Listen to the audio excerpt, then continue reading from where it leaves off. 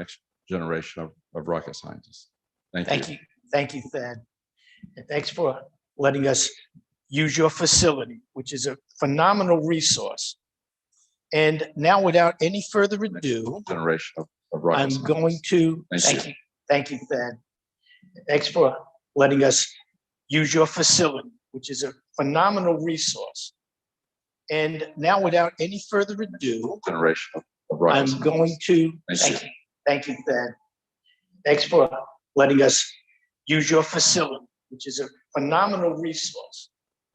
And now, without any further ado, Generation of rocket I'm scientists. going to thank you, Thad. Thanks for letting us use your facility, which is a phenomenal resource. Trey, I'm trying to share my screen now. Without any further ado, Generation of rocket I'm scientists. going to thank you, Thad. Thanks for letting us use your facility, which is a phenomenal.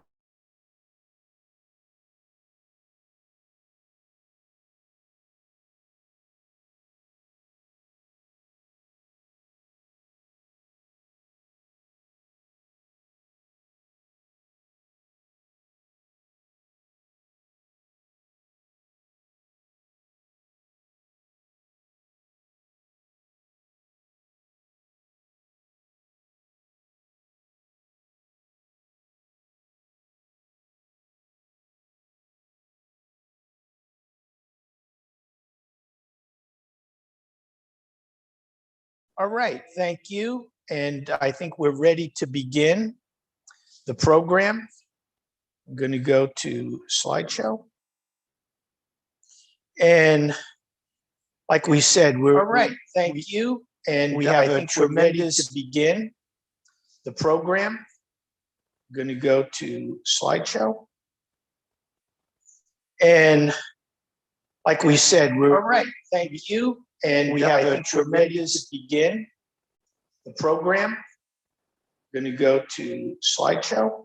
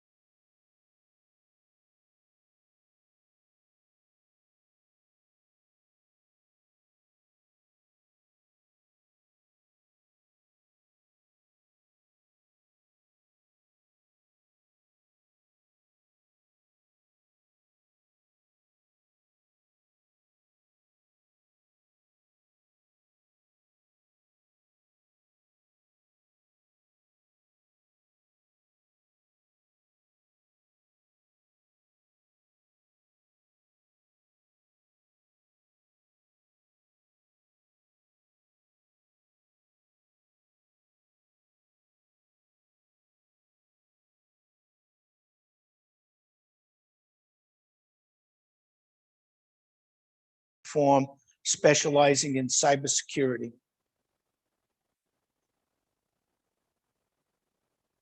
Is that going out?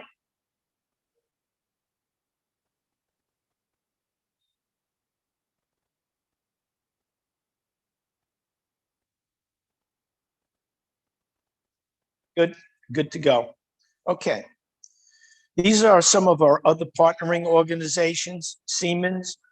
We just developed a partnership with our friends at in Brazil, NTU Capilla Sim, an amazing group right here at Kennedy Space Center, Space Trek. They did a great job developing robots that our teachers are going to be using today.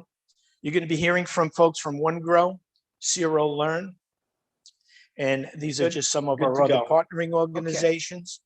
These are some of our other partnering organizations. Siemens are some of the schools developed partnerships with friends at in Brazil, NTU Capilla Sim, an amazing group right here at the present time in the United States. Did a great job. Australia, Brazil, robots that our new members from Brazil, Mexico. Hearing from folks from OneGrow, Zero Learn.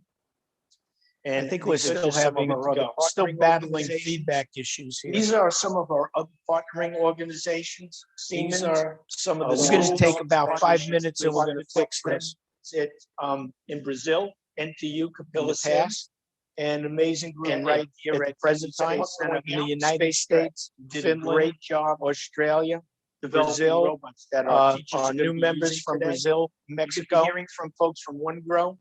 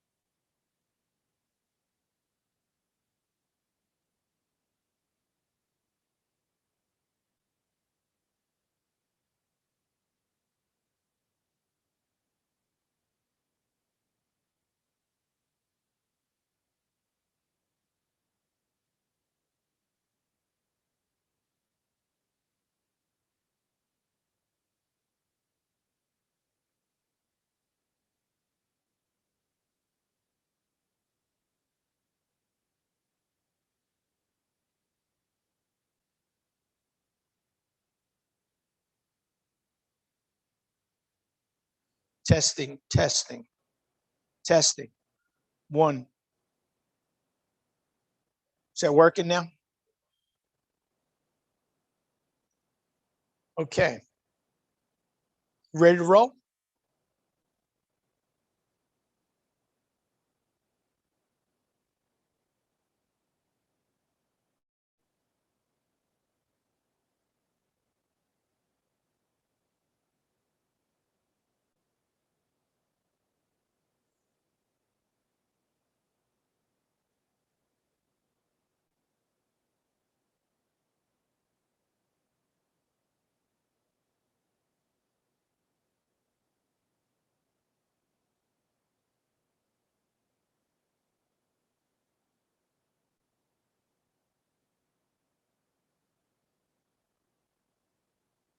Okay.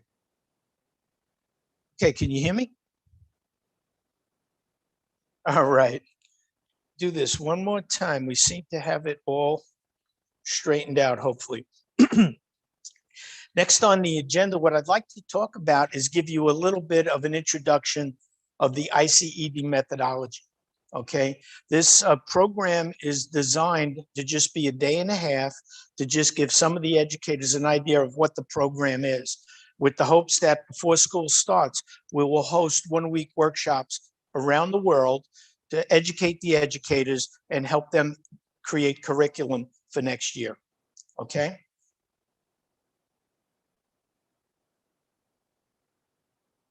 Okay, so I flew right after the Columbia accident, right? In Columbia, it launched July 20, in January, and a large piece of foam broke off the external tank, hit the wing leading edge, and we all know what happened. The people on the ground did not think it was going to be a problem. We lost the crew, as Thad mentioned, and we also lost the vehicle. And the causes of that accident were not only technical, it was behavioral, and it was also how the people made decisions on the ground and how they analyzed the seriousness of the problem. And so there was issues with critical thinking skills and also being able to connect with the right people at NASA that had the expertise that could help the people. One of the biggest problems, behavioral problems, was a lack of psychological safety on the ground, okay? And so we developed this program. The other thing I realized was that we not only had problems educating people at NASA, but we were struggling to educate people in the United States and around the world.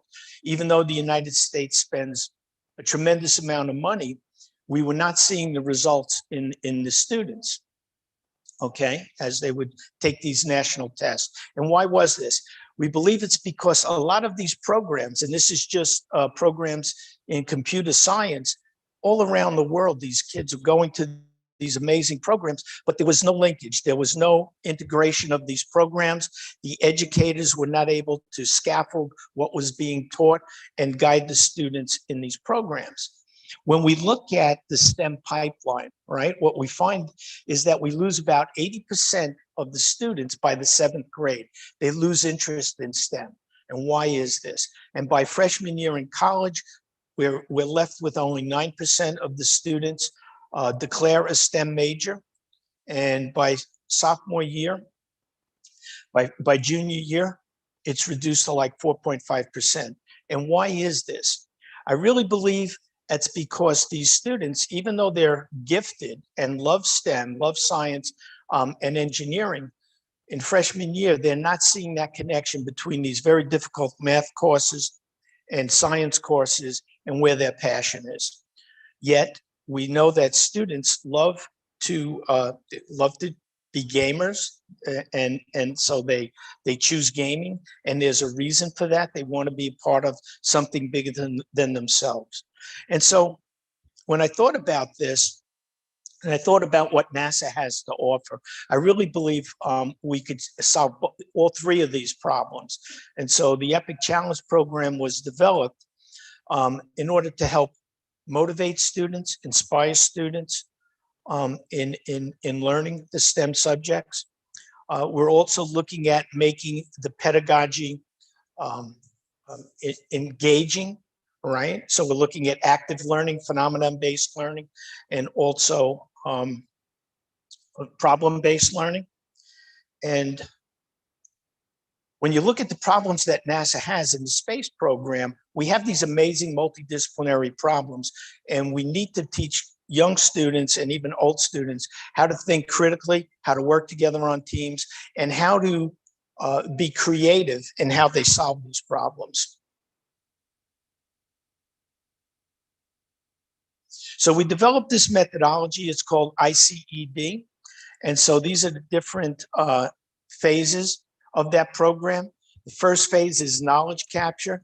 And so we're going to go through this very condensed 2-day workshop, if you will, and we're going to condense this program into 2 days. It's really a full year program.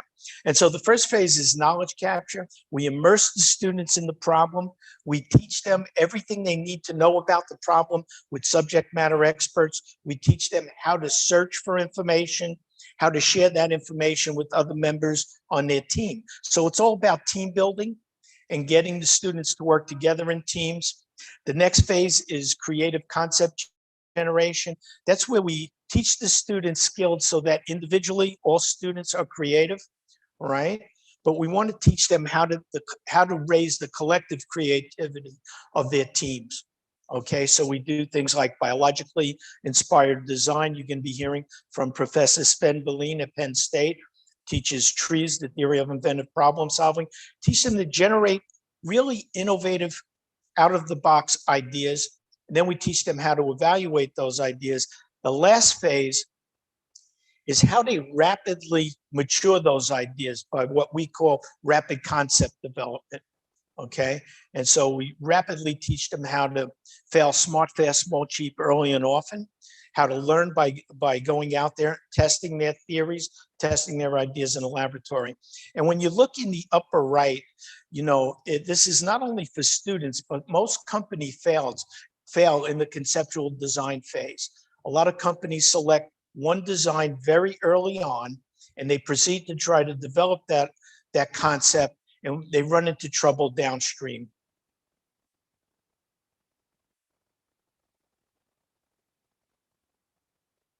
So one of the things we teach students, and how I learned as a very young research engineer, is how do you develop knowledge? How do you create knowledge? How do you learn?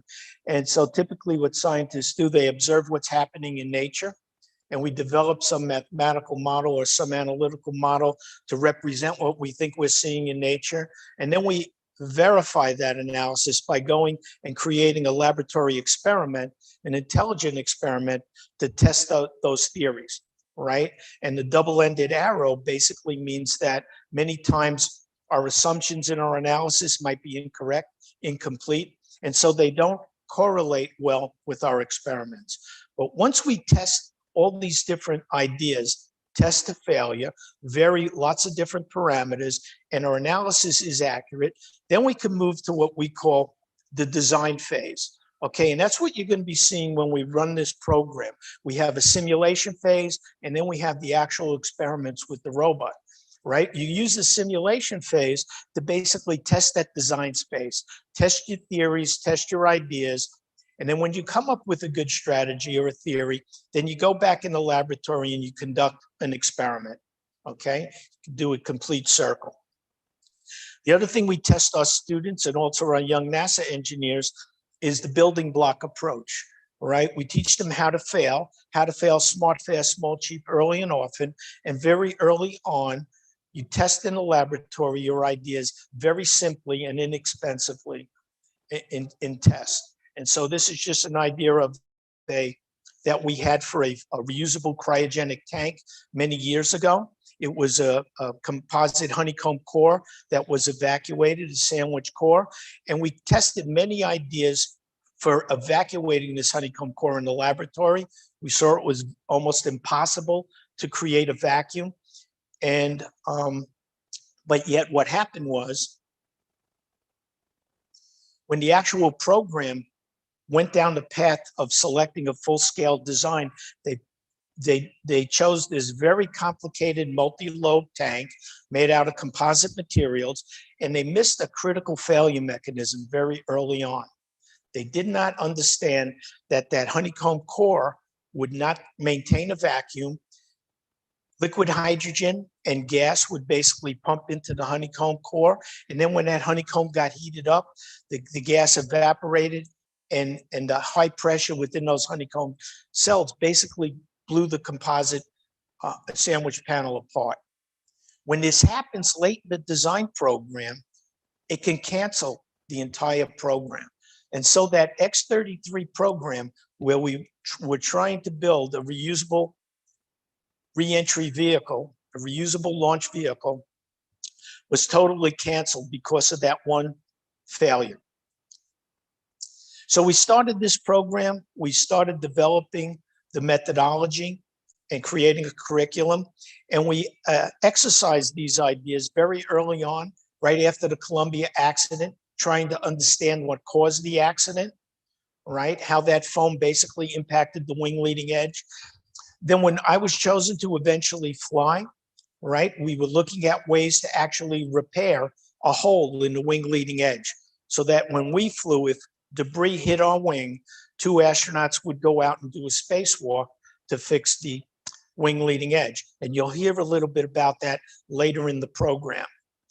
So what we did was we formed this methodology, this curriculum, and we decided to try it on 30 young NASA engineers. We had a team of researchers and professors from Penn State, Georgia Tech, and MIT. You'll hear from 2 of those original creators of the ICE methodology today. And we tried to solve a problem that NASA couldn't solve. That's why we call these epic challenges, right? We try to pick challenges that are very complex and challenges that even NASA struggles with. So what we did was we took 30 young NASA engineers and we we had them attend a workshop at Penn State. We guided them through this ICE methodology. They used the Learning Factory at Penn State to basically do the analysis on the computer systems, the computer-aided design systems there. They used the Learning Factory to actually build small test experiments to test their ideas. And what happened was we ended up with about a dozen or so really great ideas that looked like they'd be promising for astronauts to survive a land landing of a capsule. NASA is still trying to land capsules on land, so is industry right now. And we took one of those ideas, a personalized airbag system, and we had one graduate student from MIT, Sidney Doe, who now works at the Jet Propulsion Lab, and together with undergraduates from Penn State and MIT, they basically came up with a system that would survive entry, a land landing, and safely land astronauts. And not only that, but it would save 36% mass in the capsule system, and also increase the volume within that capsule, that cramped capsule, by 26%. So what this showed was that this idea works. We could use this technology. We could take these very complex problems that NASA is trying to solve, and we can bring them into the classroom. And imagine if we now bring this to classrooms around the world, thousands of students, tens of thousands of students, hundreds of thousands of students working on these many different problems that NASA's trying to solve. We would have hundreds of thousands of ideas, different ideas, that these students at many different age levels would be able to mature.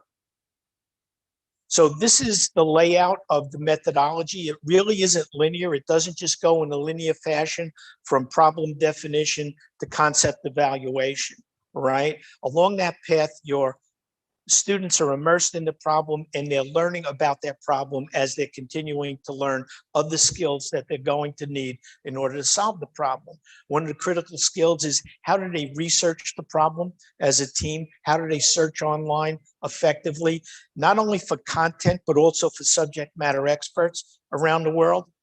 They're taught how to work together on a team, and also, like we said, creativity and ideation, concept evaluation. So they're learning these skills, and they're applying these skills, and they're advancing in their understanding.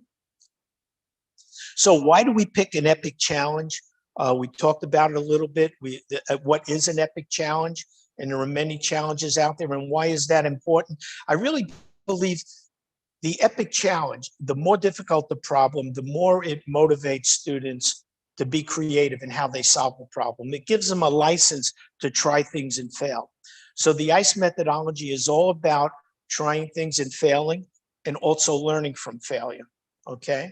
And so it's important because it motivates, it creates that sense of urgency. And so there's a way to create the challenge to motivate the students and keep them motivated. These are some of the challenges that I worked on during my career. The National Aerospace Plane, we're still trying to build a hypersonic vehicle that takes off like an airplane, flies to space. Heard a little bit about the single stage to orbit vehicle that we attempted to develop. And what you'll hear about a little bit later on is one of those tasks, which was designing a system for repairing a wing leading edge. We use problem-based learning, and also what's called phenomenon-based learning. And if you look at a traditional, the way courses are traditionally taught, using Bloom's taxonomy, it follows a pretty linear approach. Knowledge, basically instruct the students on what they need to learn. They regurgitate what they learned. We test them to understand if they comprehend it, and then they apply it. In phenomenon-based learning, in the middle of this, you notice it takes kind of a roller coaster path. We immerse them in the phenomenon. We teach them how to functionally decompose that problem, right? And learn about it. And then how do you reconstruct that problem? How those different elements of knowledge are connected, right? Construct it, and then actually analyze and test your ideas and your understanding of the problem. We based the whole methodology on many years of experience at NASA, running lots of different programs, in lots of different programs. And so we base it, and we use these as case studies for the educators. The way the program is designed to work, we really need to look at all the different educational levels, right? Because they have to be connected. So at the very top, we create a challenge. It's a multidisciplinary, interdisciplinary, complex challenge, right? We have experts basically immerse the students in that challenge, develop the modeling and simulation tools necessary to understand the problem. And we work with graduate students and undergraduate students that help us solve the problem at these different levels. They help create the learning modules, the modeling and simulation tools that the youngest students are going to need. And what usually happens is the really creative ideas come from our youngest students, right? But they don't understand how to solve these problems. And so they're drawn to connect with their near peers, to understand what they need to know. It pulls them in this learning path. And we really want to foster this continuum of mentorship from the graduate students, just like Sydney Doe, mentoring the undergraduate students down to the educators and the students at the high school level. And so what we're trying to do now is to develop these locations around the world where we're connecting universities, community college, high schools, and middle schools to work together as a team. And the skills that they will learn, these are the different types of skills that the students learn throughout this program. Teamwork, which is very important. How do they work together as a team? How do they lead as a team? How do they access and create knowledge as a team? How do they network and communicate effectively? How do they reach out to the right subject matter experts that can help them advance and accelerate their learning? The systems nature of problems, which you'll be learning about from Ali Devek. Next on our list, Ali Devek is going to talk a little bit about systems engineering and functional decomposition, how all these elements of this problem at a high level are related. You're working at a small part of the problem. The changes you make at that level affect everything up, and you have to understand how it affects the system. Hi, Charlie. I'm here. Great to hear you and see you. Okay, excellent. That's our next speaker, right? So I am going to stop sharing, and I'm going to allow Professor Ali Devek, who's online. I want to introduce Ali Devek. He's an amazing professor in Aeroastro department at MIT. He's one of the founders of the ICED methodology, has over 400 publications in many different areas: systems engineering, multidisciplinary optimization. Ali, thank you so much for doing this. And I'm going to hand it over to you. Thank you, Charlie. It's really a pleasure to be here. I wanted to see, though, if anybody had questions for Charlie first before we transition. I don't know how pressed we are for time. Charlie, it's great to see you. I wish I could be with you at the Kennedy Space Center. But let's see if there's any questions for Dr. Camarda first. Any questions? We have anyone online? I was just Go ahead. I was just wondering, are you trying to get more schools involved in this? And I would be very happy to try to help with that.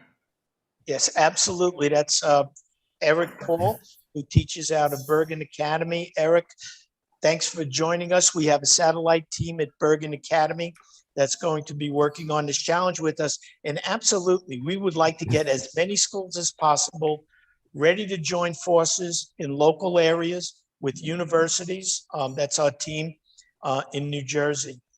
And if we don't have any more questions, I'm going to hand it over to Ali. And Ali, thank you for doing this. I know this is a very important day for you. Congratulations for your daughter, Gabrielle. Thank you. Yeah, Gabrielle's graduating from college, and so we're going to celebrate this weekend. But so first of all, I'd like to welcome everyone and say hello, and just express my support and admiration for this program, the ICED program. You see on this chart, can you see the slides, by the way? Yes, okay. Yes, so this is the logo that we had adopted back at one of our workshops that we hosted here at MIT in 2012, so already 9 years ago. But I want to talk to you about the power of functional decomposition and, of course, systems thinking more general. And one of the people that Charlie acknowledged in his talk, Dr. Sydney Doe, one of our really stellar graduate students who's now working on the Mars sample return mission at Mars. And so I think it's very good to keep track of career progression as well. So functional decomposition, what is it? You know, as engineers, as designers, we often, as humans, we often have a tendency to first focus on the form, the physical things that we see, we can touch, because function is kind of, in some sense, invisible. It's more intangible. And I want you to think about function first, because it's really the functionality of things, whether they're products that we use in our daily lives, whether they're systems that we use, developed to explore the earth or explore space.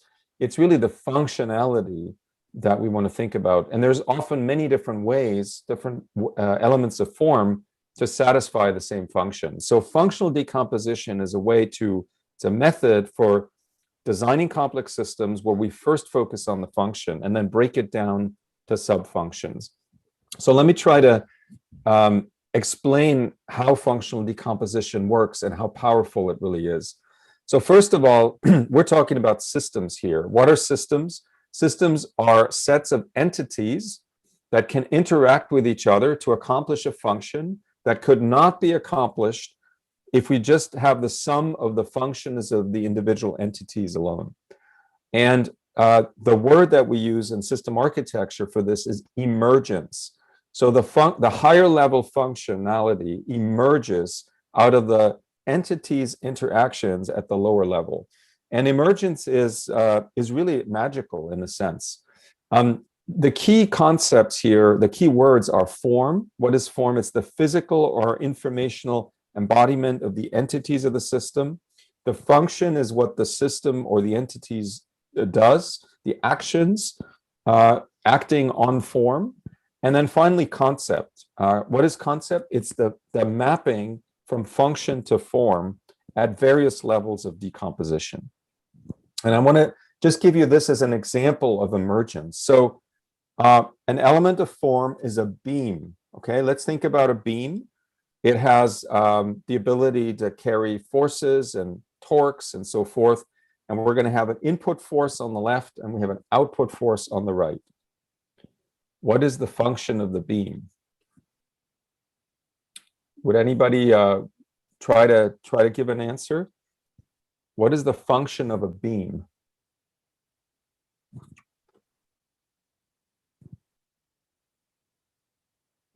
Those of you inclined to structural mechanics.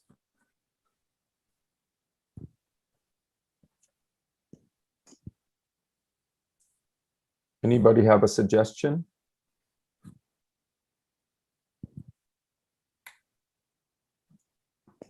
What is the function of a beam? Ollie, check the chat. Many people are putting answers here. Okay.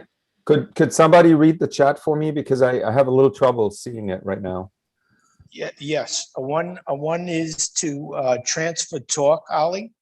Yeah.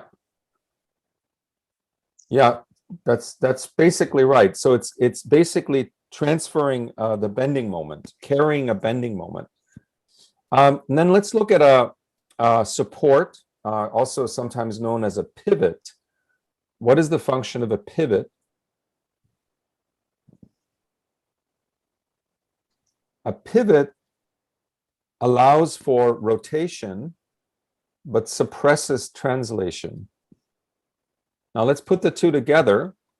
So we're combining the beam with the support or the pin or pivot. What is the function that we now get?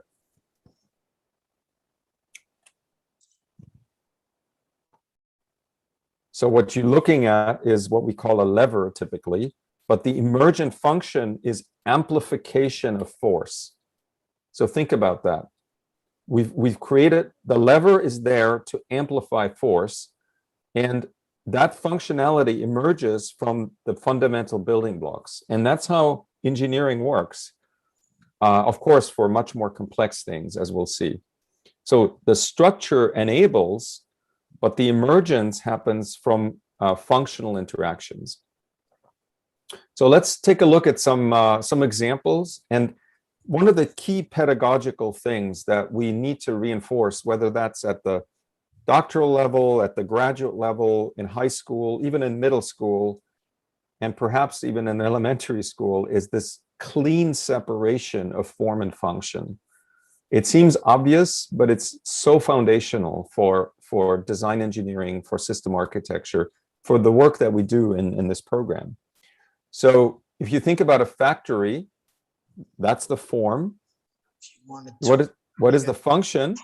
Well, assembling cars. And you'll notice that when we talk about function, we use verbs, but in particular, we use the gerund form of the verb, assembling. So always ending in ing, that's called the gerund form. Assembling cars using a factory. Okay, here's another example. So we have a team here. There's 3 people in this team, and they're discussing something. What are they doing? What is the function of the team? Or could have different functions. But in this case, it's making a decision. So making decision is the function using a team or with a team.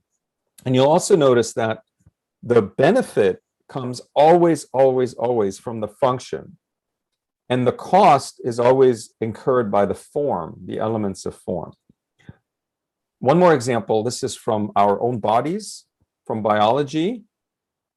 This is the cardiovascular or the circulatory system. Cost, of course, it's ATP, it's energy consumption in the human body. What does it actually do? What's the function of the circulatory system?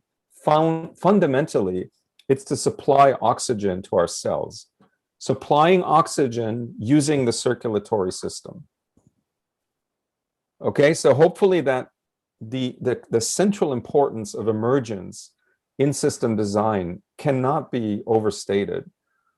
And so emergence occurs when function of the entities and their functional interaction combine to produce something new, a new functionality, which is more than the sum of the parts. And you see in this diagram, we have even drawn a system boundary, that red dashed box. Those entities inside that red dashed box are entities, they're the subsystems and components of our system, and we interact across the system boundary with objects or elements outside the system boundary to create this emergent function. Now, what we want to do is we want to zoom inside of this red dashed box and expose the internal entities, so the sub-elements or components of the system. So going back to our 3 examples, the factory, okay, we've now decomposed the factory into 3 elements of form, and they're typically stations. If you think about an assembly line, station 1, station 2, station 3, and what happens at these stations, the overall function is assembling cars, but you can now subdivide that into, integrating the drivetrain, integrating the body, integrating the interior, and so forth. And to really get to the bottom of things, to entities that cannot usefully be decomposed further, we often need 3 or 4 levels of decomposition, as you'll see. So let's decompose our team. Well, that's the team members. Let's say Mary, John, and Joseph. And so each of them have a particular function as part of their team. Sometimes we call that their job description. So Mary's job is collecting information. John is developing values, and Joseph is synthesizing and evaluating the information. Together, they make a decision. If we decompose the circulatory system, we have the heart, the lungs, and the capillaries. What does the heart do? Pumping blood. What do the lungs do? They exchange oxygen and CO2 with the air. And then our capillaries exchange oxygen and carbon dioxide. I'm going to talk about carbon dioxide again in a few minutes with our organs. And so we can go into greater level of detail, but you see the logic here of functional decomposition. And basically what we're doing here is we're applying decomposition to systems that exist in nature or that already exist. And we're going to, of course, use that logic for designing new systems, coming up with new solutions to these epic problems that Charlie was talking about. So coming back to our example of the lever, you can now see that the beam is essentially there to carry moment and also shear forces, of course. And then the support is there to react the forces into the base, into the ground. And so you'll have the reaction forces that create an equilibrium. force equilibrium. So hopefully with that introduction, very basic examples, but the notion of separation of function and form, the notion of decomposition multi-level, and what functional decomposition actually is hopefully a little bit clearer. So one of the epic problems that we have addressed in this program in the past, and that continues to be a grand challenge for us, is a Mars habitat, habitation on Mars, creating an off-world settlement where humans can live. And so we're talking about the function of sustaining the human crew and also performing science. We don't want them to just, survive there on the Martian surface, but doing useful thing like creating new knowledge, performing science. And so that's what we call sustainable exploration of Mars. And we'll come back to those two functions, sustaining human life and performing science on Mars. So let's focus on the sustaining function, sustaining humans on Mars. You've seen many different Mars surface system concepts over the years. And it's really about human-centric, focusing on what does it take to sustain humans on Mars? Well, water. You've heard this, the water is the elixir of life. It cannot be overstated. So we have to manage the water. We have to provide food, nutrition. There's caloric requirements. We have to provide shelter, protect from dust, radiation, and the very low pressure environment. Humans produce waste, and so we have to manage that waste, liquid and solid waste, gas, also in the form of gases. And then in order to manage water and provide shelter, we need to provide power, right? Energy, the time derivative of energy is power. And so all those processes, managing water, providing shelter, cannot happen without managing power, which is a derived function. And on the right side, transportation.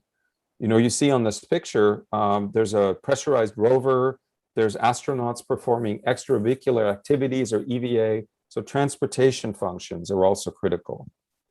And, if you think about it, those functions these are the same fundamental functions that we perform on Earth as well in our cities. And so on the lower left, you see one of the interesting cities that we've studied over the years is Masdar City in the United Arab Emirates. This was a city designed from scratch to be sustainable. And the UAE, by the way, also just sent their first mission successfully to Mars. There were 3 missions that just arrived at Mars in this launch window. Of course, our very own Perseverance rover, a US mission, the Chinese rover that just landed, and the UAE mission. And so it's kind of getting crowded already at Mars. So to facilitate this work on functional decomposition and system architecting, we teach and use a methodology, a language essentially, a system modeling language called OPM, Object Process Methodology. And this language, I don't take credit for it. I'm just a user of it, but it's extremely powerful. It was created by Professor Dov Dori at the Technion, which is the Israel Institute of Technology. And what's powerful about OPM, well, first of all, since we first started using it, it became an ISO standard. So it's ISO standard 19450.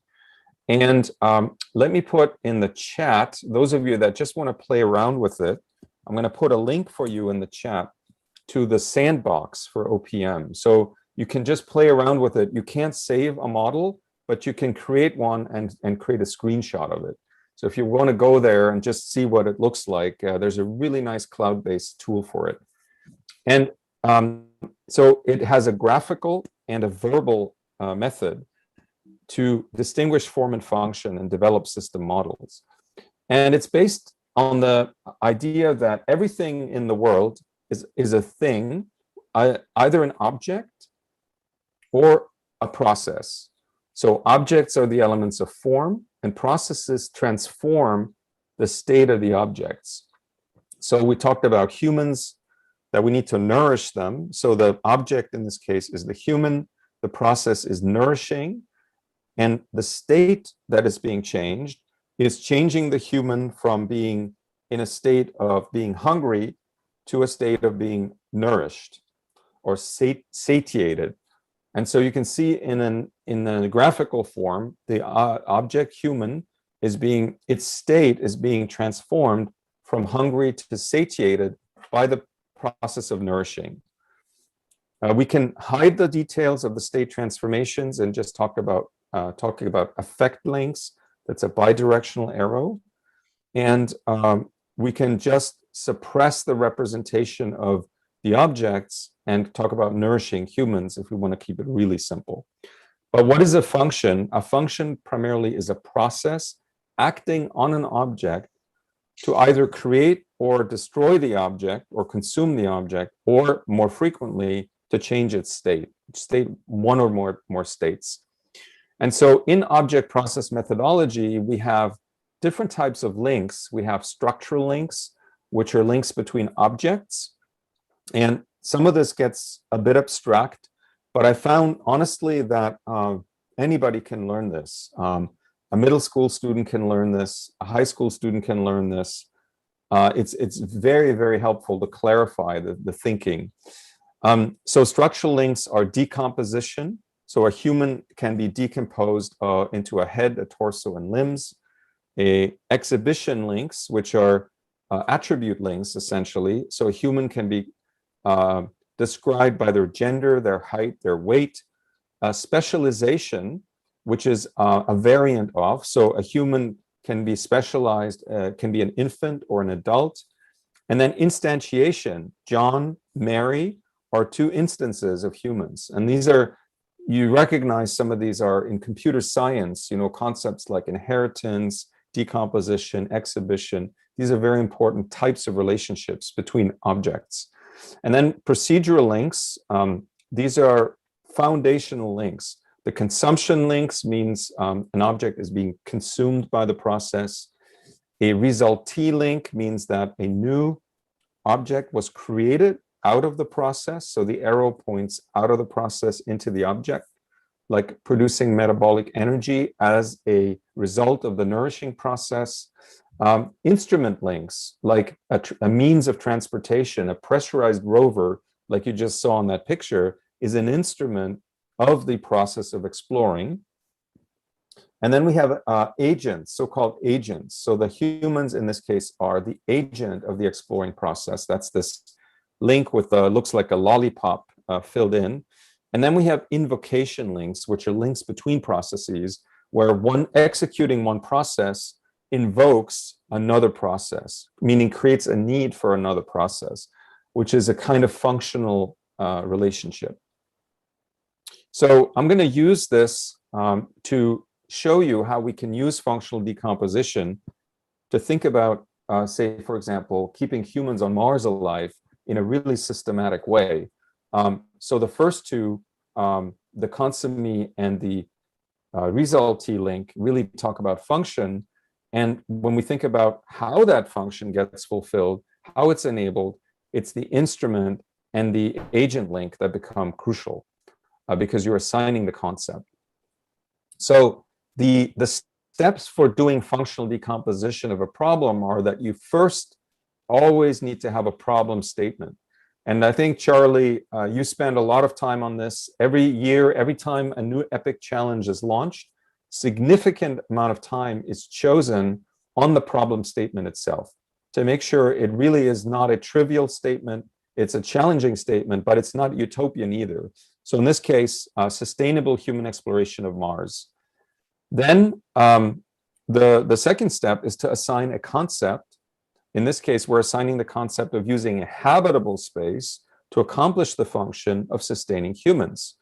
And you see that in the system boundary, we have the humans, we have the sustaining process or function, and we have the notion of habitable space. And so we're starting to zone in on how we're going to achieve that high level, how we're going to solve the problem. And then step 3 is now the key of breaking down this high level function of sustaining humans into the sub functions that are required. So performing functional decomposition of sustaining humans which introduces the internal objects that act on lower level processes, enumerating the attributes of the habitable space concept that affect sustaining humans, and then enumerating the attributes that characterize the sustainably attribute of exploring, the process itself.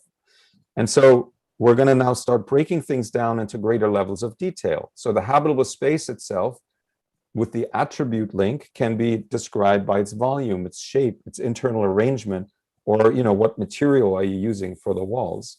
Sustaining humans has different dimensions. Physiologically sustaining, that's what we all think about first, water, food, oxygen, etc., but also psychologically sustaining humans. And we always need to think about contingency scenarios or emergencies. So we think about human consumables, metabolic output, metabolic waste, and then sustainably exploring. Immediately, we have to say, well, how many humans, what's the number of crew, and what mission duration are we talking about? And the fact that we're, in this case, interested in exploring Mars. So that's our level 1 functional decomposition. Having accomplished that, we can say, okay, well, now let's go to further levels of detail. What does physiologically sustaining actually mean? So we're now taking that high level function and we're doing functional decomposition to expose the lower level functions of physiologically sustaining. So for example, the nourishing process, absolutely, we've talked about that. Preventing muscle atrophy, that invokes a process or a function called exercising. That's how through exercise, we prevent muscle atrophy. And remember, Mars only has 38% gravity compared to Earth. So cardiovascular deconditioning preventing and muscle atrophy preventing are both facilitated through exercising, including bone degeneration preventing. We need to manage the thermal environment, the atmosphere, protect from radiation and micrometeorites. We also need to prevent humans from getting bacterial or viral infections. And the other function was to psychologically sustain humans, meaning manage their level of stress. How can we do that? Through entertaining, lighting, sleep accommodating, noise managing, connecting to family and friends back on Earth or on Mars, and managing vibrations. You can see that the attributes of Mars, the 38% gravity I was talking about, the surface temperature, the low density of the atmosphere, the 95% CO2 atmosphere, the high dust environment, those are all attributes. And you see, we start to link them all together in very detailed ways. Oops, I think I just went backwards. And Charlie, I'm just gonna take a couple more minutes if that's okay. And so by mapping now the internal attributes and subsystems against the detailed functional decomposition, against the attributes of the environment that we're working in, we can reveal all of those relationships. And notice that I haven't yet said how exactly we're going to achieve these functions. These are generic ways of decomposing the problem before we actually pick a particular technology or type of material and so forth. But eventually, at level 3 and level 4 of the functional decomposition, we have to start picking technologies. And that's where our engineering design solution and creativity come in. And that's what Charlie was saying, is where younger students that haven't yet preconceived notions come up with such great and unusual ideas that we want to harvest here. That's the key idea. So just to give you an example of a level 4 concept, one of the things we need to do is remove CO2. We exhale, with every breath we exhale CO2. We need to be able to remove that CO2.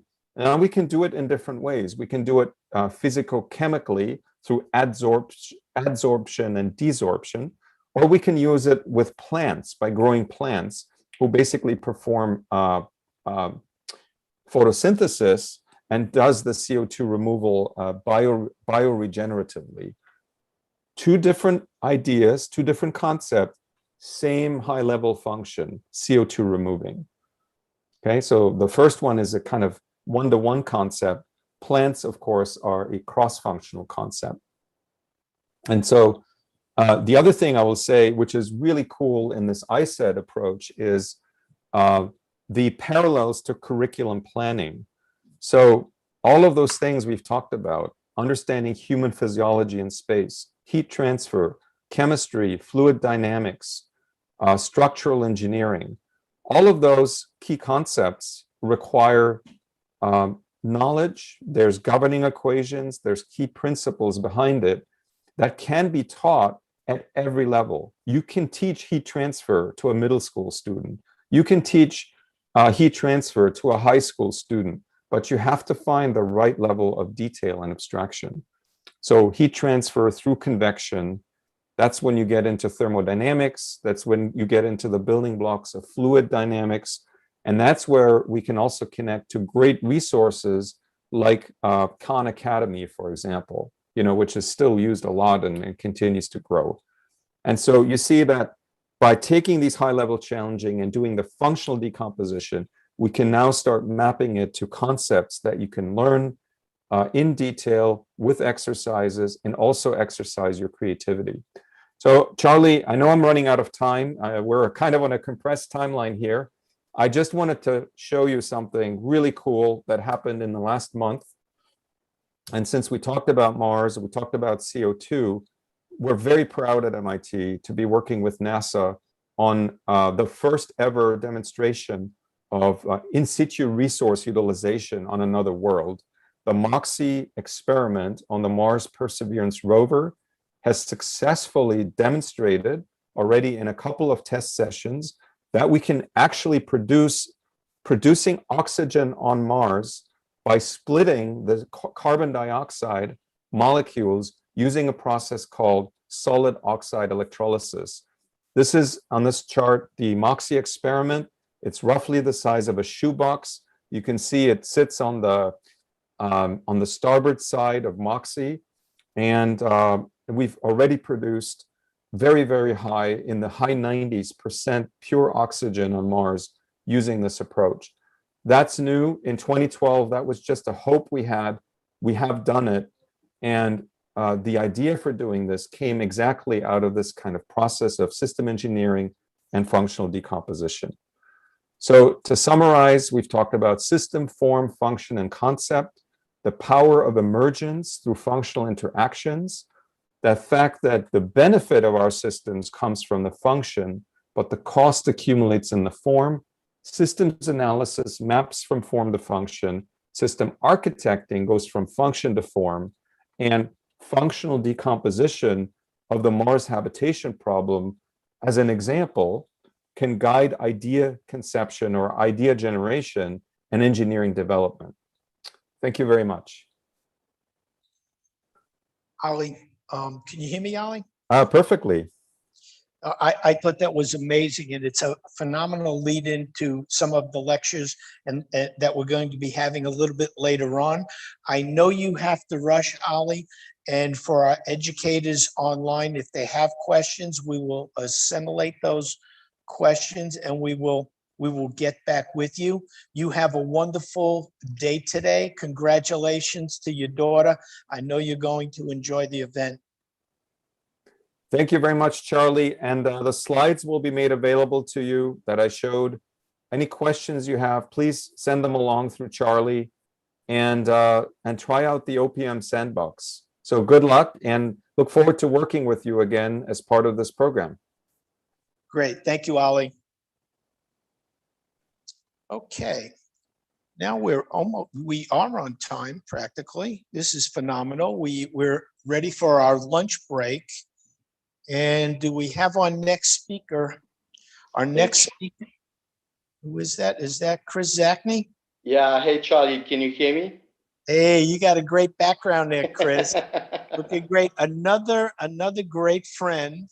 And thank you so much for joining us. Also being our sponsor for this event, Honeybee Robotics. Chris Zachney is Vice President of Exploration Systems at Honeybee Robotics.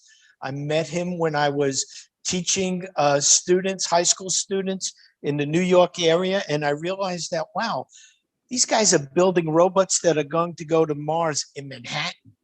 and we actually got to visit your location there. Chris is in California, and Chris is going to chat about some of the amazing things him and his company have been doing, designing robots to dig and drill on the surface of Mars and other places. So I'm going to turn it over to you, Chris.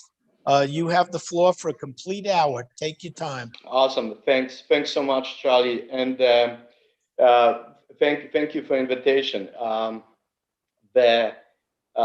It's been, I can tell you, I've been, when did we meet? Back in over like 15, almost 2 decades.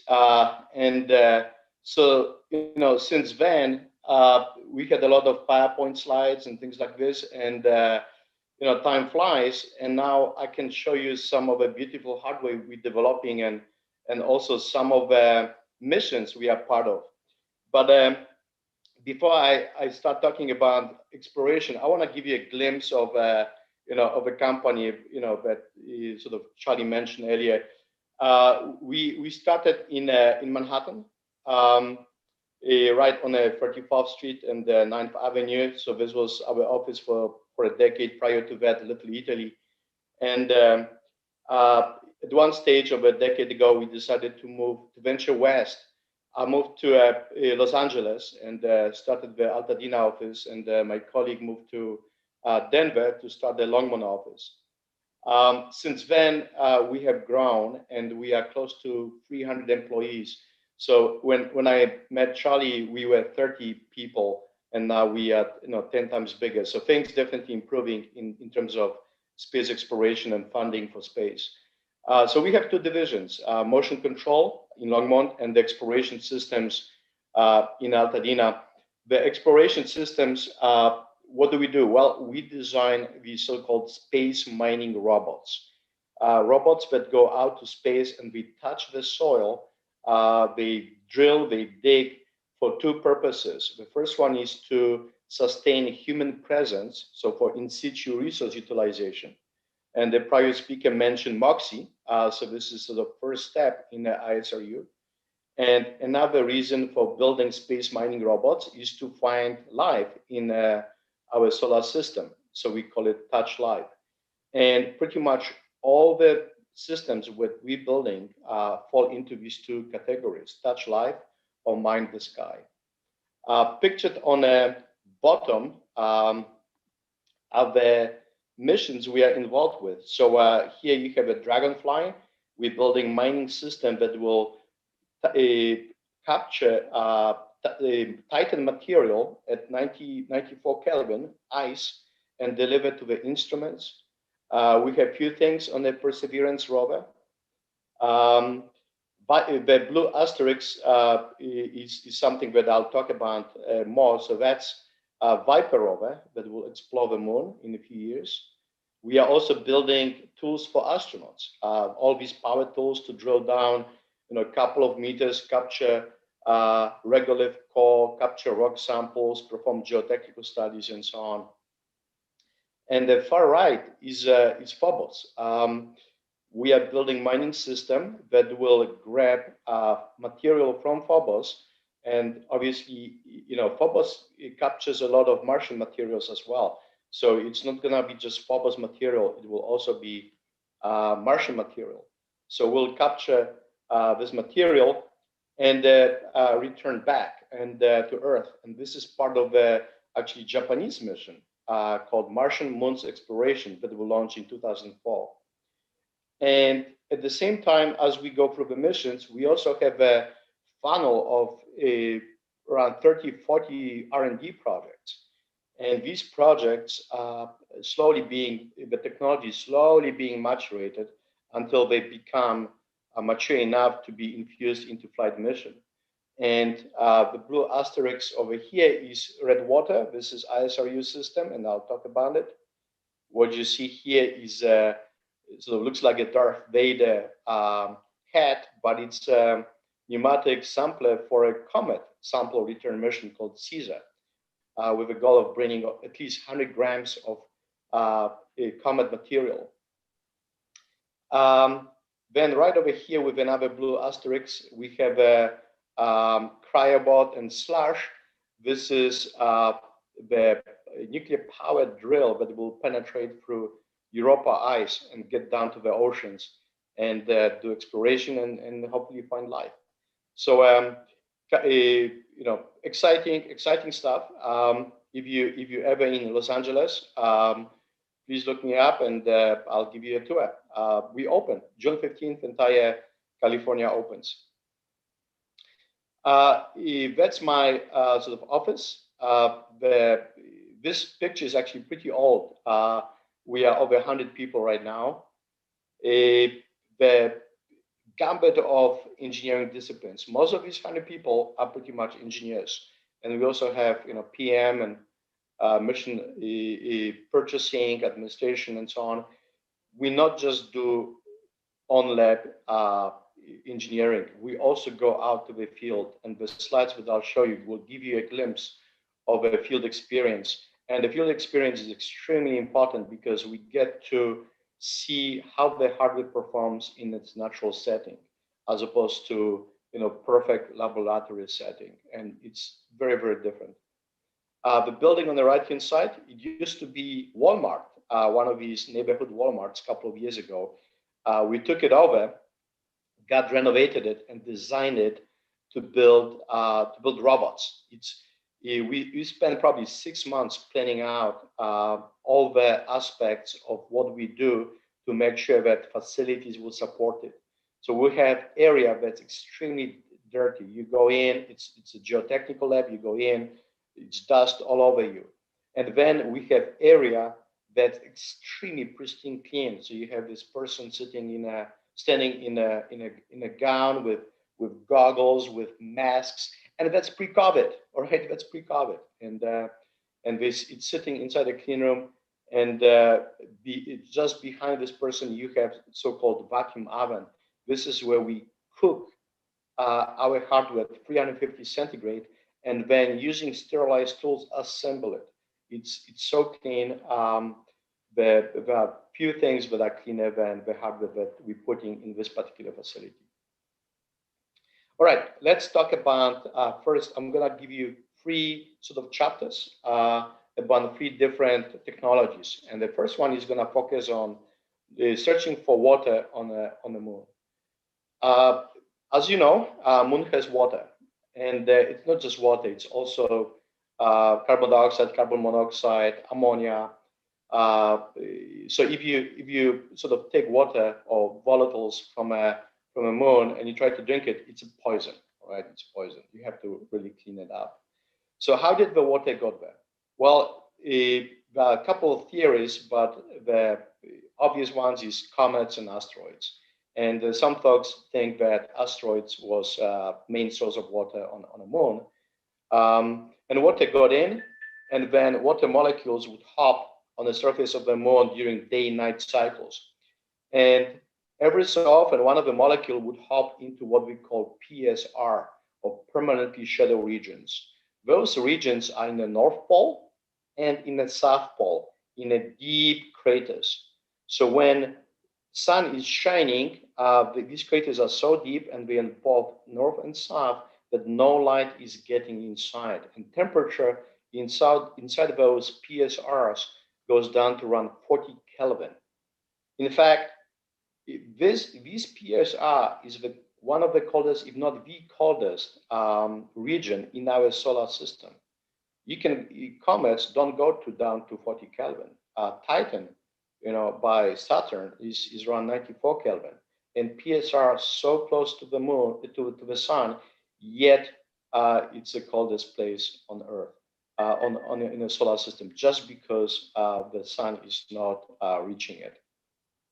So once these water molecules hop in, they stay there. They don't have energy to come out. It's sort of like in ice accumulation in a freezer. Once water molecule sticks onto your freezer, it stays and the ice slowly accumulates. And that's exactly what happened in those PSRs. So our job is to go there. Why would we go and do all the mining? Well, it's to frankly cut down on the cost of exploration. It's to become more efficient to explore space. The water that we would mine on the moon would be essentially gas stations on the moon. On a picture is a Blue Moon lander from Blue Origin with the big tanks, and to come back to Earth, you don't necessarily need to bring a fuel with you like done during Apollo. You can extract water from these PSRs, break it down into liquid oxygen, liquid hydrogen, and come back.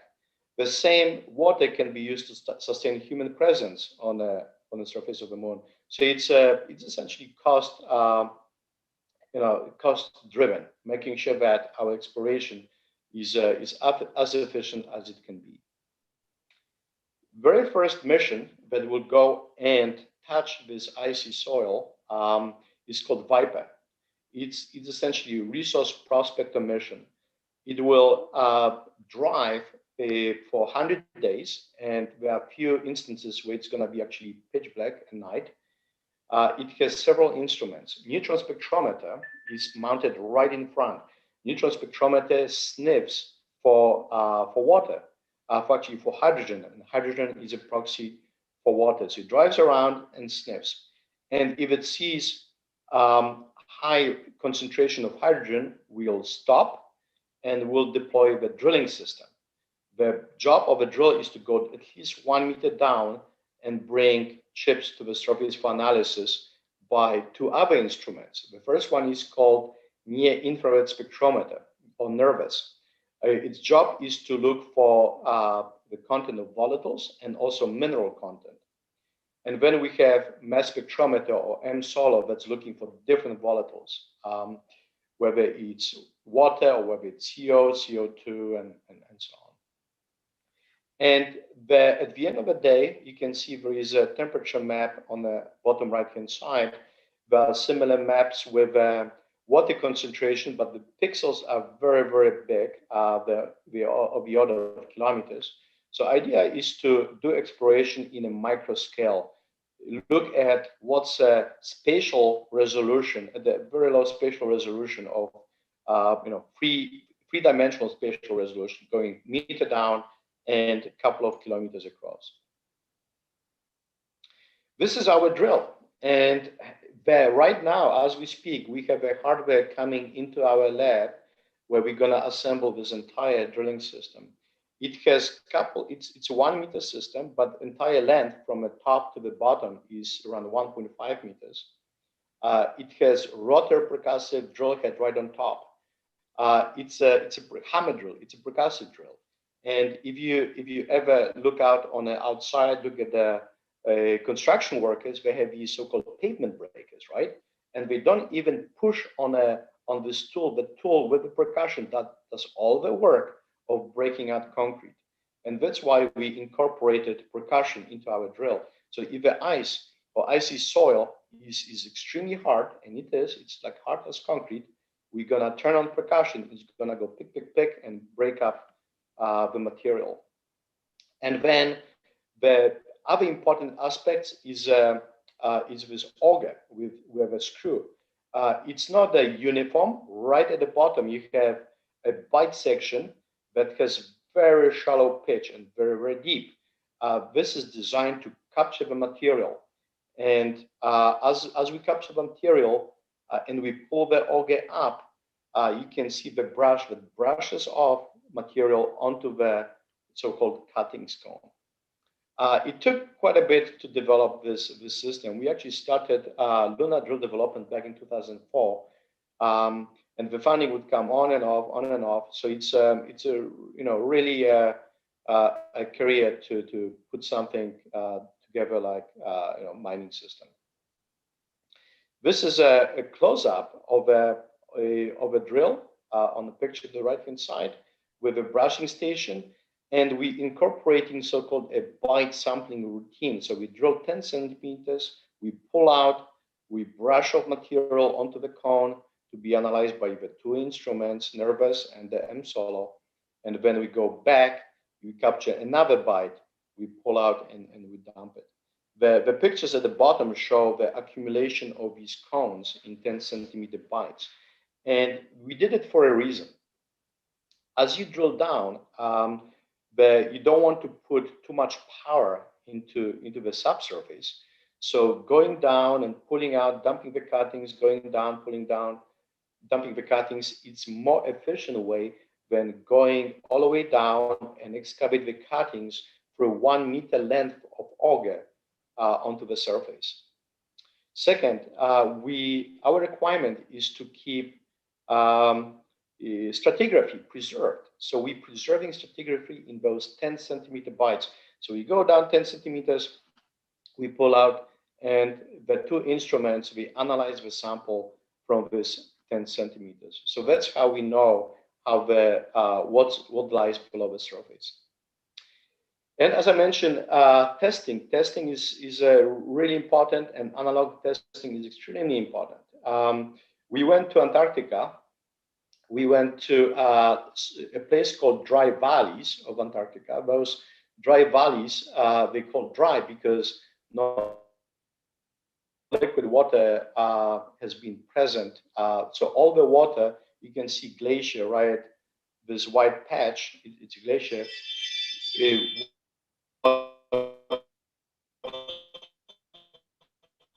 What the liquid out of atmosphere, just like on the moon, these was also vapor deposited. So it's a really good analog, not just for Mars, but also for the moon to some extent. To get there, first we fly to McMurdo Station, and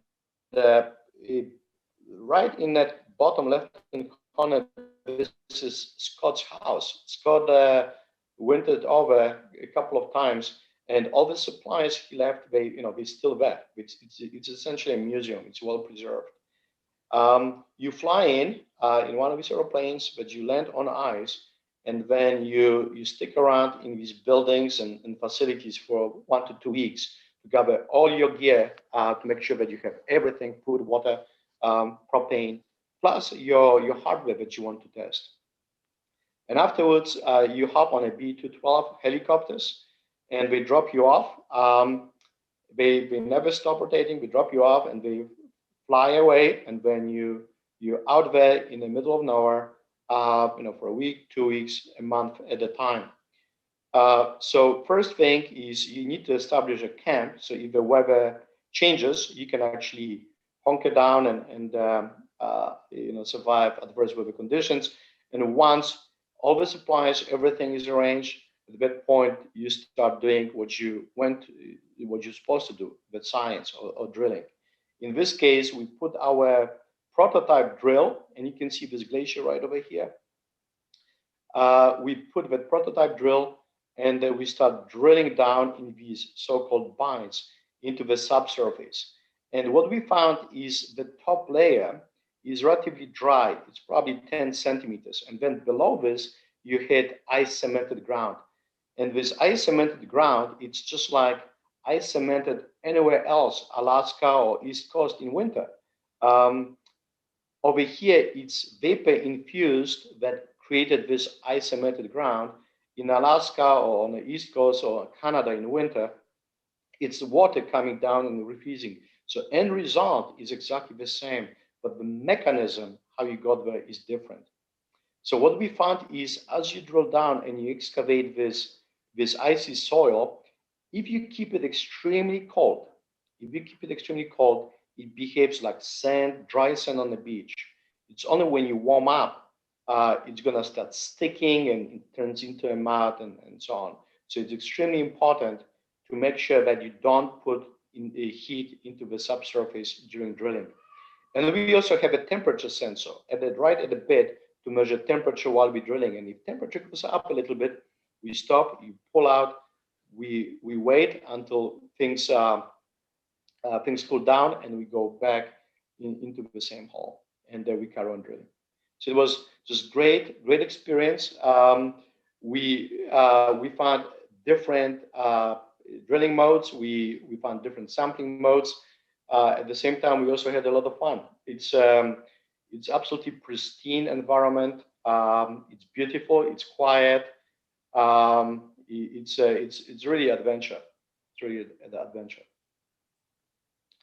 All right, now let's switch gear and look for develop, talk about searching for life. Life requires three ingredients.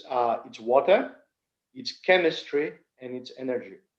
If you have all of those three, doesn't mean you're gonna get life, but it means that you can start looking for life. If energy is not there, don't look. If chemistry is not there, you don't have right elements, don't look. If there is no water, don't look, right? You need all of those three to stand possibility of creating life. There are, apart from Earth, which has plenty of water and energy and obviously chemistry and obviously life, there are other planetary bodies which we call ocean worlds. These planetary bodies have actually a lot of water and as a liquid water.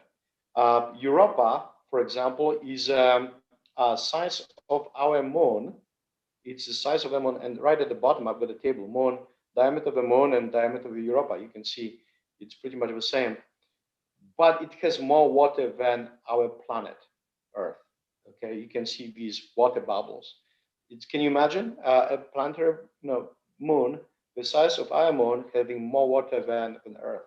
So it's just incredible. Europa also has chemistry and right elements, and it also has energy. So it has this crusty, icy layer, 10, 15, 20 kilometers thick, and then it has liquid ocean. And there are many other ocean worlds out there, but Europa is most interesting. So here is a video from NASA Jet Propulsion Lab. We are part of the cryobot team that's developing a mission to Europa 20 or 30 years from now. So this is surface of Europa. It's very cracked. It sort of looks like a scan because of a tidal expansion and contraction coming from Jupiter itself. This layer that you see of ice is around 10, 15, 20 kilometers deep, and then underneath you saw ice. So what you see is a lander with a probe right on top. The lander has a couple of RTGs, or radioisotope thermal generators. These are the plutonium-based power sources, very similar to what Curiosity has and Perseverance has. So when we touch down, we are preloading so-called a launch tube that kind of melts down and vaporizes down, forms a seal. Once you form a seal, then cryobot is being lowered down, and you can see it starts rotating, and it slowly starts going below the surface. Cryobot has a couple of things. Got this rotating drill bit that mechanically cuts through ice, and also has a heater zone to warm up at the same time. So what you see is these so-called, we call them hockey pucks.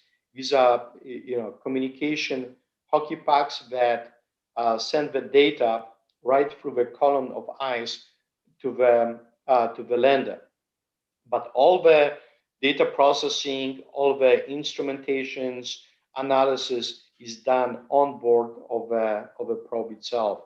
When we find something interesting, we are communicating back through these RF hockey pucks to the lander. The probe is designed with its own power source. It's also either RTG based or nuclear based. For two reasons. First one, it keeps itself warm, and ice on the outside, it's around 100 Kelvin right at the beginning. So it keeps itself warm, and this heat is also used to generate electrical power to rotate the bed, to run computers, to run instrumentations. Once we cut through ice, we reach the bottom, then the payload bay opens up, and voila, we have a rover. Yeah, you can have an underwater rover that has actually positive buoyancy. And this rover, if it wasn't for this ice, it would float all the way to the surface. But because of this low buoyancy, it presses against the bottom of the ice. And by doing so, it can traverse. So it's a upside down rover, really, that drives around on the ice and looks for for certain features, and it also has instruments. It has this umbilical connected to the mothership, and whenever it finds something, it sends the data back and sends information. So very exciting mission. It's probably going to happen 20 years from now. It's a lot of things that have to be developed. It's magnificent exploration. So as I mentioned, testing. So we built a prototype of this deep drill. It's pictured on the right-hand side. This one is actually 5 meters long, 4 inches in diameter. And the first thing was to test it in a gypsum quarry, just to see how it is cutting through gypsum, which has a strength of around 30 MPa, which is close to the strength of ice. And we drilled down a couple of meters. We had the instrument right on top. This instrument is a deep UV Raman spectrometer called Watson that's looking for live signatures, for biomarkers, for organics. And this picture right over here is picture taken from this instrument, and you can see the light. This is a couple of LEDs shining onto the borehole. These LEDs tend to fluoresce. If there is any organic material that fluoresces, it sends the light back, and we capture this image. And when we look at the frequency, and frequency tells us what sort of organisms live below the ground. So that's in gypsum. And obviously, if we go into ice, we have to go to the summit, right in the center of Greenland. To get there, you fly to actually Denmark, and then from Denmark, from Copenhagen, you fly to a place called Kanga or Kangerlussuaq. This is right on the edge of a glacier, and it's actually becoming a big tourist attraction. A lot of ecotourism. People come during summer, and we venture onto the ice and into surrounding areas.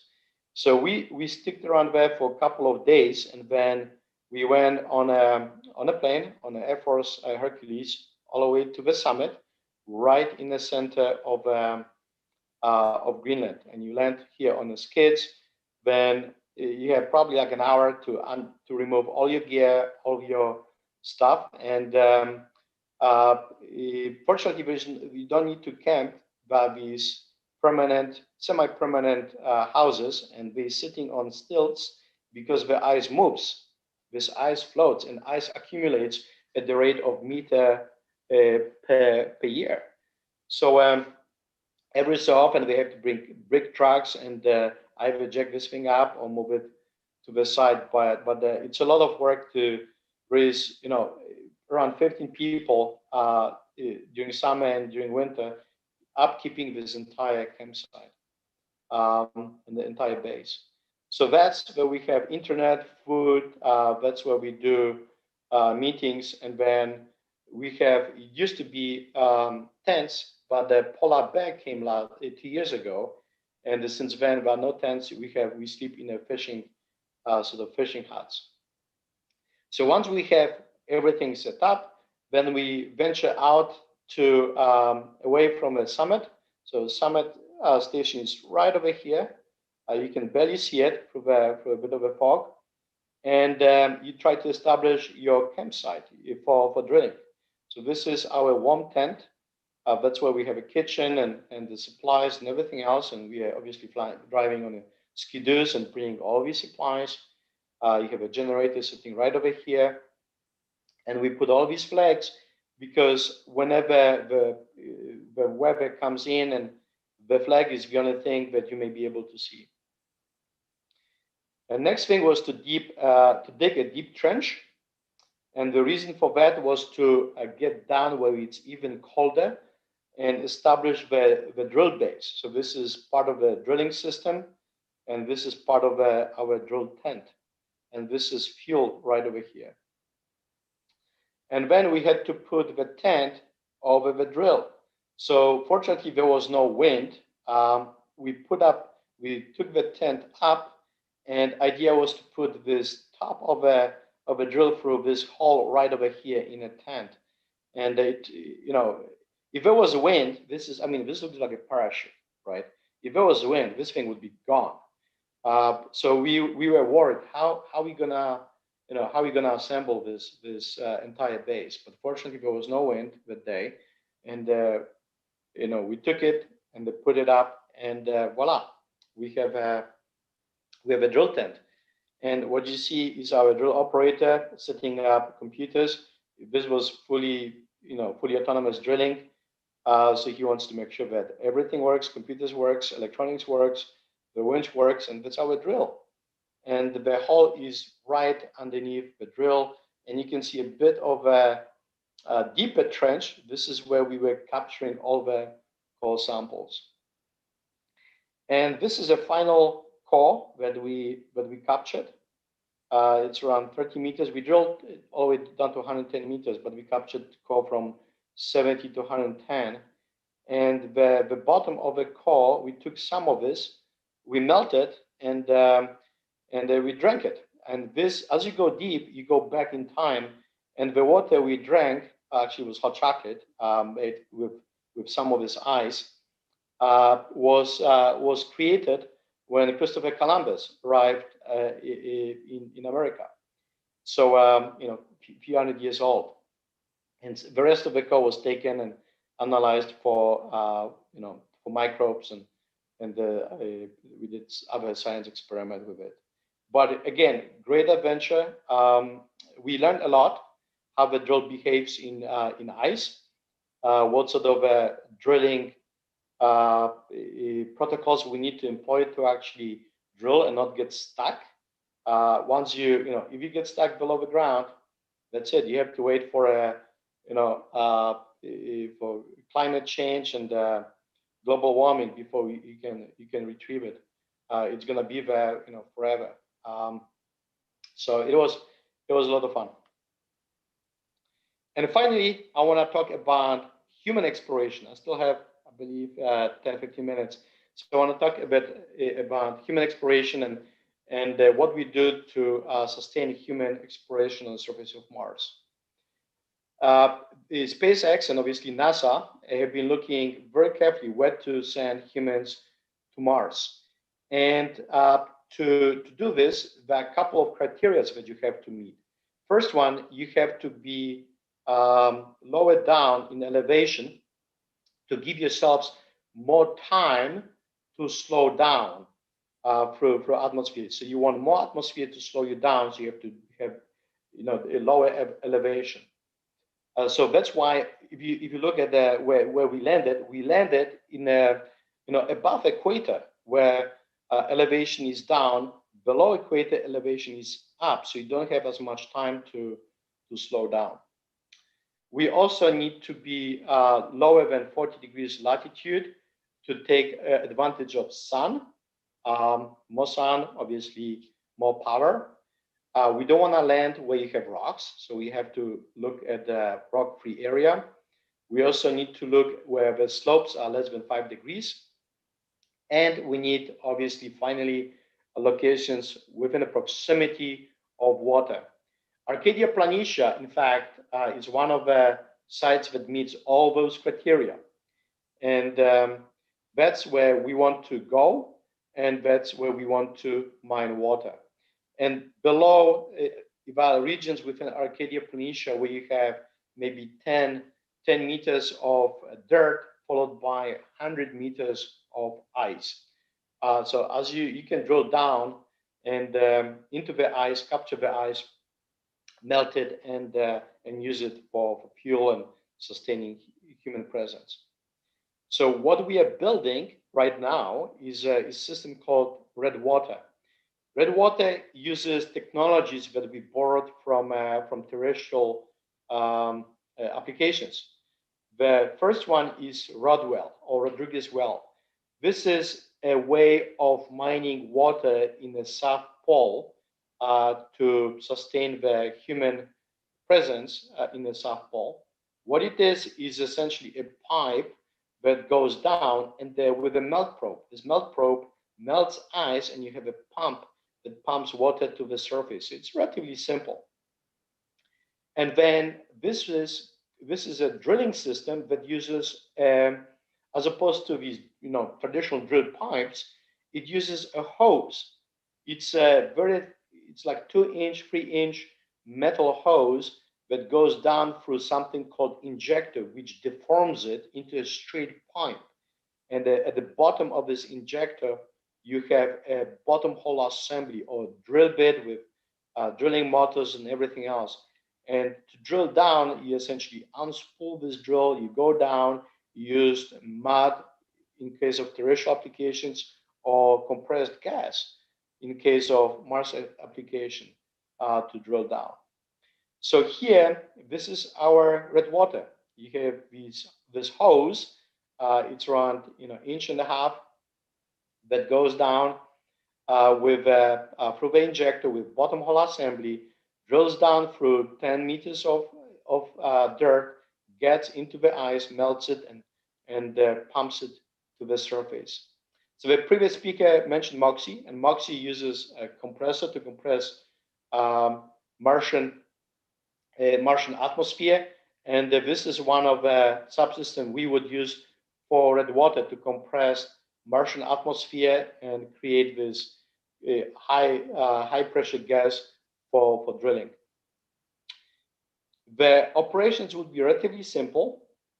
We have a gas supply from MOXIE. We drill down into the ice and we blow the cuttings out of the hole like in traditional drilling. And you can see the bottom hole assembly with a drill bit.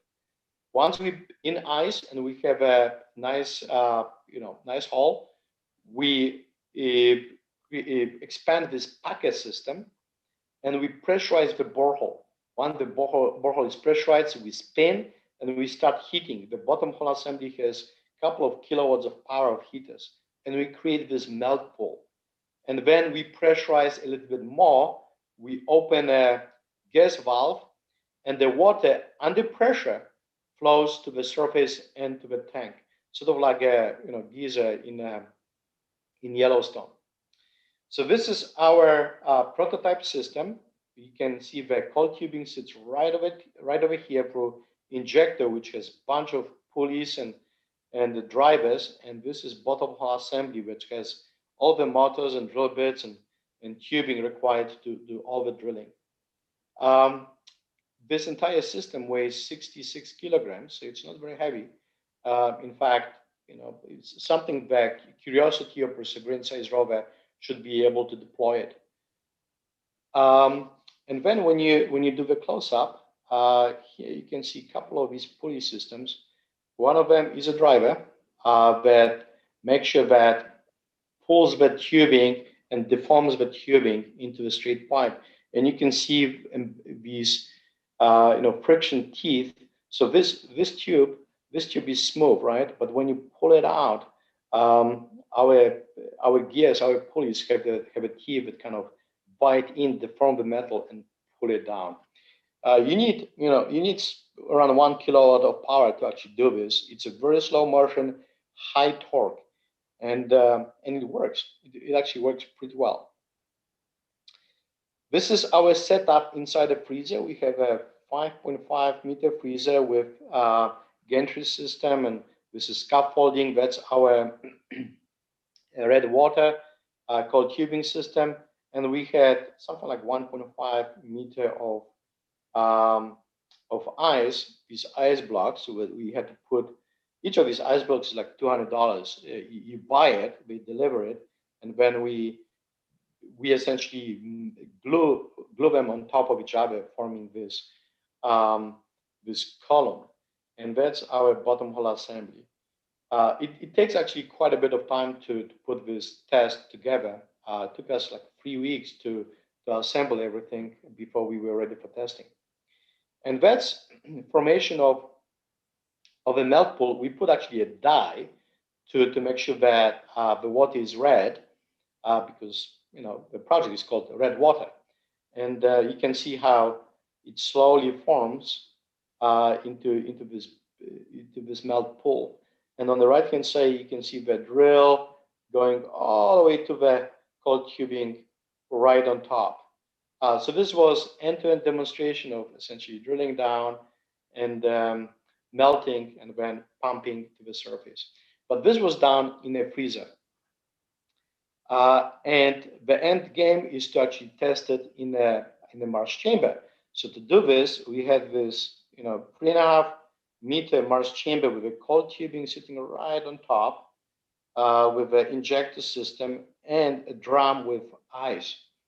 So this is actual setup, and cold tubing right here and the bottom hole assembly with a lot of wires, a lot of cameras, a lot of thermocouples, and you can see a lot of tubes, a lot of electronics. It's again took almost a month to set it up, and we managed to drill down. So we drilled down, we stopped, we melted it, and we pumped water to the surface. So you can see this. It's sort of to us now, it's a familiar shape of a melt pool. What the guys did, they took this drum out after experiment, and they cut it open with a chainsaw.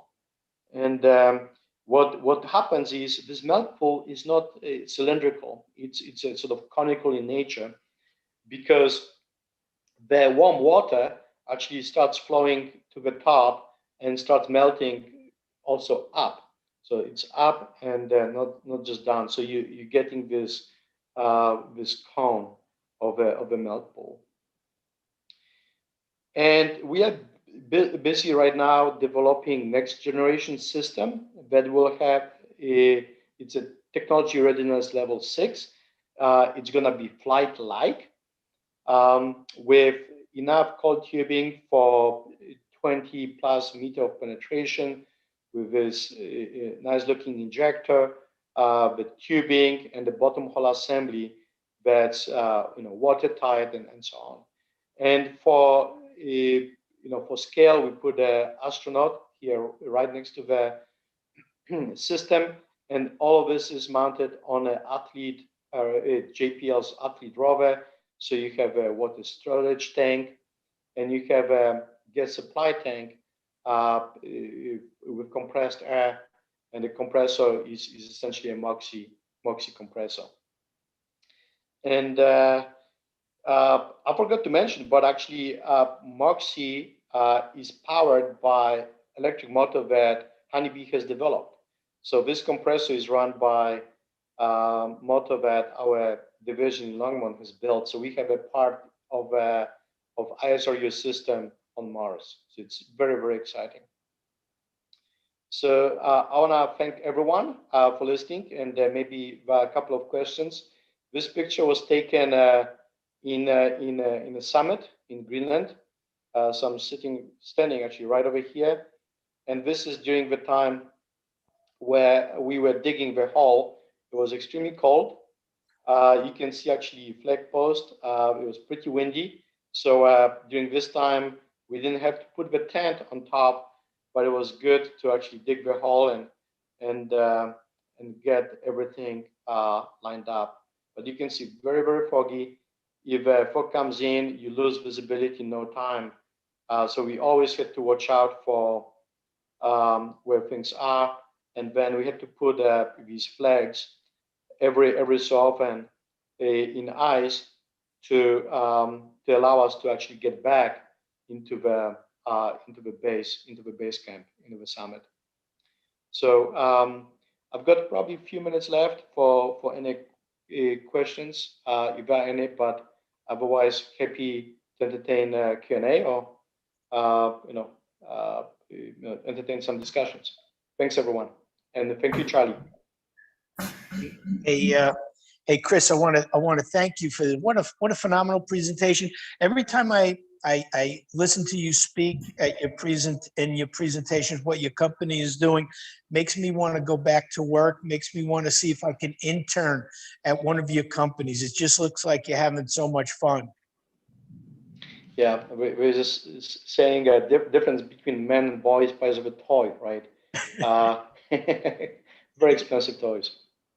And just so that the students online know, I believe it was one of your classes when you were in school, you entered the Lunabotics competition here at Kennedy Space Center. Is that correct, Chris? Did you? Yeah, so actually when in my prior to joining Honeybee, I was in the grad school at UC Berkeley, and my PhD was on extraterrestrial drilling and mining. And as part of this, we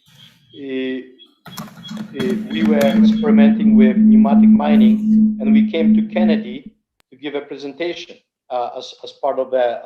Actually, we came to Kennedy 3 times to give presentations about different technologies that we're developing. So, so this is the first time, that was back in 2003. So, a long time ago. But yeah, that's the first time I met a lot of folks from, working with space. I got my space bug and toured facilities, and I didn't look back since then. It was all about space, space, space. Oh, Yeah. that's fantastic, Chris. I think we have someone online, I believe, wants to ask a question. Does anyone like to ask a question? One thing, sorry. So how deep is the ice that you think you'd have to drill through on Europa? It's a very good question. We don't know exactly. There is a mission called Clipper that will launch in 2004. It will actually do several flybys of Europa to try to narrow down the thickness of Europa, this ice layer. But our estimates are somewhere, depending on about different models, and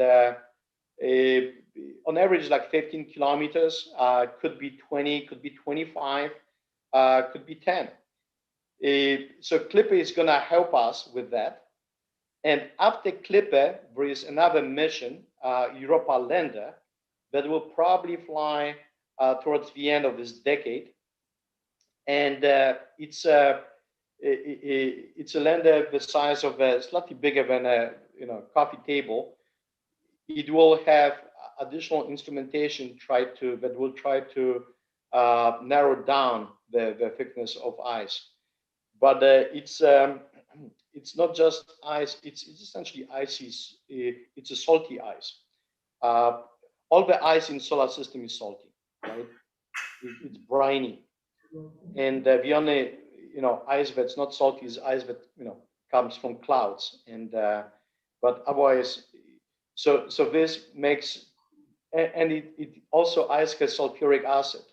So Io is spewing sulfuric acid, and some of the sulfur, and some of the stuff falls on ice, and you have reaction going in form of sulfuric acid.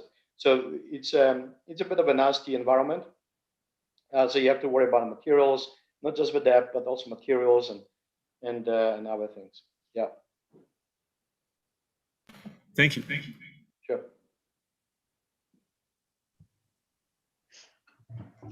How long are they estimating the trip to Europa to take? Very good question. It's all depends on the size of the rocket you're launching with, and if you launch on SLS, it will take you around 3 years. If you launch on a smaller rocket, then it could take a decade. So it all depends which trajectory you're gonna take, whether you have to do gravity assists.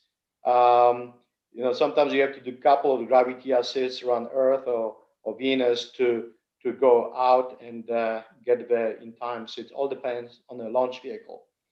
One thing is obviously this push force that gets you initial velocity, but the problem with going fast is you also have to slow down once you get there, right?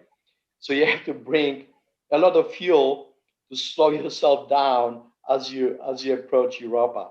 So it's double-edged sword. If you have a big rocket and you're launching at a high speed, you also have to launch a lot of fuel to slow down. But right now we're going through exercise of figuring out trip to Titan with a Dragonfly mission, and different trajectories that will take you to Titan.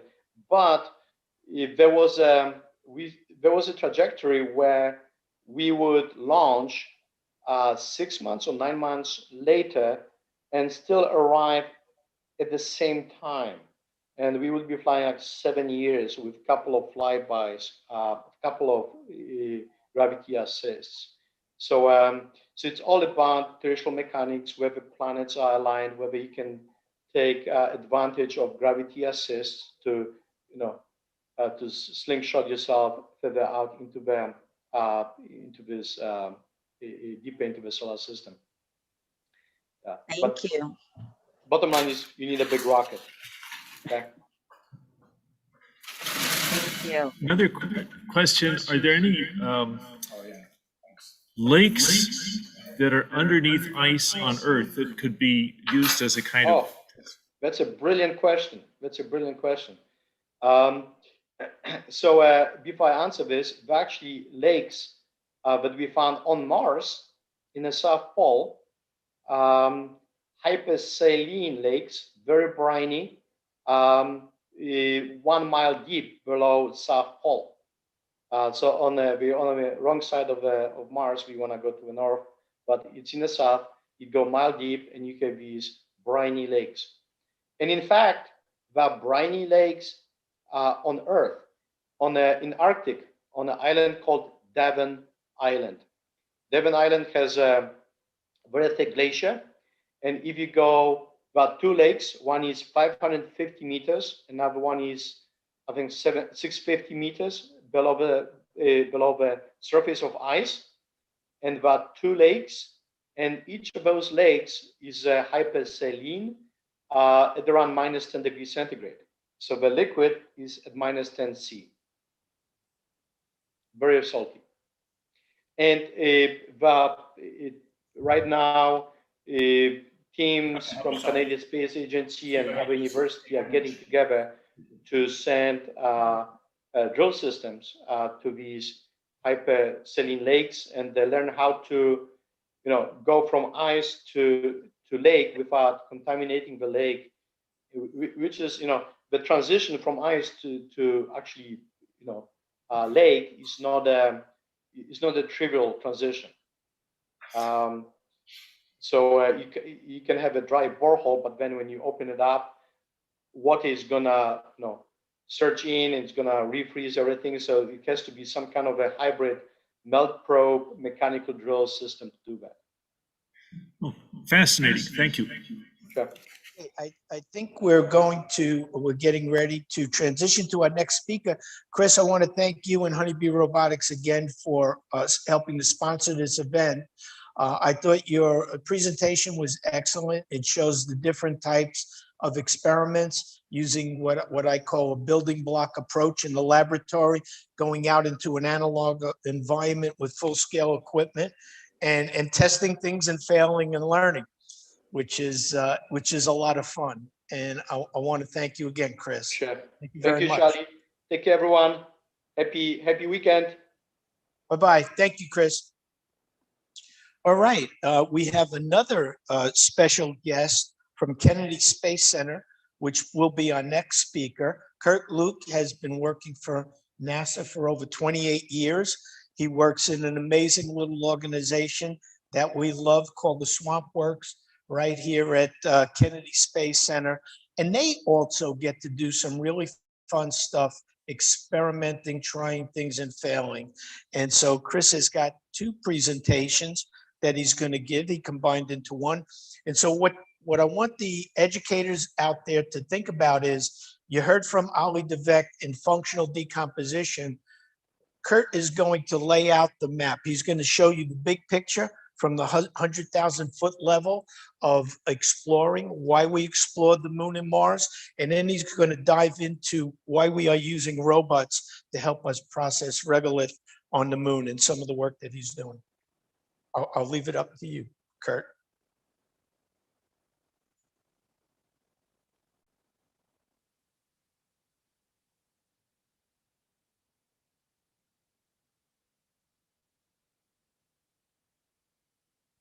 Check, check. Thank you, Charlie. I appreciate that wonderful introduction. And hopefully everyone can hear me and also see my presentation. So we're going to try and get my presentation up on the screen. And we will start. As Charlie said, my name is Kurt Lloyd. I'm a NASA software engineer. And as he said, I work at the Kennedy Space Center here in Florida. And what I'm going to talk to you today about is living off the land on the moon and on Mars. And some of this will sound a little bit familiar from our previous speakers. Let's make sure let's see this, if this works. I'm trying to click and nothing's happening. Is my cursor on? Make sure the cursor is like in the middle of the screen. It's probably necessary. There we go. All right, technology is working. That's a good thing. Every year in history classrooms all across the United States, young students are taught about the great westward expansion by the early American pioneers. These visionary pioneers were drawn to the ideas of exploration and adventure, along with the promise of a land of opportunity that was now open to them. They were inspired by the prospect of wealth, by stories of vast resources that were free for the taking. They dreamed of a fresh new start and a better life for themselves and for their families. Things were not always easy for the early American pioneers, though. They faced danger and even death in their efforts to conquer this new frontier. The harsh and unpredictable weather was one of the biggest dangers. Winter often brought terrible blizzards, killing both people and the animals they depended on. They also encountered dangerous wild animals like the large and powerful grizzly bear. And if all that wasn't dangerous enough, the American explorers and pioneers also had to deal with some pretty nasty diseases. And these folks seldom had any real medical expertise, so even a bad cold or the flu could sometimes claim someone's life under these circumstances. My point is that this was not an easy task. These explorers didn't know if they would even make it when they set off on their journey. They took a lot of risks. But now, in hindsight, we know that it was worth doing. The payoff was really great for them and for the future of the entire country.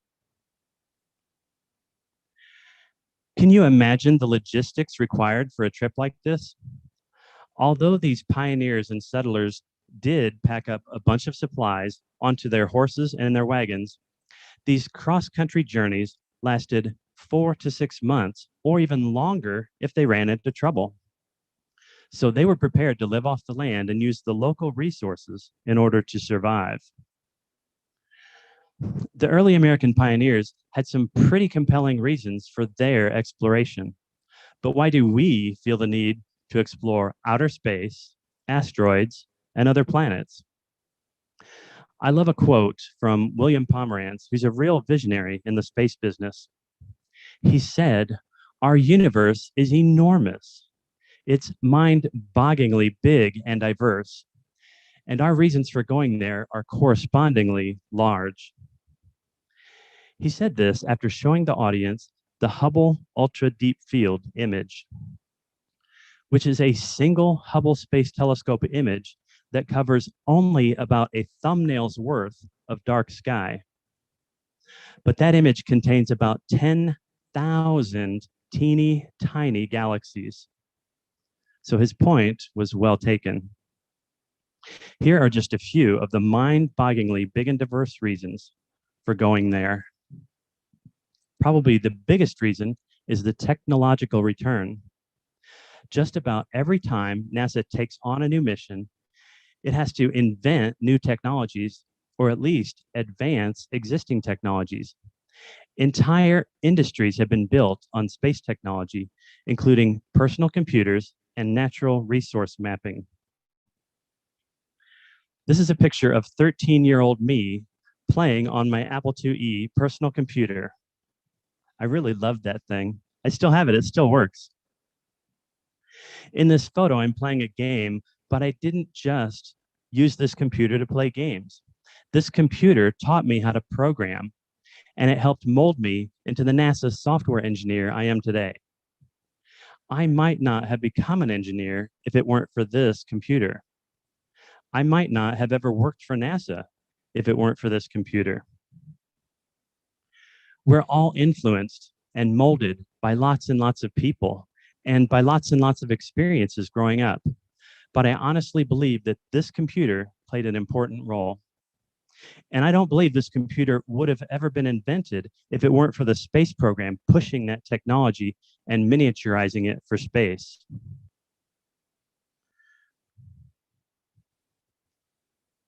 My cursor may have moved because it's not going to the next slide. Make sure the PowerPoint is in focus instead of the, there we go, thank you. Another reason for exploring outer space is the scientific return. Space exploration almost always leads to new discoveries, and it leads to us learning new information about our world and about our universe. It expands our human knowledge, and it can completely change our perspective. Sometimes this new information changes our perspective of our own planet. It can show us our own planet's fragility and smallness. It can give us new respect for our planet and for our neighbors. It often helps us be more safe and be more prepared from weather disasters, for example, or from other big scary things like large asteroids on a collision course. Those are all pretty great reasons to explore outer space, but there's also a huge educational return. Space exploration can inspire future generations unlike any other field. Raise your hand if you, at some point in your life, ever wanted to be an astronaut. See? Space exploration is inspiring and it's intriguing. And even for the majority who don't end up actually becoming astronauts, like this guy, just that seed of inspiration that is sometimes planted at a young age can change that person's perspective on their own education. That seed of inspiration might get them more interested in math or science or engineering. Another wonderful benefit of space exploration is hope. Hope for the future. We could actually outlive this planet someday. But space exploration gives us real hope based on real science and not just science fiction, that we might be able to colonize outer space and even other planets someday. The great Russian and Soviet rocket scientist Konstantin Tchaikovsky, who was a founding father of rocketry and astronautics, said it this way. He said, "Earth is the cradle of humanity, but one cannot live in the cradle forever." So there you have a handful of benefits and arguments for exploring outer space, asteroids, and other planets. But to be fair, it is not going to be easy. We've faced danger and death in our efforts to conquer the frontier of space travel. Just like the early American pioneers and explorers faced danger and death in their efforts to conquer their frontier of westward expansion. This is the Apollo 1 crew, Gus Grissom, Ed White, and Roger Chaffee. The Apollo 1 mission was planned to be the first manned mission of the Apollo moon landing program. But this mission never left the ground. A fire broke out inside the spacecraft during a launch dress rehearsal on the ground on February 21st, 1967. All 3 astronauts were killed in the accident before rescue crews could get to them. This is the crew of Space Shuttle Challenger, mission STS-51L. They were all killed on January 28, 1986, when their rocket's fuel tank exploded during liftoff and the Challenger spacecraft broke apart and fell to Earth. About 1/6 of the American public witnessed this terrible disaster live on television, mostly because of the presence of payload specialist Krista McAuliffe. That's Krista in the top row, second from left. She was a high school social studies teacher from New Hampshire. She would have been the first teacher in space. And this is the crew of Space Shuttle Columbia, mission STS-107. This crew completed a very successful mission in low Earth orbit, but they were all killed during re-entry on February 1st, 2003, when the Columbia spacecraft broke apart and fell to Earth. The damage to Columbia that caused the accident actually occurred during liftoff when a large piece of foam insulation broke away from the fuel tank and struck Columbia's wing at high velocity. Obviously, space exploration is risky and it is fraught with danger. But we keep exploring, even though we know it's dangerous. We keep exploring because it's important. It is worth doing. The payoff is really great. If these heroes could speak to us today, I think they would tell us to continue to explore. Now, going back to the American pioneers and their logistics problems, just like they had to live off the land and use local resources in order to survive, we're going to have to live off the land, so to speak, in our efforts to conquer the frontier of space travel. Exploration for more than just a couple of days outside low Earth orbit won't be possible otherwise. These pioneers actually had it easy when you think of it. They didn't have to lug all along all of their breathing air and drinking water because it was all around them. In the context of space exploration, living off the land is known as in situ resource utilization, or ISRU. In situ is Latin for on site. So it's actually on site resource utilization, or using the resources that you can find on site. ISRU is pretty exciting because it's a way to reduce the mass and the cost of space exploration. You might be surprised to hear that there are quite a lot of resources out there. The Earth's moon, for example, it may look like a dry, useless rock, but it's not. NASA has proven that there's water ice located in permanently shadowed regions of the moon. And scientists believe there's even more water ice under the surface hiding from our instruments. So what will we do with the water ice? Well, we could make water, and that's pretty useful, at least for us humans. But since water is actually H2O, we can split the water molecules into hydrogen and oxygen, which are both very useful resources. Those just happen to be the ingredients for a very highly efficient highly efficient rocket fuel, which means we could actually make rocket fuel on the surface of the moon someday. And this seemingly useless rock and dust that makes up the surface of the moon is actually very useful. The rock and dust on the moon, commonly referred to by scientists as regolith, is made up of minerals and compounds that consist of more than 40% oxygen atoms by weight. And since we breathe oxygen, that's obviously a super useful resource. Lunar soil, or regolith, also contains lots of other useful raw materials like silicon, iron, aluminum, and magnesium.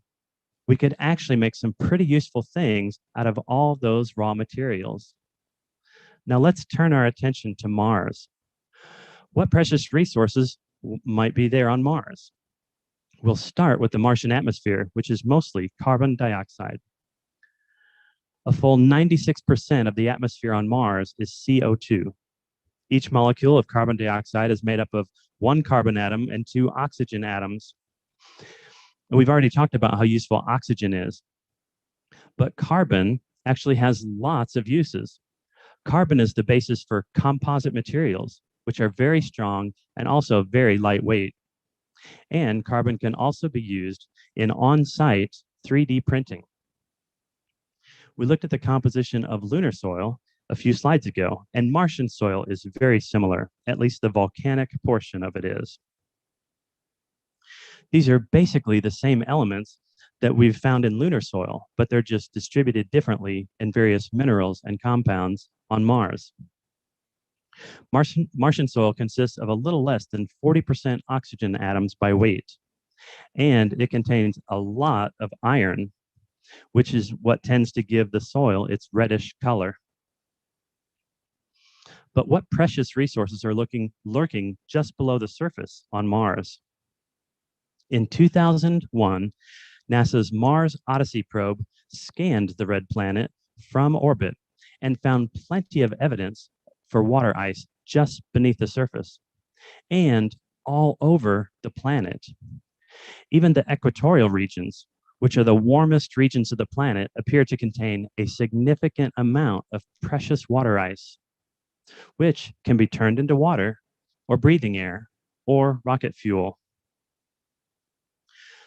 Towards the polar regions, where the temperatures are colder, NASA has photographed huge sheets of dry ice or frozen carbon dioxide.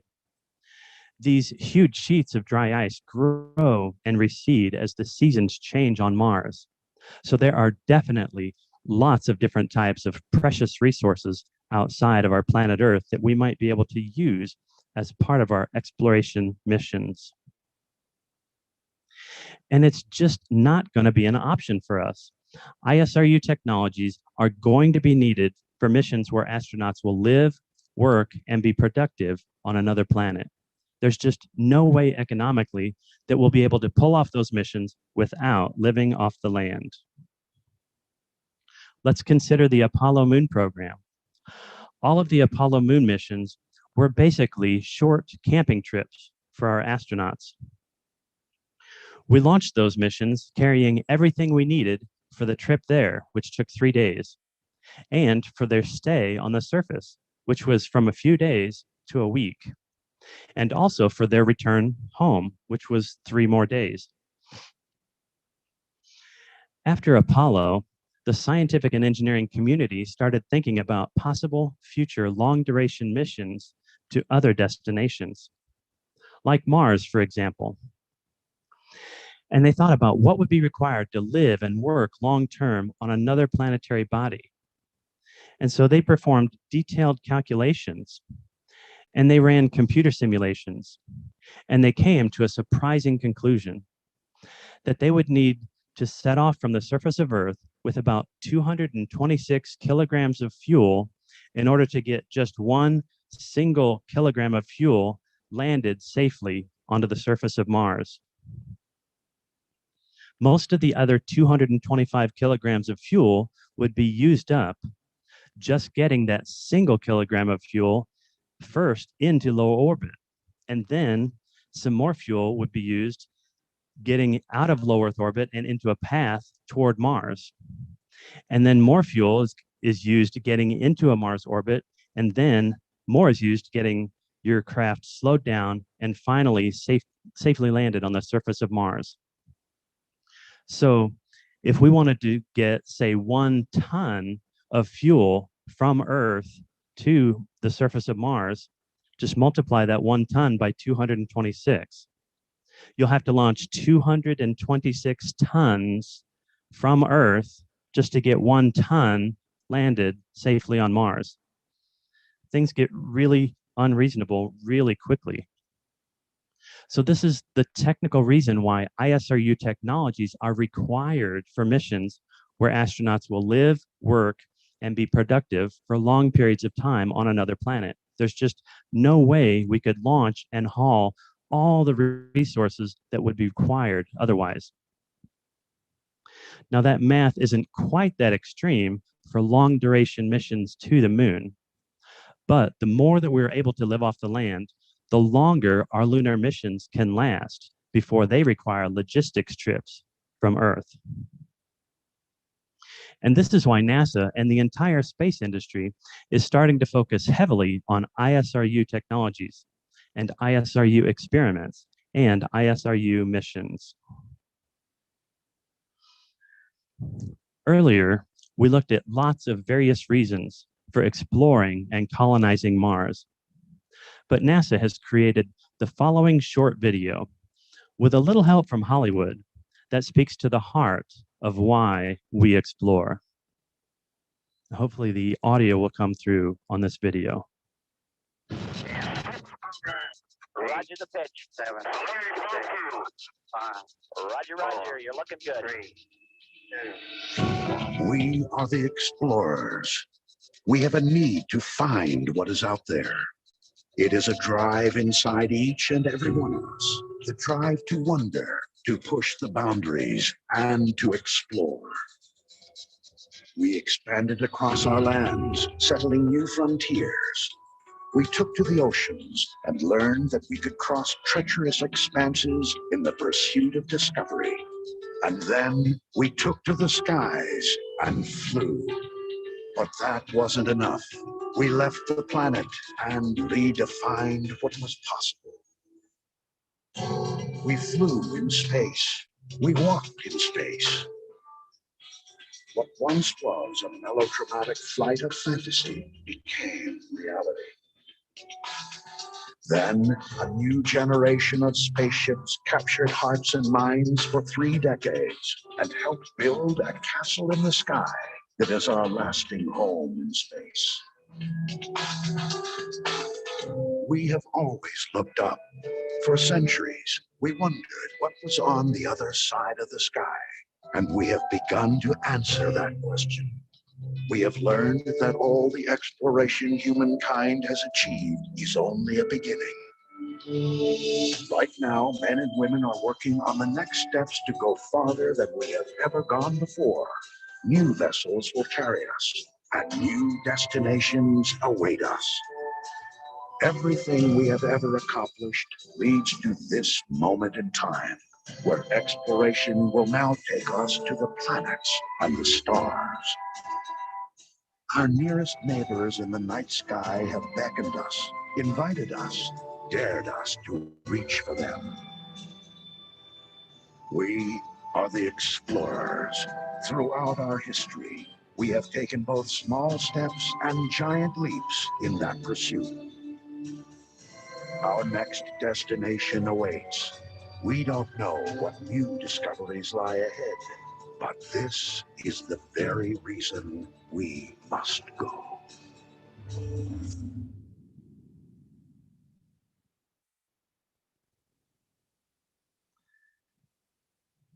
So my message for you here today is that we all are the explorers and the pioneers, not just the NASA astronauts or the NASA workforce or the aerospace contractor employees, not even the entire American population.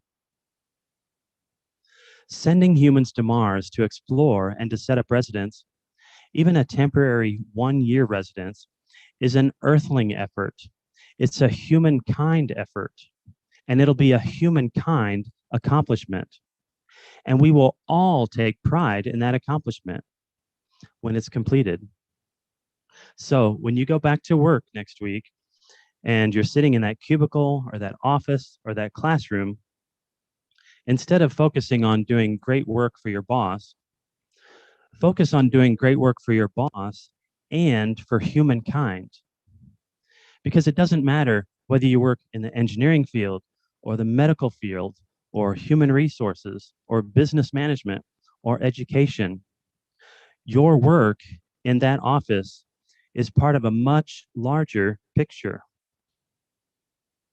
I don't know exactly where your work is going to take humankind, but I, for one, am excited to find out. So get out there and try to do great things, even though there are probably dangers out there, because explorers take risks and explorers face dangers because it's worth it. The payoff is great. So remember, we are the explorers.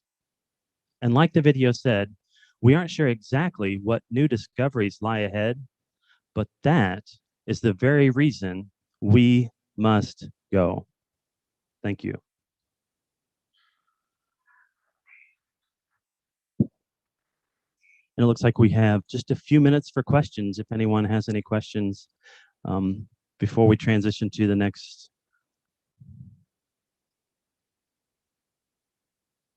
You Well, want to do the next? my you next have- presentation Okay, is I another got you. half hour long. Okay, no, okay. So yeah, it's split into two presentations. This one was just introducing the audience to living off the land. Okay, excellent. Okay, no. So let's, if we're ready, let's take one or two questions and then we'll go to your next presentation. Sure. We have time for one or two questions if anyone has any Okay, questions about living off the land. And then my next presentation will be on the topic of robotic mining and construction. So, you were talking about how much it costs to, not cost, but I mean in terms of material to send something to Mars. And for the moon, what is the amount? Is there, I mean, obviously a smaller amount, but what would that be? What is the magic number? I knew somebody was going to ask that. I don't know the magic number for the moon. It's closer to 10 or 12. It's versus the 226 gear ratio, but I don't know the exact number. I'm sure if you Google it, it will probably come up though. I apologize for not having that exact number on hand.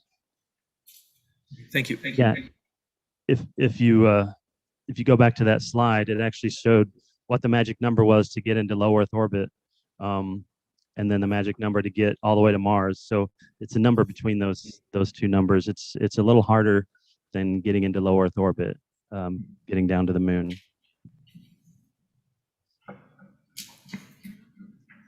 Anyone else? Has there been any thought that it would be hard to actually have people live on the moon because it doesn't have roughly a 24-hour period? Not sure. Did that come out? That is true. But the astronauts who live on the space station, they have a sunrise and a sunset every 90 minutes. So yeah, your body circadian rhythms definitely get messed with when you leave the surface of the Earth. And but the human body is able to adapt to a lot of strange environments, it turns out. Thank you. Thanks. All right, let's go ahead and pull up my second presentation. That was the second file I gave you that started with the number 2. Do you mind pulling that up for me, please? That's it. Thank you, sir.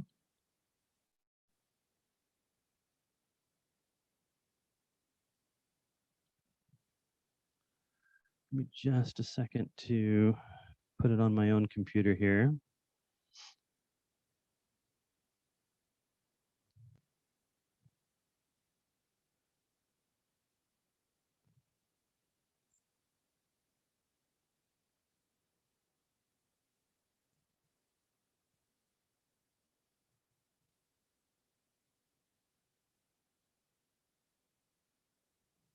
Almost there.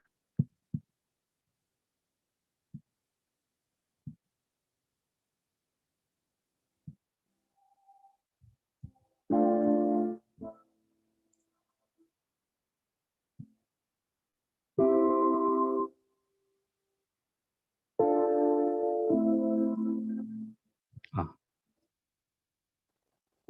I have it. Thank you for your patience. All right, I am still Kurt Lloyd. I am still a NASA software engineer.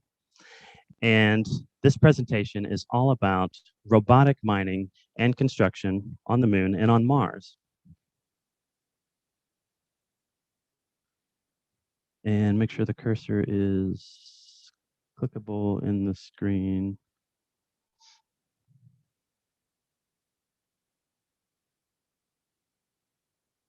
Make sure the presentation is in focus, I suppose is what we need for this to work. Go ahead and click on the slide.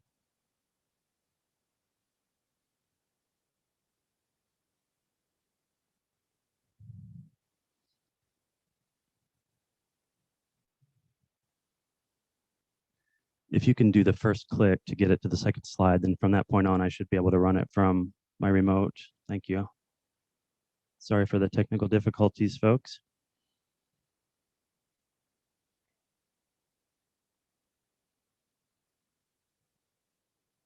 We have a lot of moving parts here.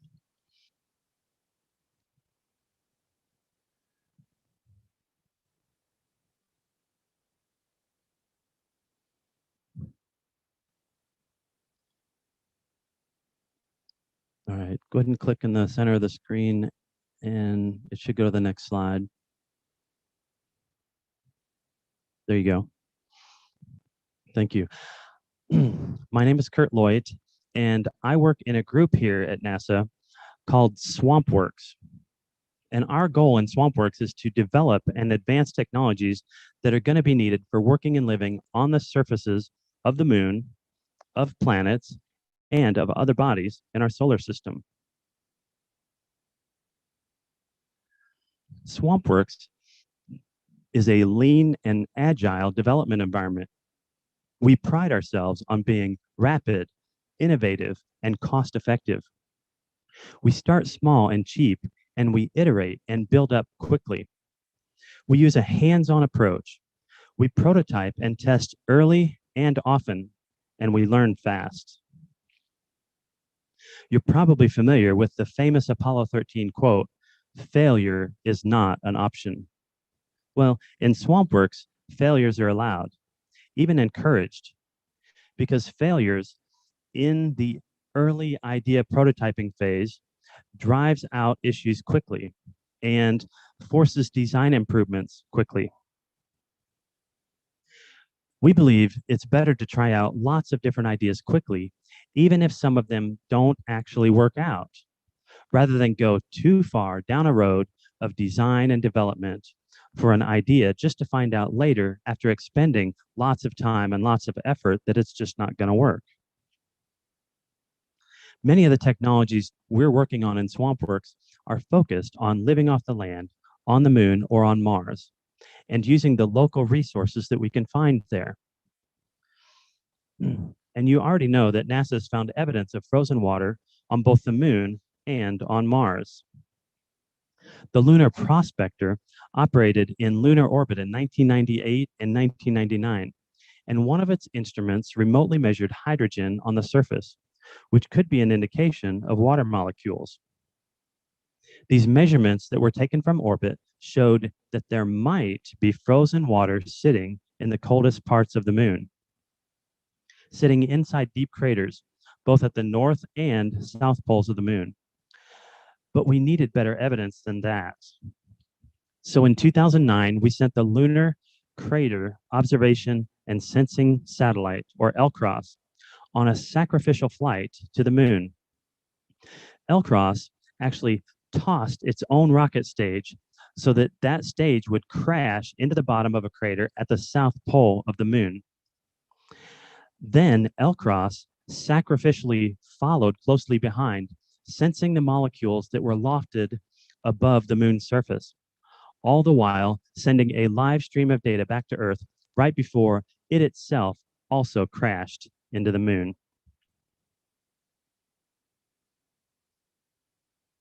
And I may have lost, there we go. This mission, it was risky, but it paid off big time. The data that was streamed back to Earth did in fact show that water was there. But why do scientists care whether there's water on the moon? Well, if it's there and in significant quantities, we can use the water. It's what we call a precious resource. Water on the moon is sort of like gold here on Earth. It's hard to find and it's worth a lot. If we can get our hands on water on the moon, it'll allow us to send our human explorers to live and work there for long duration missions. And we won't have to ship tons of water or oxygen from Earth, which we've already gone over. Now, NASA has been working on several robotic technologies that might be able to find and collect water on the moon and turn that water into other useful resources like breathing air or rocket fuel. So let's explore these robotic technologies. First, we'll need to find or locate the water. One way to look for water is to send out a roving search vehicle.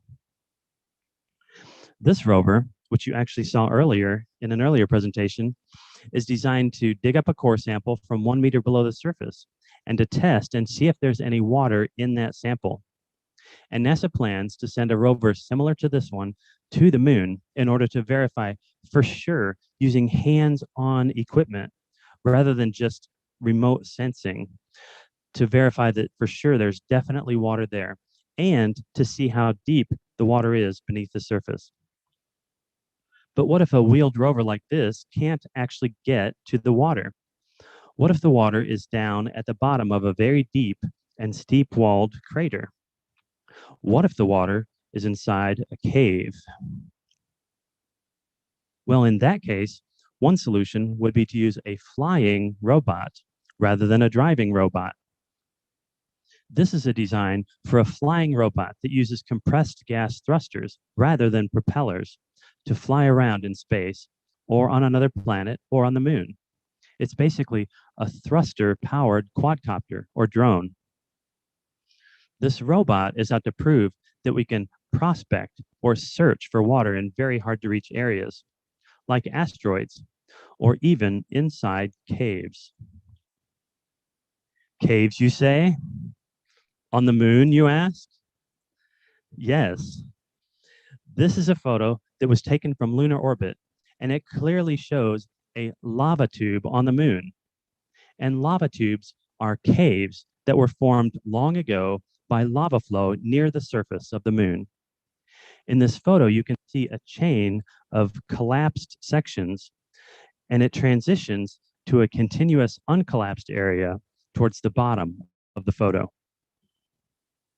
This particular tube shown in this photo is about 50 kilometers long. And this photo kind of points out the dangers of exploring inside lava tubes.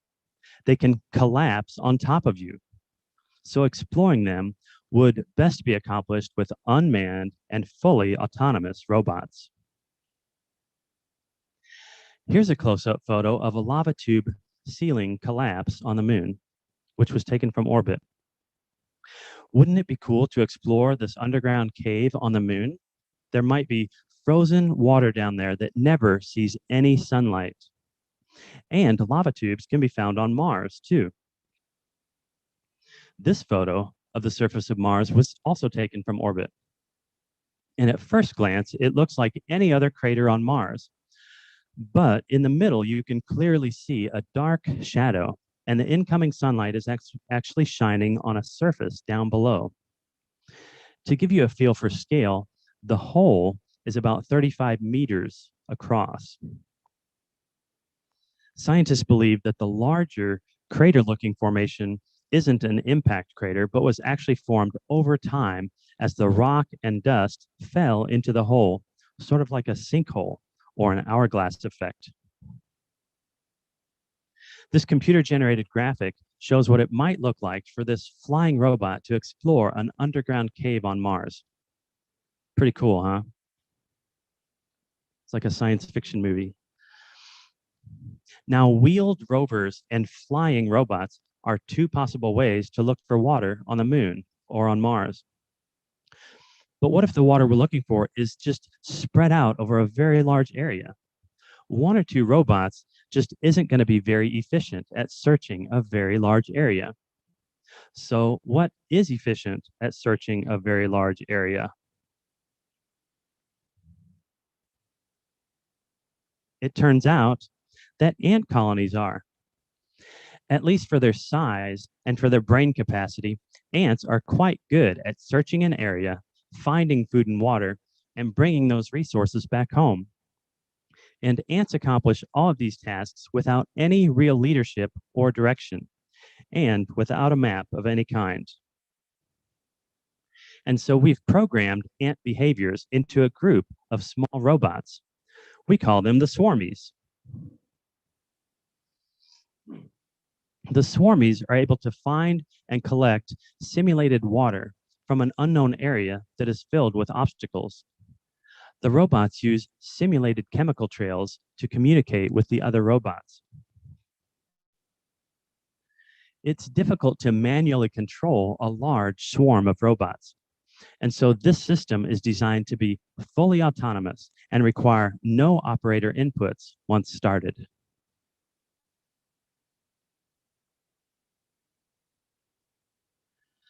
Now, once you're done finding the water, your task switches to collecting or gathering the water. So we'll need to dig up the dirt using some mining equipment. Here on Earth, when we excavate or mine, we use heavy digging equipment like this. But heavy equipment like this doesn't really work very well in space. Every pound, every ounce even that we launch into space is precious and very costly. And so we've been researching ways to dig or excavate using very lightweight equipment. We call this robot Razor. It's not very big. It's only about the size of a go-kart. But Razor is designed specifically to dig and to do it in less gravity than we have here on Earth.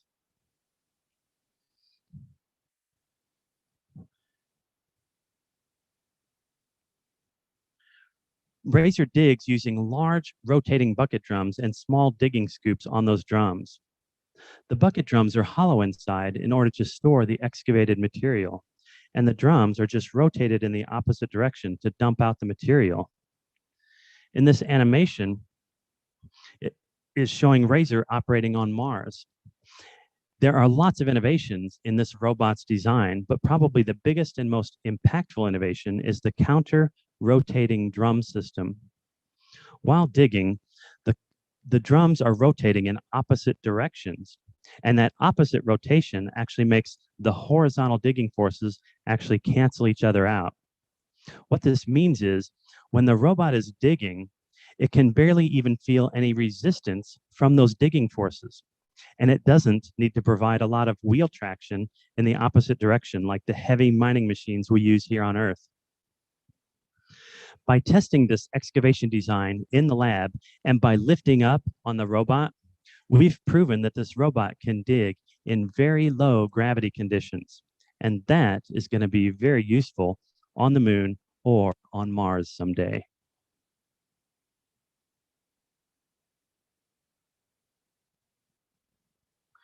We talked about the swarmies earlier for finding resources, but I think a swarm of robots might be helpful for gathering resources too. If we used a small swarm of Razor excavators rather than just one, we might be able to keep a constant stream of raw materials flowing into the processing plant. Okay, so we have located the water and we've gathered and collected piles and piles of soil. which may or may not contain water or ice inside. So now we have to get the water out of that soil. We're going to need some sort of processing plant on site to extract water from the soil. This is an artist concept of an automated soil processing plant on the moon. This drawing shows an older version of our Razor excavator robot bringing soil to the processing plant. The processing plant can pull the water from the soil, and using the magic of chemistry, it can turn those water molecules into more useful things like breathing air or rocket fuel. And many parts and components of a future lunar soil processing plant have been proven at a small scale in the lab. But these parts and components still require more development and more testing here on Earth before they could ever get turned into a real flight system that we can launch to the surface of the moon. Those were just a few of the ways that we can find, collect, and process water on the moon. But we also might be able to use the soil on the moon for construction projects. As mentioned earlier, in situ means on site. So here are a few on-site construction ideas for the moon and for Mars that NASA's been working on. Most proposals for building outposts on the moon or on Mars involve sending prefabricated modules all the way from Earth and putting them together on site. There are some limitations to this kind of thinking because everything we ship from Earth is very costly. Also, everything we ship from Earth is limited in size. ISRU researchers are thinking outside the box, though. We're now looking into the possibility of sending construction equipment to the moon or to Mars to build roads or landing pads or even large structures right there on site. One technology area being explored is 3D printing with moon dirt. And moon dirt is basically just crushed volcanic rock. And as mentioned earlier, scientists call the crushed volcanic rock regolith. You might be familiar with common everyday office 3D printers. They melt plastic and they squeeze it out a small nozzle. It's kind of like squeezing toothpaste out of its tube, but at a much smaller scale. These 3D printers, they squeeze out layer after layer of thin plastic to build up complex three-dimensional parts. It's pretty amazing technology.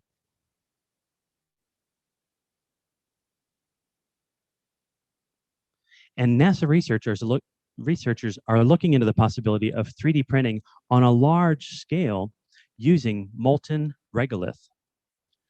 Laboratory testing has shown that in compression, regolith is stronger than typical building-grade concrete here on Earth.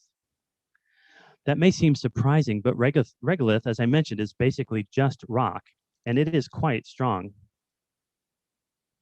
We have had some success in the lab, as you can see from this video, especially when we add a binder material to the crushed volcanic rock. But our goal is to eventually print using only rock and not have to add any sort of binder material to the mix. This is because we want to eventually 3D print freestanding structures on the surface of the moon and eventually on Mars too. Like protective garages for storing future exploration rovers and equipment. And we want to use only materials that are found locally because we don't want to have to ship tons and tons of materials like special binders all the way from Earth.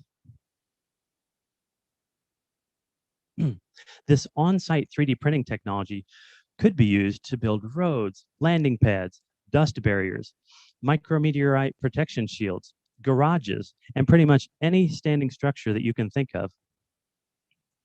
Another idea we're working on is the creation of tough interlocking tiles on site. The robot in this photo is placing interlocking tiles on the ground like puzzle pieces in a field demonstration that we performed in Hawaii. And we actually controlled this robot from our lab in Florida. These tiles on the ground were created completely from crushed volcanic rock using a high temperature baking technique. So what we basically did was we used their dirt and a remotely controlled robot to build a prototype landing pad, which is almost exactly what we'd like to do on the moon and on Mars someday. In addition to these technologies for living off the land, NASA is also working on the rockets and the spacecraft that will take our NASA astronauts back to the moon and eventually all the way to Mars. NASA is right now building up a very large rocket called the Space Launch System, or SLS. This large rocket will be capable of launching very heavy modules and other large payloads into Earth orbit or even to further destinations. We're making two slightly different versions of the SLS rocket, a crewed version and an uncrewed cargo version. You can see the crewed version and the cargo version of the rockets here in this graphic.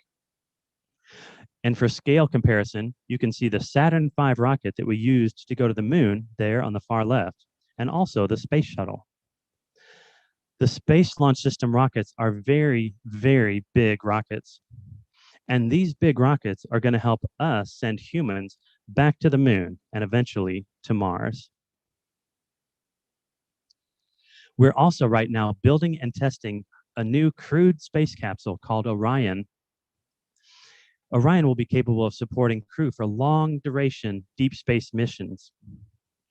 It'll be capable of supporting a crew of 6 astronauts for a trip to lunar orbit and back. And we're planning on doing that in just the next few years.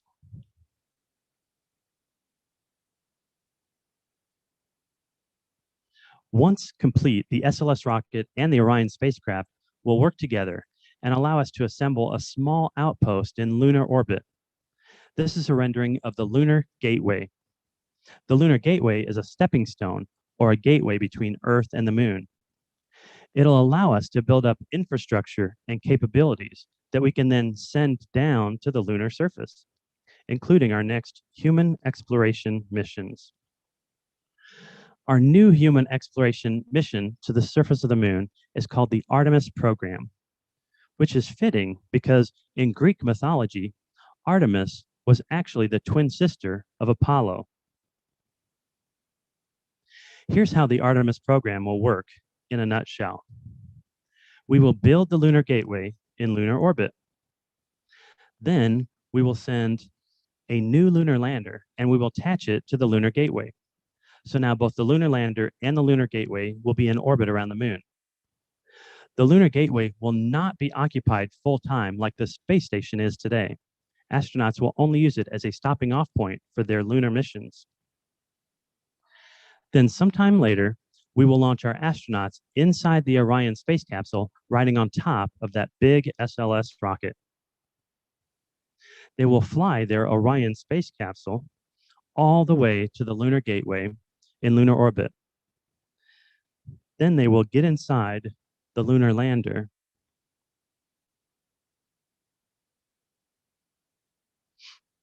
They will get inside their lunar lander, which you recall was previously attached to the Lunar Gateway. And they will fly that lunar lander down to the moon's surface. They will land at the south pole of the moon and explore there. We have never been to the south pole of the moon before, so this will be very exciting. This mission will send the first woman and the next man to the surface of the moon. After a few days, when they're all finished exploring, they will get back into the lunar lander and they will fly just part of it, what's called the ascent stage, back up to the Lunar Gateway, which is still in lunar orbit, waiting patiently for them to return. From there, they will get back into their Orion space capsule and they will fly it back to Earth and they will land in the ocean, similarly to the Apollo missions in the 70s. Now, our first mission to return humans to the moon is planned to be accomplished in the year 2024, which is only 3 years away. But because we're using technologies that we're comfortable with and familiar with, it should be doable within that time period. Our moon exploration plans do not stop there, though. This is just the very first mission that I've described to you. We want our lunar exploration program to be sustainable this time. We want to live and work on the lunar surface longer than just a few days. We want to live off the land and use the local resources that are found there. And that is going to require some new technologies that NASA is still developing and working on, like a living module called a habitat module, or HAB, and a greenhouse for growing fruits and vegetables, and new exploration vehicles for the astronauts to drive around in and explore, and new landers and ascent vehicles that actually use rocket fuel that was made locally on the surface of the moon. Then once we have a long-term and sustainable lunar exploration system in place, we can start planning and designing our human exploration missions to Mars. Those Mars missions are going to be more complex and more risky than living on the moon. But many of the technologies necessary for long-term exploration of Mars will have already been developed and used on the surface of the moon. And a lot of those technologies will translate directly to Mars missions. So those are basically NASA's long-term plans to get humans living and working on the surface of the moon and eventually on Mars. But why send humans to the moon or to Mars at all? Couldn't we just continue to send bigger and smarter unmanned robots indefinitely? Yes, we could. But we think we can learn so much more and experience so much more by sending humans to explore the moon and eventually Mars with the help of robots, rather than just sending robots by themselves. The astronauts that will live and work long-term on the surface of the moon and eventually on Mars, and also the engineers and scientists back here on Earth preparing the way and supporting those planetary explorers, are probably right now very close to the age of the students in this photo. And when I go out into communities and schools and I talk to the students and I see their excitement and I hear all the great questions that they ask me about robots and about planetary exploration, I feel good about their chances for success. I believe they're going to actually live and work long-term on the surface of the moon someday and Mars, and they will continue the exploration that we've started with our unmanned robots on Mars. You know, sometimes the younger generation gets a bad rap from the older generation, but from what I can tell, the future is pretty bright. So that is my presentation about robotic mining and construction on the moon and on Mars. And it looks like we have just a few minutes for questions. Ahead and open it up for a couple of questions. Then we need take a much needed break. Absolutely fantastic presentations. Kurt, do we have any questions? Can I ask, you said that when they land the lunar lander at the South Pole, they're going to detach and leave a part of it there. Is that landing equipment that they're leaving behind, can it be used again for future missions? Has that been discussed? That's a great question. It would be silly to send a bunch of equipment all that way and not be able to recycle it and use it again. I'm not sure how the equipment from a previous mission will be able to be used by subsequent missions, but I'm sure there are smart people at NASA thinking about such things. I do not know the answer, though. That's a little bit out of my domain, but I love the way that you're thinking, and that's definitely something that the engineers at NASA should be considering, because every, reduce, reuse, recycle, everything that you send to the moon or Mars or anywhere is precious, it's costly, and so if you can recycle, reuse, get multiple uses instead of just a single use, that's definitely going to be an advantage. Yeah, what about some kind of athlete on steroid for lander? You know, the athlete robot has been presented earlier. It's this hybrid leg wheel I think it's six wheels, hybrid, six hybrid wheels, an hexapod. So if this is used as a lander, I mean, somehow that could be used also later on for future mission as some way or to dislocate the habitats or to do the athlete things that it uses the wheels to drive, legs to walk on the wheels when necessary, and the wheels can turn also and use the motor of the wheels to put some drilling equipment and these kind of things, which is a fantastic idea. And so if they could somehow make it a lander, strong enough to be a lander, that would be a reusable thing for the next mission. Yeah, that's a great idea. Definitely the equipment, like the athlete, the vehicles that are going to be sent to the moon for the astronauts to use. Those are definitely going to be used by multiple missions. The lander, though, that's going to take some more thought and some more engineering to try and figure out the best way to reuse that equipment. But if there's a way to create a vehicle that's dual use, that can both be a lander and a rover, a manned rover, a crewed rover, that would definitely save a lot of money and weight and resources. Great idea.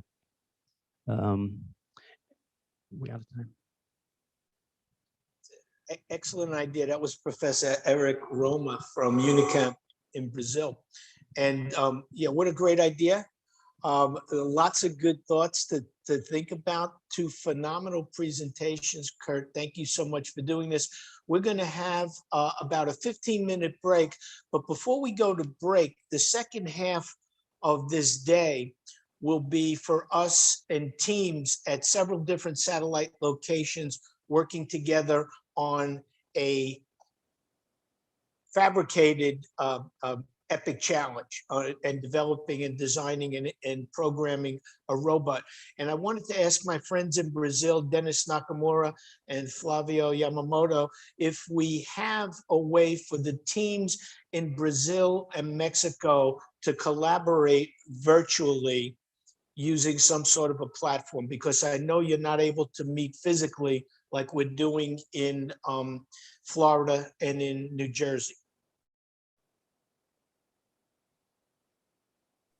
Yeah, I can tell that I was trying yesterday NTU's platform, and the simulation behind it that we worked on seems to be working fine. So unless there are like some technical difficulties that I'm not aware, but I think that Flavio would have told me.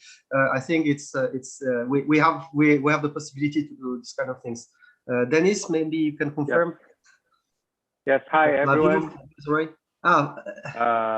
We really need to the simulation is already available in the community. Okay, so everyone who already registered in the community has access.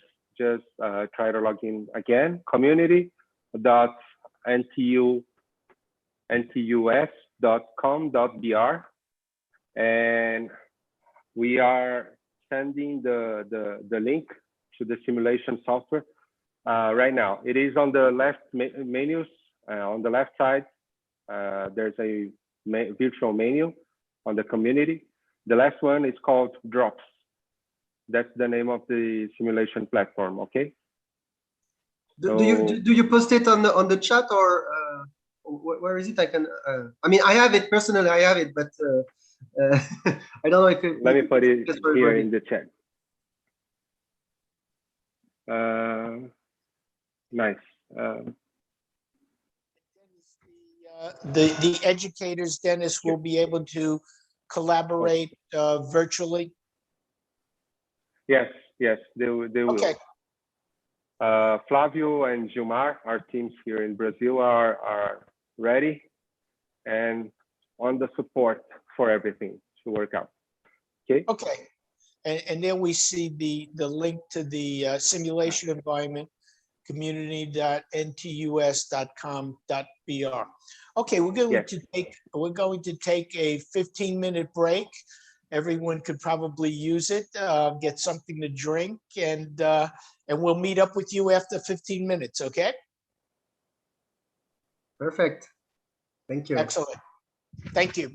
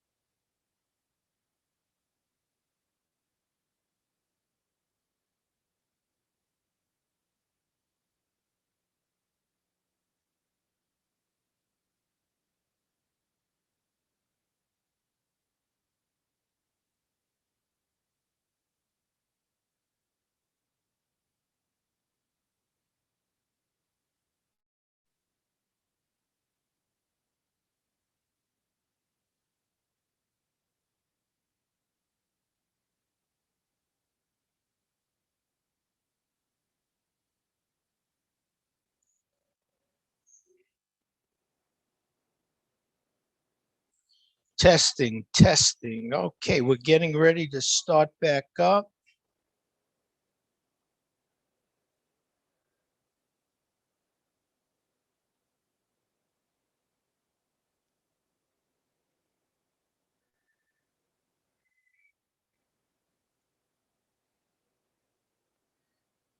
Okay.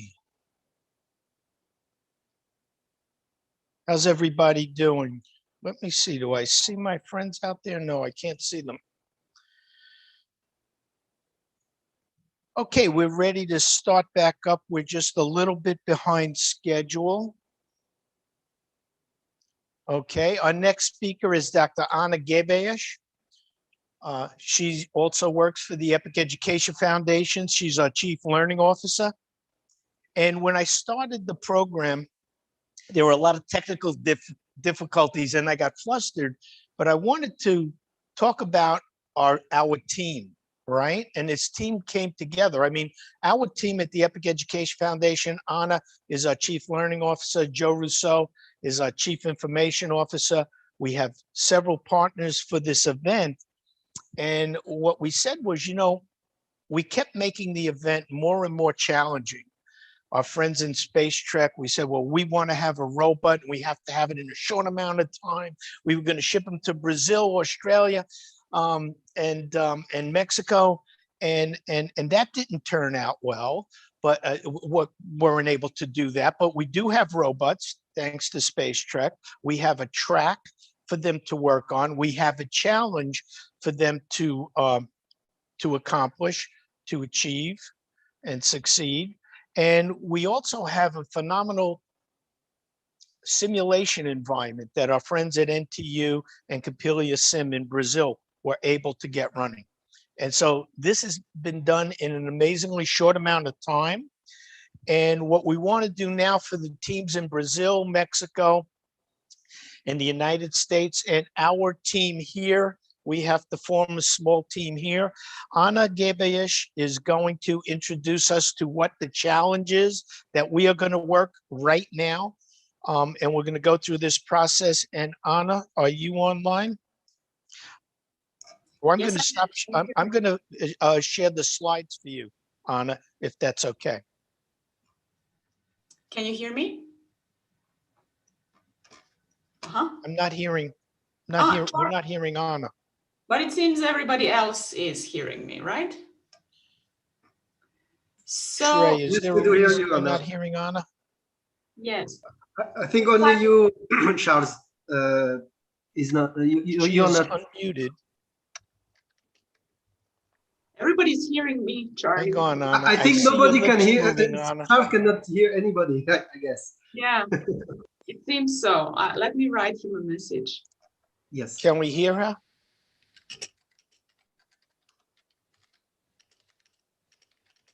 How about Eric? Can we hear you, Eric?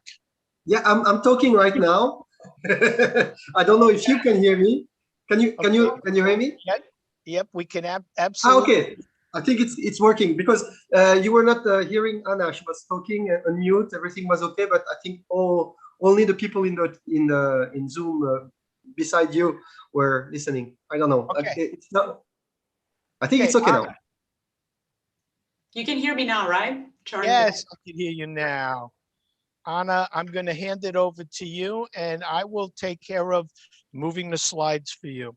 I'm going to put Actually, it would be okay for you that I do it on my end. I have made few small changes last minute. Okay, absolutely. Go ahead. You do it on your end, Anna. Perfect. I'm going to stop sharing.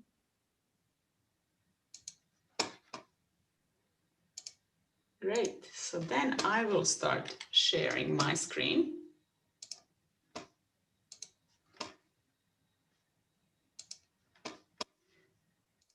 And probably now you all can see this huge distance between us on the screen, right? Yes. Yes, so I just wanted very quickly to show where I am located right now. So all the way in Joensuu, Finland. And yeah, well, you know, even though we're not all at the same space physically at the same location, I'm really happy that we can do this workshop online. So let's see what happens. So as Charlie said, from now on, what we will be focusing on is actually solving a epic challenge, you know, together and walking through the ICED methodology. So I trust that at each location where you are able to somehow form teams, and that team, you will be like our student team, what we would have if we would be implementing this as a course. And so the main idea of this workshop would be that as we are solving this challenge and using the ICED methodology, you would get ideas and get inspired how you could implement the Epic Challenge program at your institution or within the courses that you are teaching. So what I will be giving you is basically tips and ideas about what activities you could be doing and how this course could look like. And then we will go and have a few hands-on exercises where you would actually try out yourself those exercises. And maybe that even helps you more to imagine how your course would look like. But before we go into designing, into really, you know, solving this challenge, I would like to try to highlight to you the differences, how the Epic Challenge program is different from any other problem-based program that you might have encountered throughout your career or in the past. And I like to highlight it into these three big categories, if I can call them that way. So first of all, what makes this course unique is the challenge that we are taking. Then the second thing is the innovative conceptual engineering design methodology. So as you see, this is a methodology that has worked on solving real NASA challenges, and we are actually implementing this methodology to solve the epic challenge that we are posing to our students. And finally, the collaborative approach we have to the problem solving and the teaching. So I just quickly want to highlight the importance of the challenge, right? So Charlie has already mentioned, we wanted to pose to the Epic Challenge program really epic challenges. And by definition, those should be challenges that are very complex. They are difficult to solve. Maybe, you know, they don't have a solution yet. They're really important. And most importantly, they need a multidisciplinary team to be solved. So we want students from all backgrounds and all ages to be able to work on these challenges.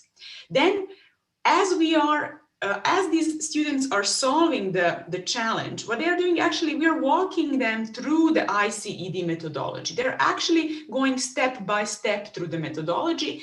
And if you notice, at the very end of this methodology, they should come up with a prototype of a solution for this challenge that they're posing. This is a very important and unique characteristic of the Epic Challenge program. And finally, I like to always tell to our teachers that in the Epic Challenge program, you should also get very comfortable with the idea that you might not know the answers to all the questions that your students will have, because this is in fact a very complex challenge that reaches across disciplines, and you might not have all the knowledge to answer all those questions. But this is no problem, because what we want is a collaborative approach to problem solving and teaching. So you can reach out to the Epic Education Foundation Network, to the experts in your region or the experts around the world that can fill that knowledge gap that you might have or your region might have. Okay, so now, as you know, the key features of the program, I think we should get started. So the first thing definitely is this is our first day. We have a couple of hours today to actually try to solve this epic challenge. So let's start first with me introducing to you the challenge itself. So just as we are walking through today's workshop, I will always flash this ICED methodology chart, so you can see where we are in which phases we are as we are walking through the workshop. So right now we are in the phase where we are defining the challenge and actually giving it to the teams or to our students. So what will be your challenge? Well, each and every one of you, each and every location, teams at this location, imagine that you are a team located on Mars. And your task is to identify a material in an unknown environment without leaving your habitat. So this is really an epic challenge, right? And just to write it out for you so you could see it in more detail, here it is. So your team is a team of astronauts currently on Mars. Your mission is to equip a robot with the needed technology and to operate and program that robot to drive around an unknown area on Mars, locate and identify materials, and then come back to the station. And in order for your mission to be a success, there are certain requirements that need to be fulfilled.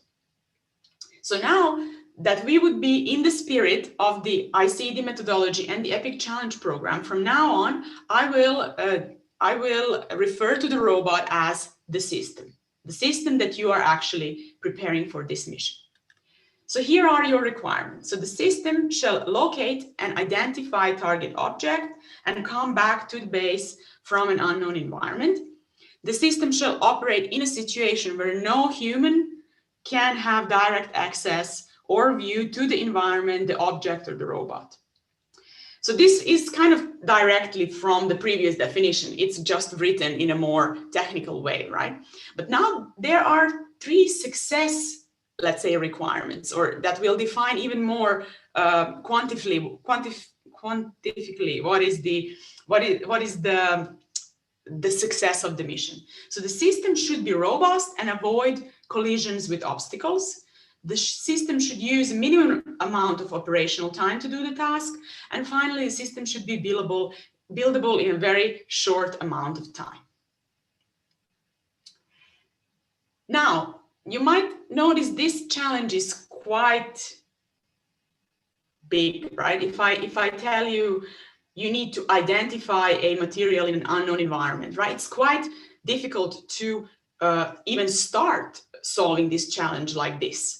So what I will do, in the spirit of also what Professor Devek said, I will divide it for you just into what we call, I will zoom into it and I will divide it into sub-challenges or sub-problems that kind of make it easier to start thinking about this. So if you think you have your base, then what this robot that you will be creating needs to do, it needs to be able to move in a certain way. So you have to first solve that problem, how this robot will be moving. Then this robot needs to be observing the environment. That is kind of the second thing that you need to tackle. And finally, you have the third thing, which will, how this robot will identify that material that they need to identify, and then come back to base. Now, this, how I defined it, this is a challenge what we really want to pose to our students. So if you would be creating this course and you might have a semester or a school year, this is really an epic challenge that these students should be tackling. And this is where we want to get to. Now, today, we only have maybe 3 or 4 hours to just this afternoon to solve this. So, of course, you cannot do this in these 3 hours. So we a little bit narrowed it down for you. So it would not be as broad as it is at this moment. And I try in this table to kind of summarize that.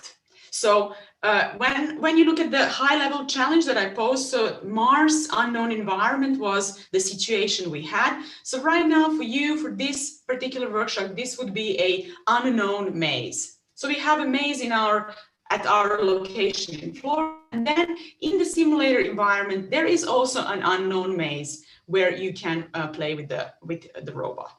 Then when we said in the big challenge that locate and identify materials, well, for this workshop, you will not be needing to identify any possible material that there exists, but we will ask you to locate and identify a blue spot within this unknown maze, okay? And well, if you wish, you could think that this is water, okay? And then finally, this equipped with technology. So because you will not right now have time to choose all the sensors and all the mechanisms how this robot would operate. So we have done some of that for you already. So you will be able to use the already predefined sensors. So we have chosen a distance sensor and we have chosen a RGB sensor for you. Okay, so this is the challenge. Right now, I think we have about 5 minutes from this session, what we planned. So what I suggest that we do with these 5 minutes, in each location where you are, try now, take these 5 minutes and just start talking in your team. Just talk about what is the challenge, how do you understand it? Start discussing and exchanging your understanding. And then in about 4 minutes, we will continue with the next phase of the ICD methodology towards solving the challenge. So I will stop sharing and I will give you a few minutes to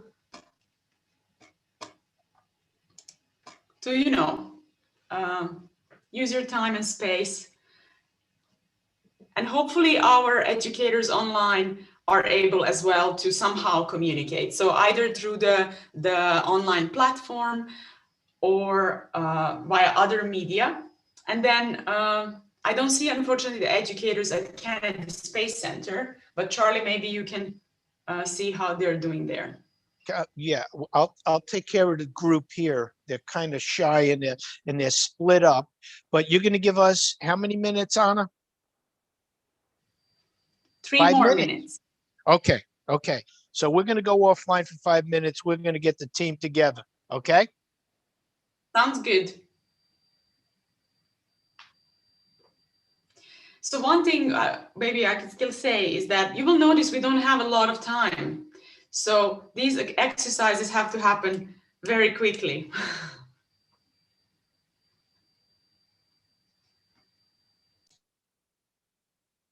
Yeah, being online doesn't really help at that part. I imagine that normally everybody would be in a room and do like that. Yeah, it's just this is not ideal, but it's good to teach us about the methodology, and this is the first part then, right? This group meeting. Yes, so this is actually, this would be your, if you would be implementing this with your students, this would be your first team meeting, for example, where you would discuss about, how you understand the challenge, you would get to meet each other and, realize who is in your team, what are the skills of the people that are in this team. But, while we wait for the other locations, if you want to ask questions from me about the challenge, this is a good moment as well. So we can just use this room to discuss if we don't have other place.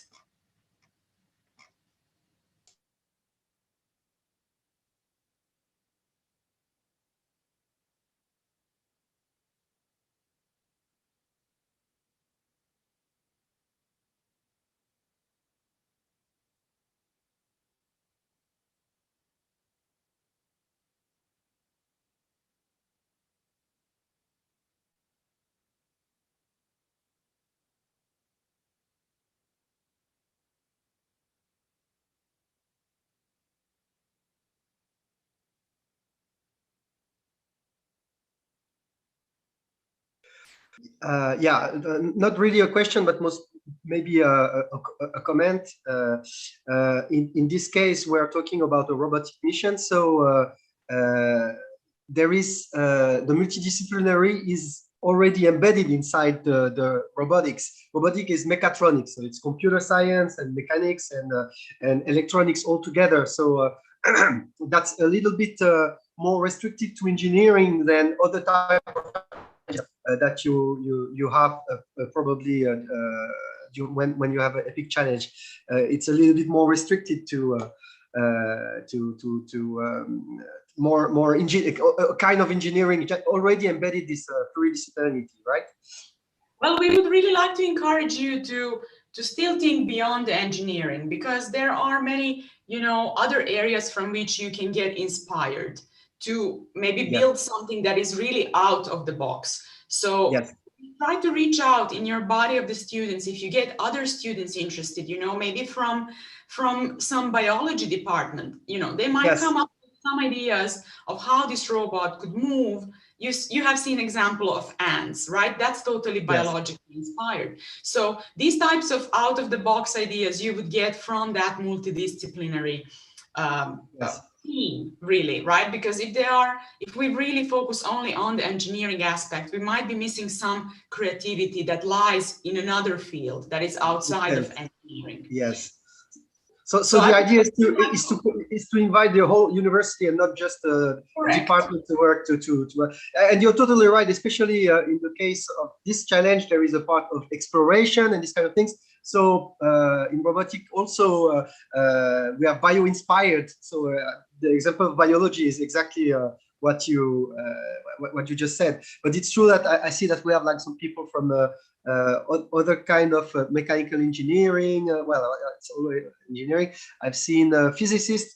Yeah, probably there are some techniques in localization, for instance, that come from physics, actually, like probabilistic methods and these kind of things, which can be very useful for sure. Like I don't know, the main one would be a particle filter, and that was not main. This is mainly used in robotics. I mean, for localization purposes, but it comes from the physics, where you can find this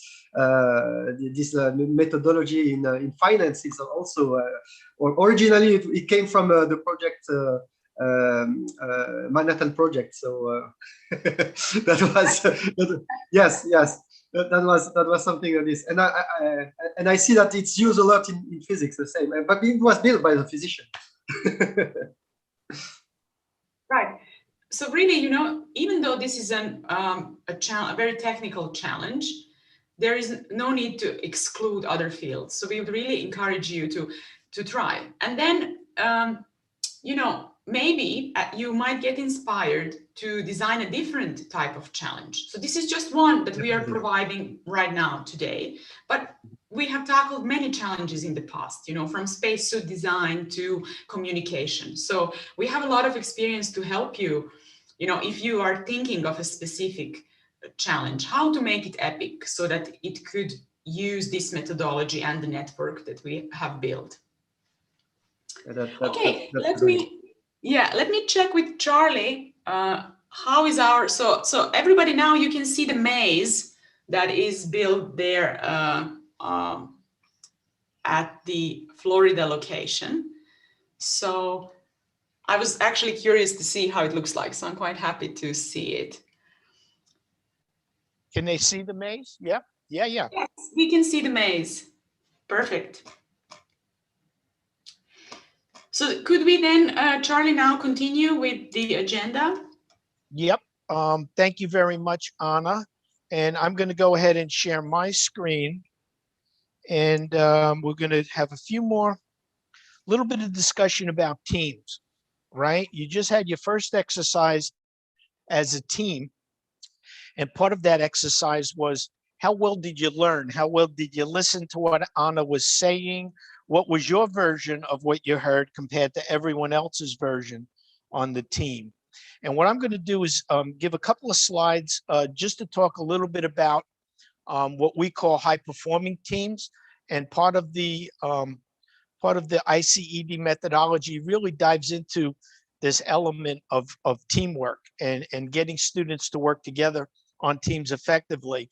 And tomorrow in the afternoon, I think, or in the later in the morning, one of our interns, Etienne Gauthier, is going to present a program that we use to help teachers pick out students on the different teams to get that diversity of thought and cognition. Okay, so let's talk about high-performing teams, right? I happened to work in a branch way back when I was a young engineer called the Thermal Structures branch. So we talk about these multidisciplinary problems. And the problems we looked at in our branch was really solving, designing structures that would operate on hypersonic vehicles, vehicles that travel faster than 5 to 25 times the speed of sound, vehicles that experience extreme heating. And these are some of the different subsystems that as a branch, we had to work together, kind of like the Swamp Works. You heard Kurt Lloyd talk about the Swamp Works.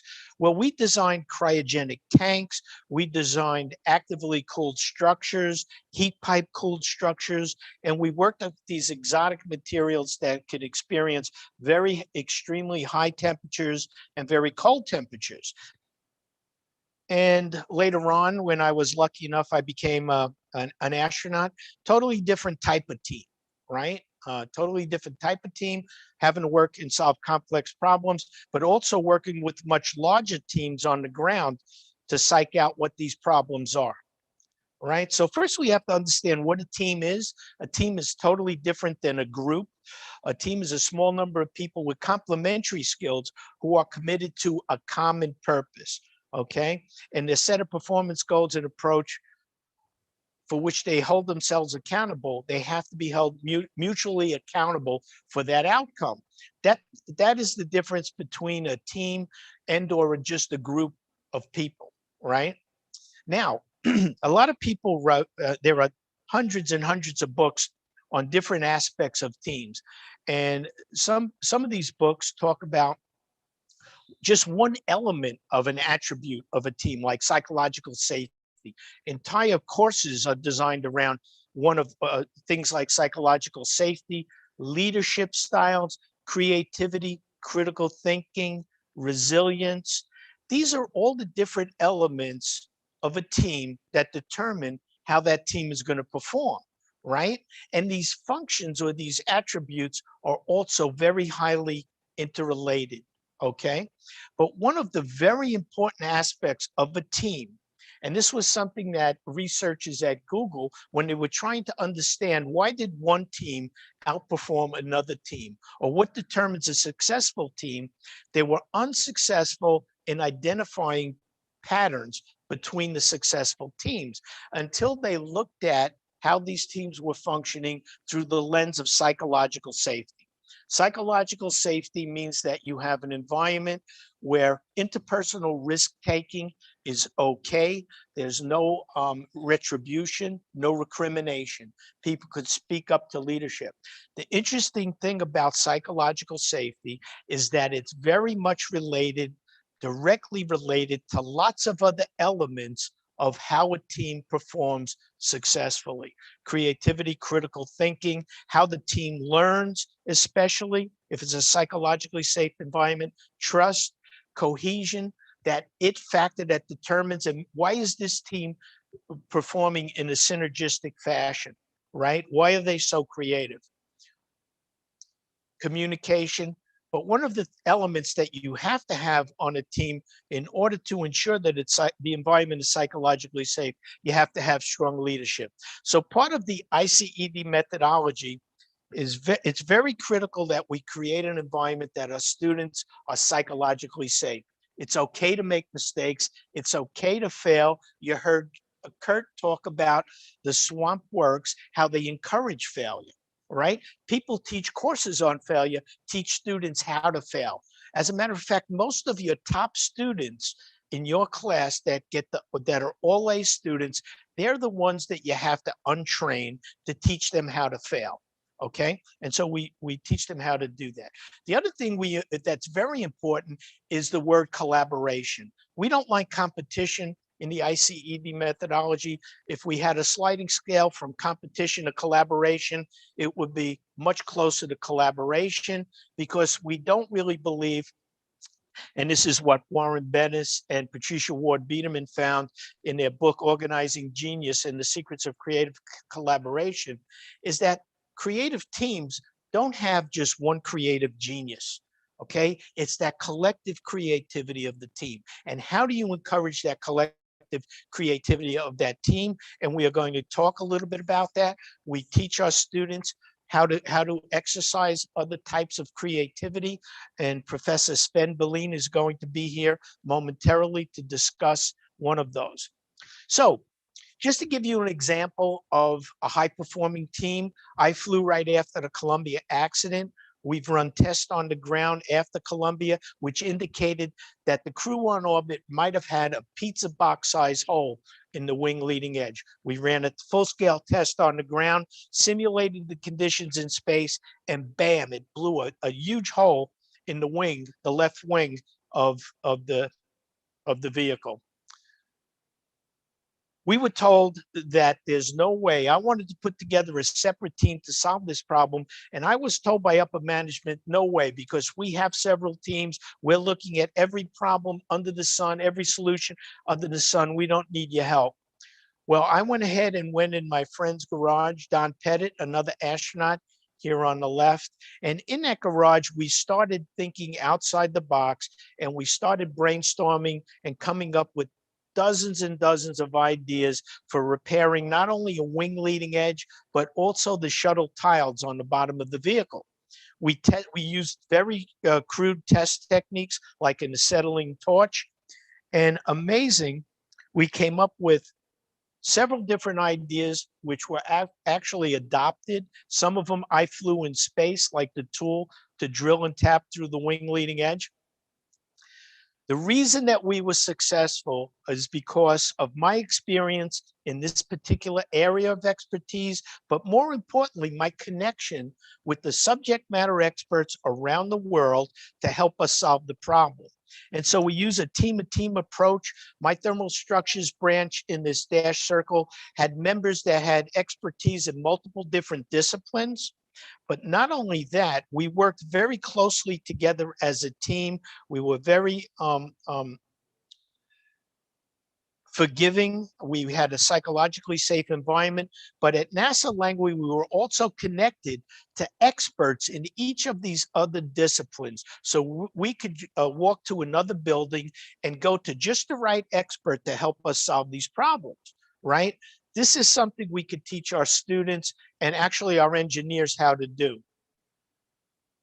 And that's what I'm going to say about working in teams right now, because now I'm going to turn it over to Anna, and we'll come back to this a little bit later. But what we try to do in the EPIC Challenge program and the ICE methodology is really teach students how to collaborate, how to learn together, how to search on the internet, and not only to find content, but to find those subject matter experts, and how to bring that knowledge back to your group and use it to help solve the problem.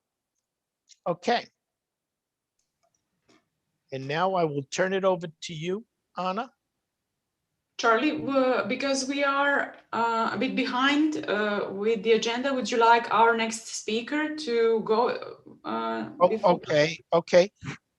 Oh, I'm sorry. And let me see, we have Sven Berlin is ready to go. Is that right?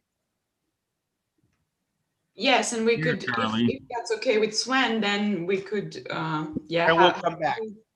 And we come back to the hands-on later after his talk. Okay, so I'm gonna stop sharing. And we heard from Professor Ali Devek.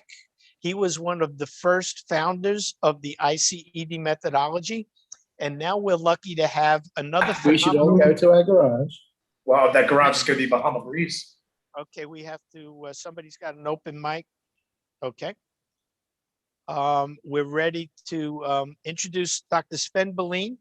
He just recently stepped down. He was the head of CEDTAP at Engineering Design and Technology and Professional Programs at at Penn State. He's a double E professor, taught systems engineering, aerospace engineering. He's very entrepreneurial. He's very innovative. And the reason that he was instrumental in the team of educators that we formulated the IC methodology is that Sven actually would teach these creativity methods and infuse them into this course with his students. And Sven, are you ready to roll? I am. So thank you, Charlie, for inviting me to come and speak to the end. It's great to get the band all together. So let me get this, see if we can get this working here. And all right, which one do you see? Creativity, innovation, complex problem solving. You just see my slides then, right? Yes. Okay, all right. So yeah, Charlie asked me to take what I usually spend several hours going through and put that into about a half hour. So we'll see how well it works. But there's obviously a lot of material in here, and you can go and look these things up later on, et cetera. So let me just begin a little bit by talking about myself and my background. I'm professor of engineering design, electrical engineering, and aerospace engineering, which what that means is that I really like doing stuff at the interfaces of disciplines. And indeed, I think that topic has come up today. Charlie just talked about getting people with different backgrounds, pulling them together to do innovation. We talked about teaming, et cetera. And so that's extremely, extremely important. Okay, so and what I do is I build systems. I build a lot of different things that go into space, go into harsh environments, pull together various different pieces. I'm really a systems design person. So that's my background. To show you one of the cool things that I recently ended up doing was that of relevance to Mars and Mars exploration and the exploration of the solar system. NASA's been interested in figuring out how to actually build habitats on Mars. And so we participated in the NASA's 3D printed habitat challenge through multiple stages of that. And 2 years ago in Peoria, Illinois, we actually assembled the first basically fully 3D printed enclosed structure at an architectural scale anywhere. And so that was done by pulling together a highly, highly interdisciplinary team, being able to solve some very, very difficult systems challenges, logistical things, just really being able to leverage everybody's expertise, background, coming up with innovations and solutions on the fly to be able to accomplish this. And if you're interested in going and seeing what we did, I'll post in the chat after my talk here. I can post the YouTube video where we kind of highlight what we ended up doing there. So that was a pretty amazing experience, and certainly leveraged the kinds of things that I've been preaching about. So let's think about this around creativity, innovation, complex problem solving. And, so the question is, and maybe it seems self-evident, but these are things to indicate why is it important to be innovative in the design process. And what I'd like you to do is to put some of this in the chat as we go through this. I will try to see if I can find the chat here. Okay. We're going to be saving the chat and sending it back out. So anything you put in chat, we will save. And so everyone will have access to the links. So the first question is, yeah, so if you get your chat, I'm not seeing anything happening in chat yet. So, but why is innovation in design important?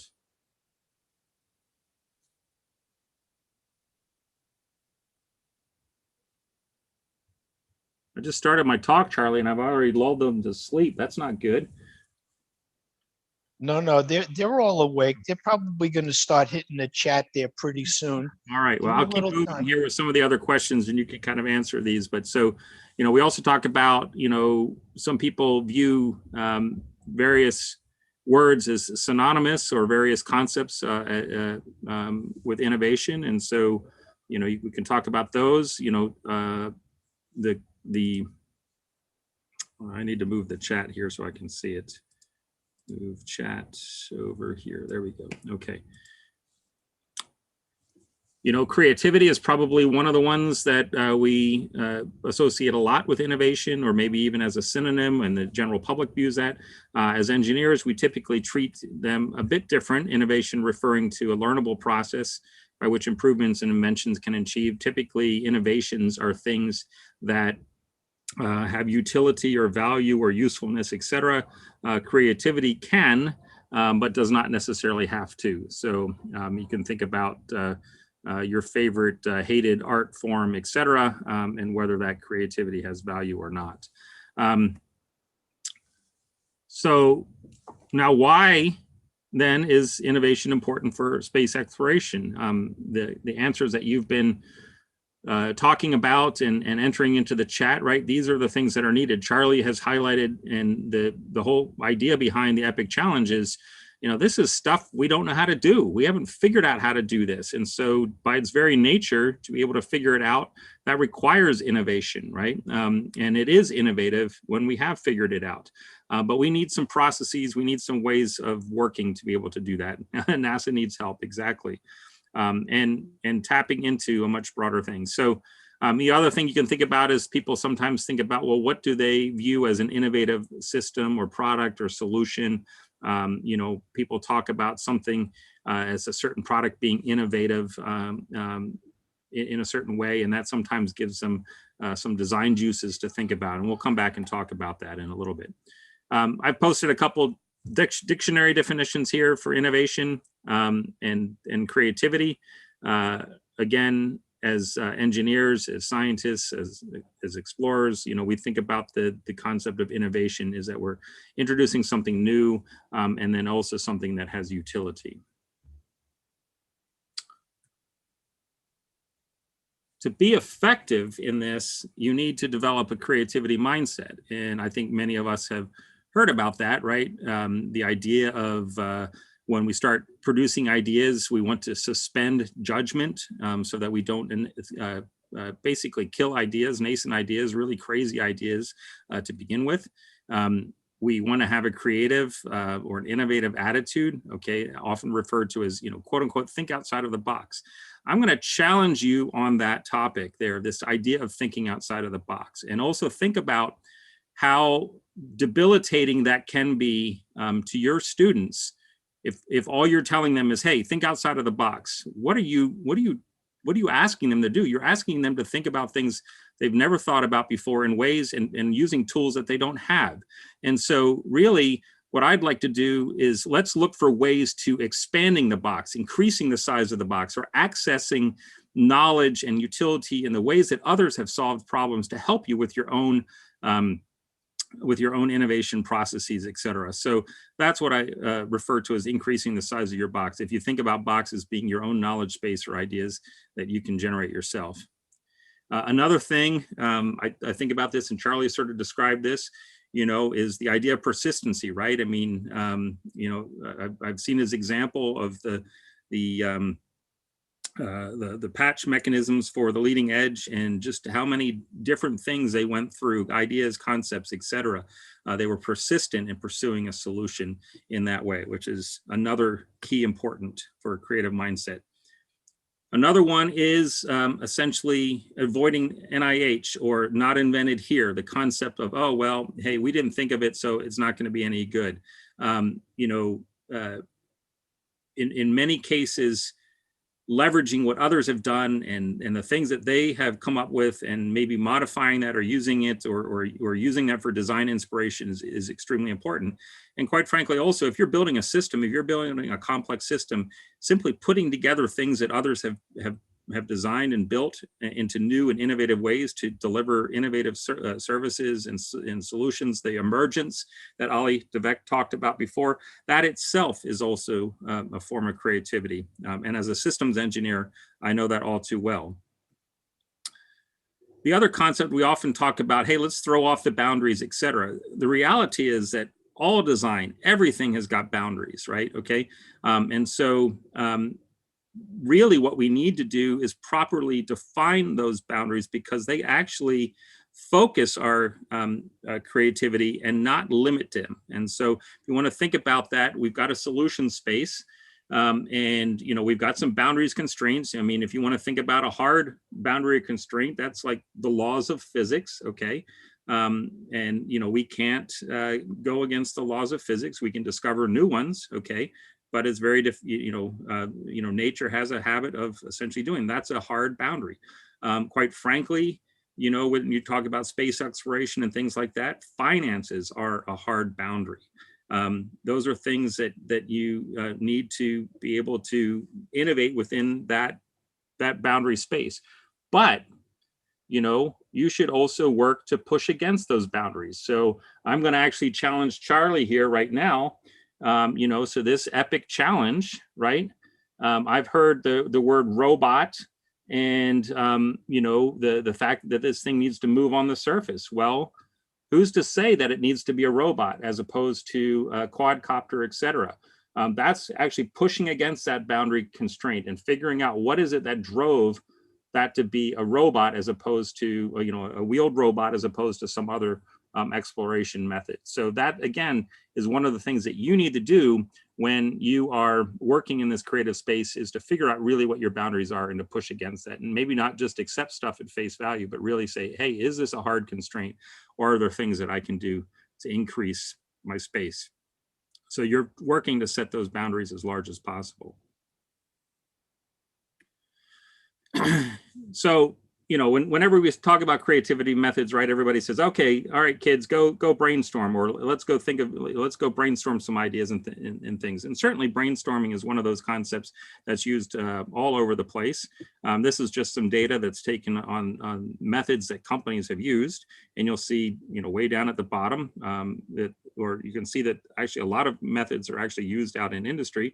But most of those are what I call internal methods or internal knowledge methods.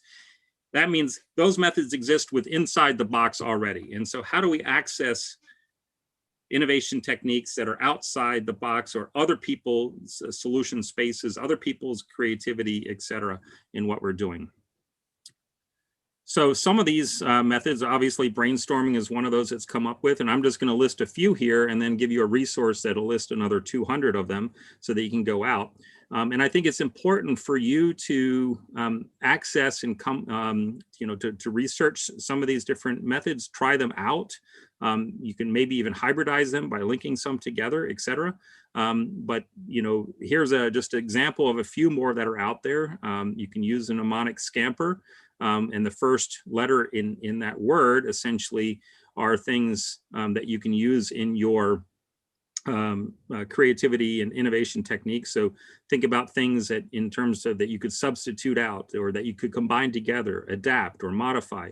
You could put to other uses. You could eliminate or rearrange. And so as you go through and you think about each one of these methodically, you might come up with something very, very interesting.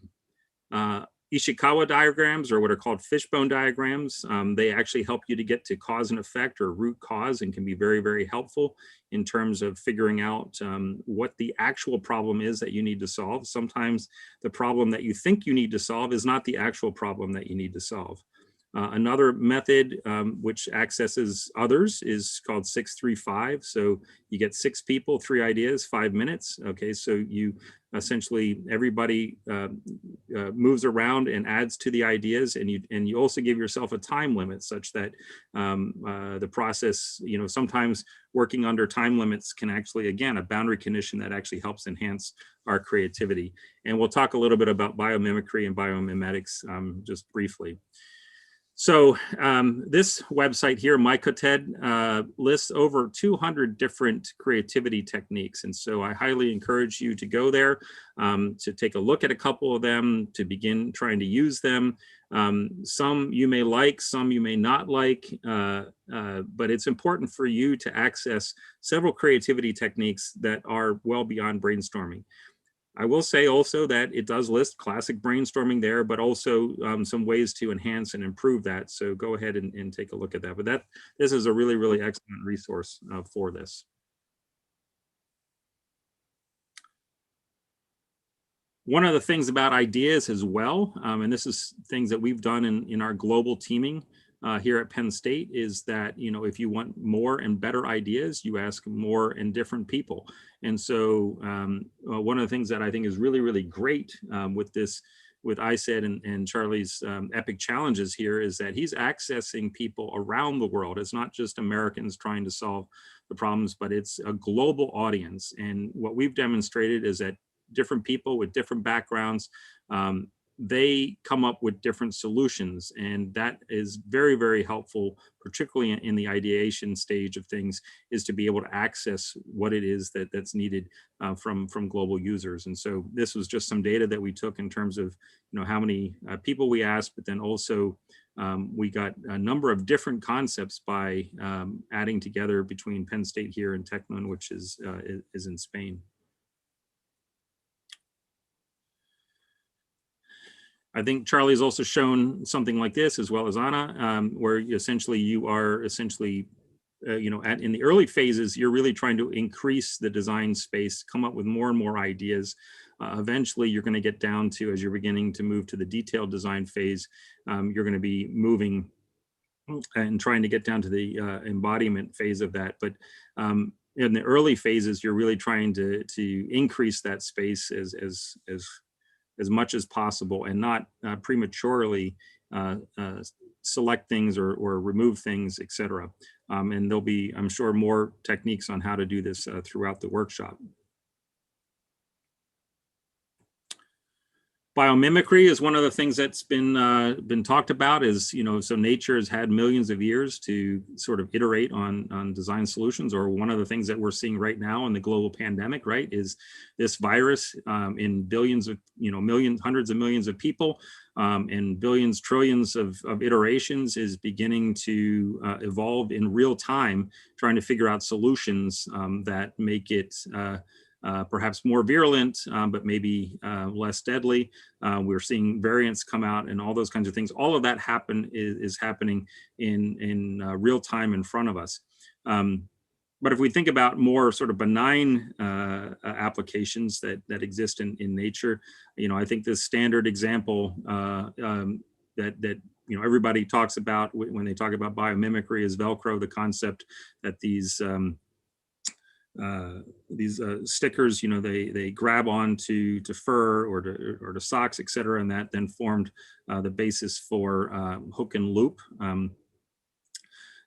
Some others that exist out there, there's these adhesives now that have been modeled after blue mussels, which they can set underwater. They don't need a primer or initiator or catalyst or anything like that.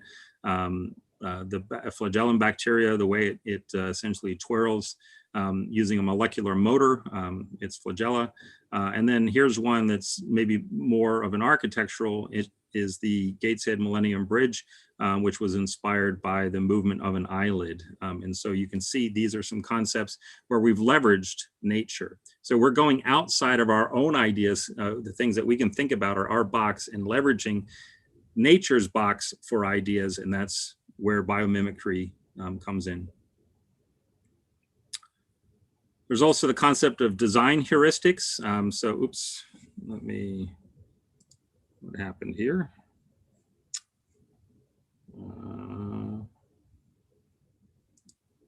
Slides died. It's not good. Am I still sharing, Charlie? No, we don't see your screen anymore. And somehow my slides died. Let me just find them here and get them up again.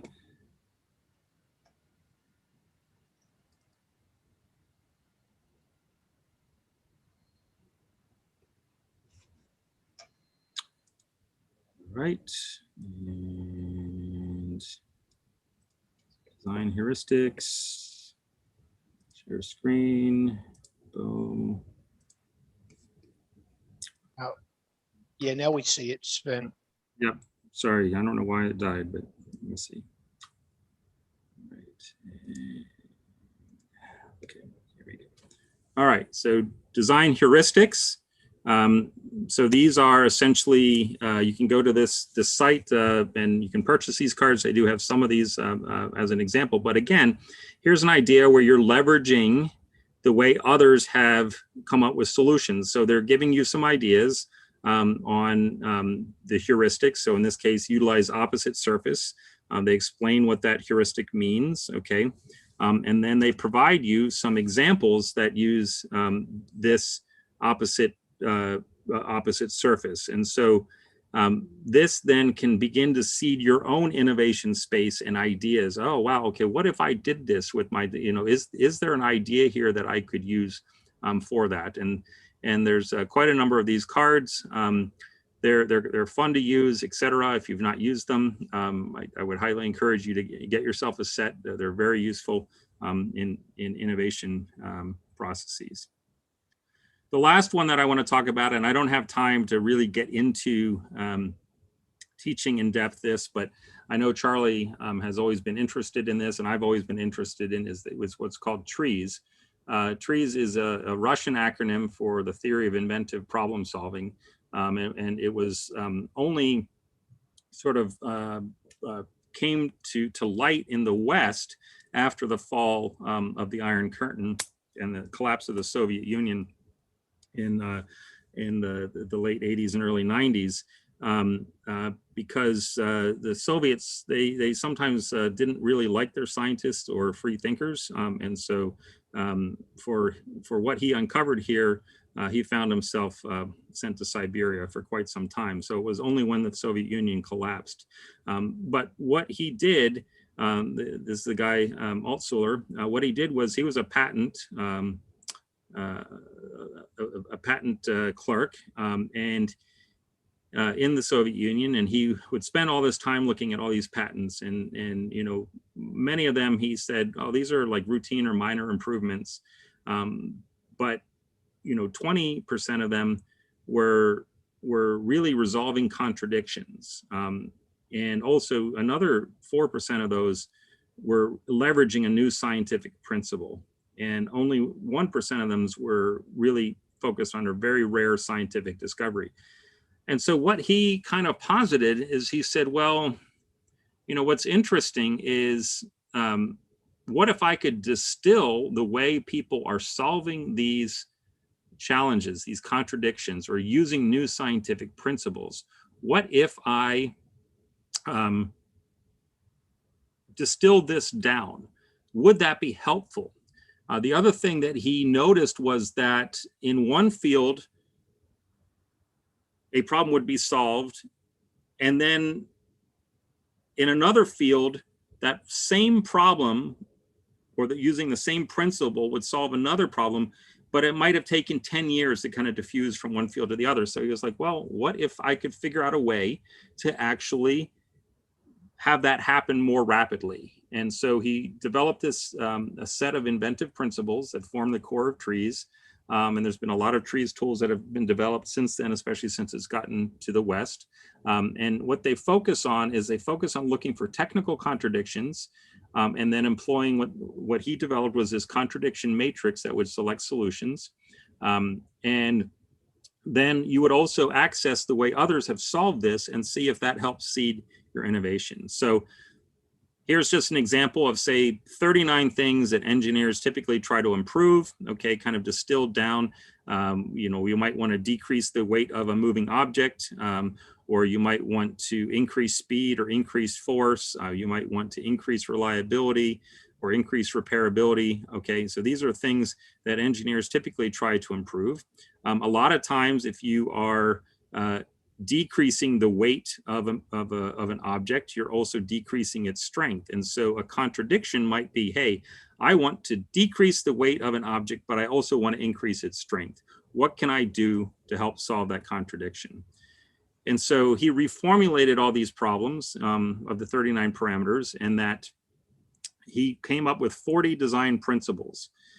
And he then said, if I could take these design principles and condense them to these 40 principles, then the reverse must also be true, is that I can take a design problem and find it and use it to find a design solution. So the innovation path here, again, thinking about the box, and if the box is the current innovation path where you have a specific design problem and then you use your methods like brainstorming, et cetera, to get to that design solution, you're not accessing all the solutions that have been out there. And so what Trees does is it says, okay, take this solution and then distill it down to a general problem that's defined by trees.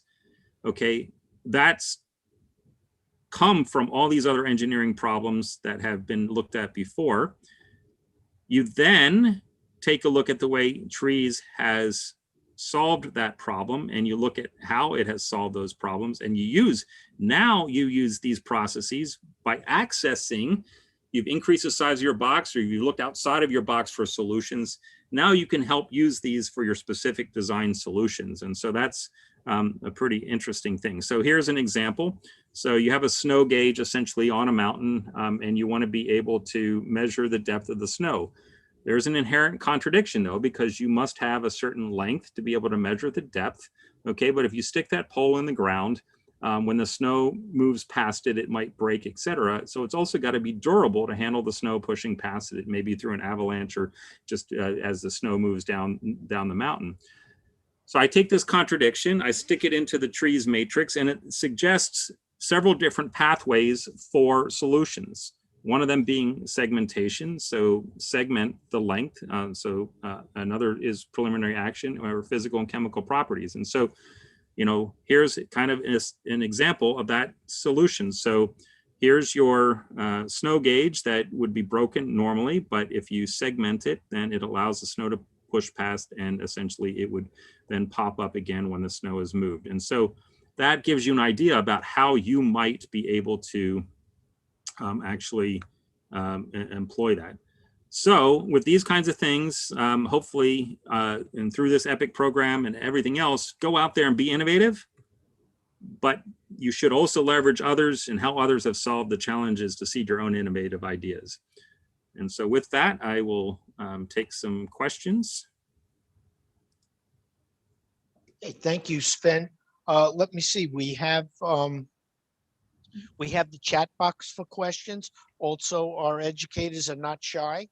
They will just speak up if they have a question, and that's what I would recommend. Yeah, I'm trying to, okay, yep. I have a question. Is there any tool available to apply this trees matrix technique, like some kind of computer software or something to help you organize? Like this morning, Professor Devec showed us for the OPM technique. If there is some work already done to try to help you out, that would look into, to orient you to use the technique. Eventually, ideally, look into the database of the patents to Yeah, that's a good question. There are tools that are out there. So I should also caution, right? I mean, trees is not a silver bullet. It's not going to solve everything. Okay, it is a tool that you need to use. I gave you a 5-minute introduction to it. And so it would be, I think, fairly difficult to use without getting a little bit more into it. For me to learn the technique, I read several books. There's also what's called the Trees Journal, TRIZ journal. They exist on the web. This is where people go and post how they've made solutions, how they address the contradictions. There are some software packages out there. There are vendors that have made the software. And then I've always provided, and I can provide this to Charlie, what's called the contradiction matrix, which is an Excel spreadsheet that somebody else built that essentially just put that in. And I can actually, just to give you an example here. Yeah, that was what because it seems interesting as a technique, but it's kind of, there's some knowledge to have to be able to apply it. So that's why I was asking. So this is my, this is the spreadsheet here. And so what I just said was, the length of a stationary object, in that example. All right, let's go. Why is this not coming? Length of stationary object and durability, I think was not durability, moving object, hang on. Durability of stationary object, okay? So that came up then with these principles or solutions. If you look at the actual matrix, this is what Alt-Solar came up with right here. Great. I can when I provide my slides to Charlie, I'll provide him with this matrix, although I'm sure he has it as well from. You're absolutely right, Sven. And I do have that matrix. And I remember at one time there was that a Russian innovator that developed one of the best software packages that you actually get some examples of those ideas. So if you haven't read the books, right, you just get segmentation, they will give you examples. And it was a very user-friendly piece of software. Yeah, I think some of them have been put behind, paywalls now, et cetera. I mean, a lot of these people like being consultants, and so they want to, kind of go out and sell their consulting services. Makes sense. But I think the key thing that you should take away from my talk is that you want to leverage the way others have solved problems, right? Okay, it's not to say you're looking for the solution in that space, but you're trying to innovate. You're trying to seed your own thought processes such that you can then apply them to the specific problem that you're looking at. And it's very, very helpful to know that. And I think, if you're starting out, particularly with young engineers or pre-college students, essentially that are trying to work on these things, they don't have very much experience, right?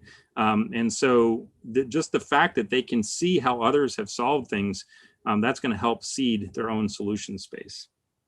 Yeah, absolutely. And remember, Sven, when we taught this, the first time we ever taught this in 2008, we were doing the land landing problem, and we had Jeanette Yen from Georgia Tech basically giving the lectures on biologically inspired design. You spoke about trees. And really the thing is to get the students to test all these different ideas. They're just tools, right? And so some may be more amenable to your particular style and what you might use to help you solve problems. Have you found anyone's to be any of the techniques that you teach, Sven, to be particularly more useful, if you will, or the students adopt them pretty quickly? I've found that the design heuristics, those cards, students really like them because it's kind of fun. And so typically, I'll get those cards out if we're trying to do some innovation time. So that's one that I've used. I also like myself personally, the Ishikawa diagram, because that really helps you get to the root cause. A lot of times you're not solving the actual problem that you need to solve, right?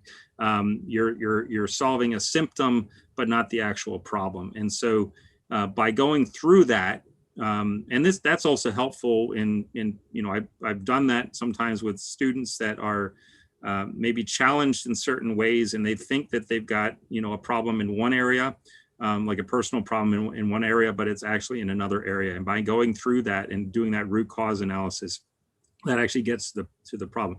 One of the things about innovation techniques is that even defining the problem and how to define the problem, that's a tough element. That's a tough portion that needs to be done too. And if you've not defined the right problem, then you're not going to be able to solve the right problem. So that's right. Yeah, no, that's a very good point. And that's why in the ICE technology, that whole first part is problem immersion, problem definition. What is the real problem that you're trying to solve? Yeah, this was fantastic, Sven. Thank you for taking the time to be with us today. And hopefully we'll get you back on the program working with us and students at Penn State for next year. Yep. Always great to talk with you, Charlie. I'm looking forward to seeing what these students come up with. Yeah. And what we're shooting for, Sven, is really to connect the universities, community colleges with the high schools, right? And to get them to the point where we can have these 1-week workshops like we had when we were at Penn State 2 times, and to educate the educators, and we will help them build the curriculum. So look for those schools in Happy Valley that are interested in doing this next year. Sounds great. All right, thank you, Sven. And let me see, Anna. See, Sven. Anna, do you want to pick up where we were before we jump to Sven? Yes, yes, I can. So should we just check on the agenda? How is, are we okay with this delay that we have at the moment?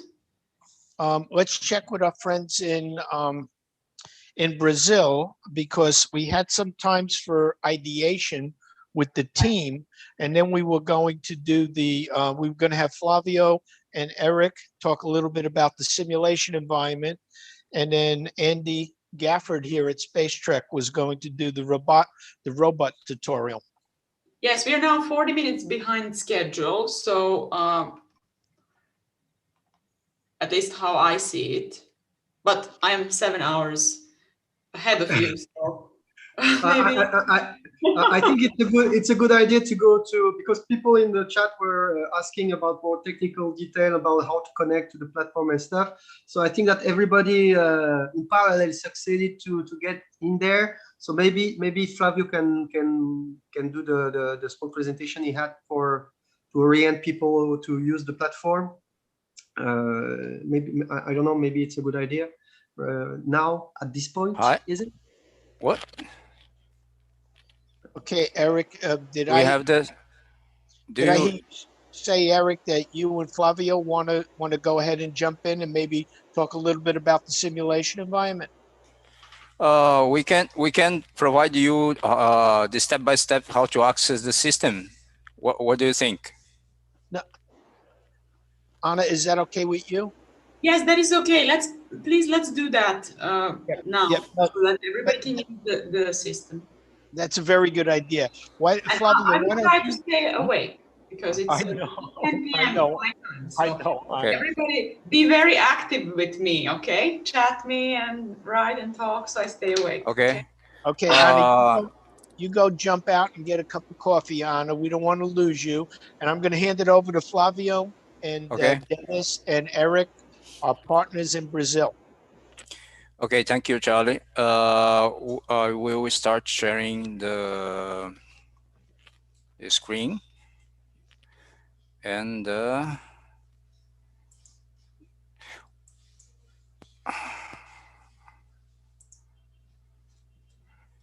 you guys,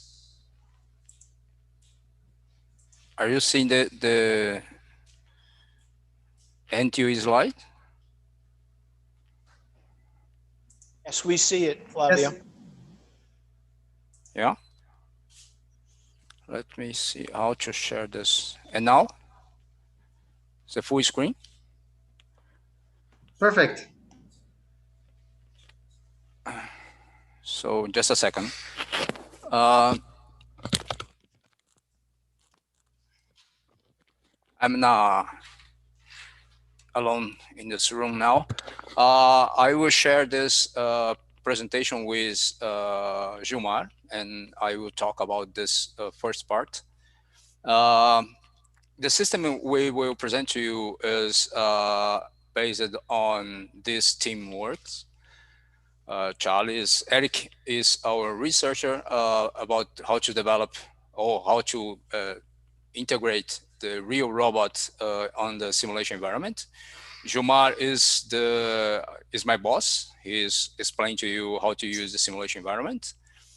And this is the ClassBot or GAFBot. Eric prefers the GAFBot, the name of this robot from the Space Trek.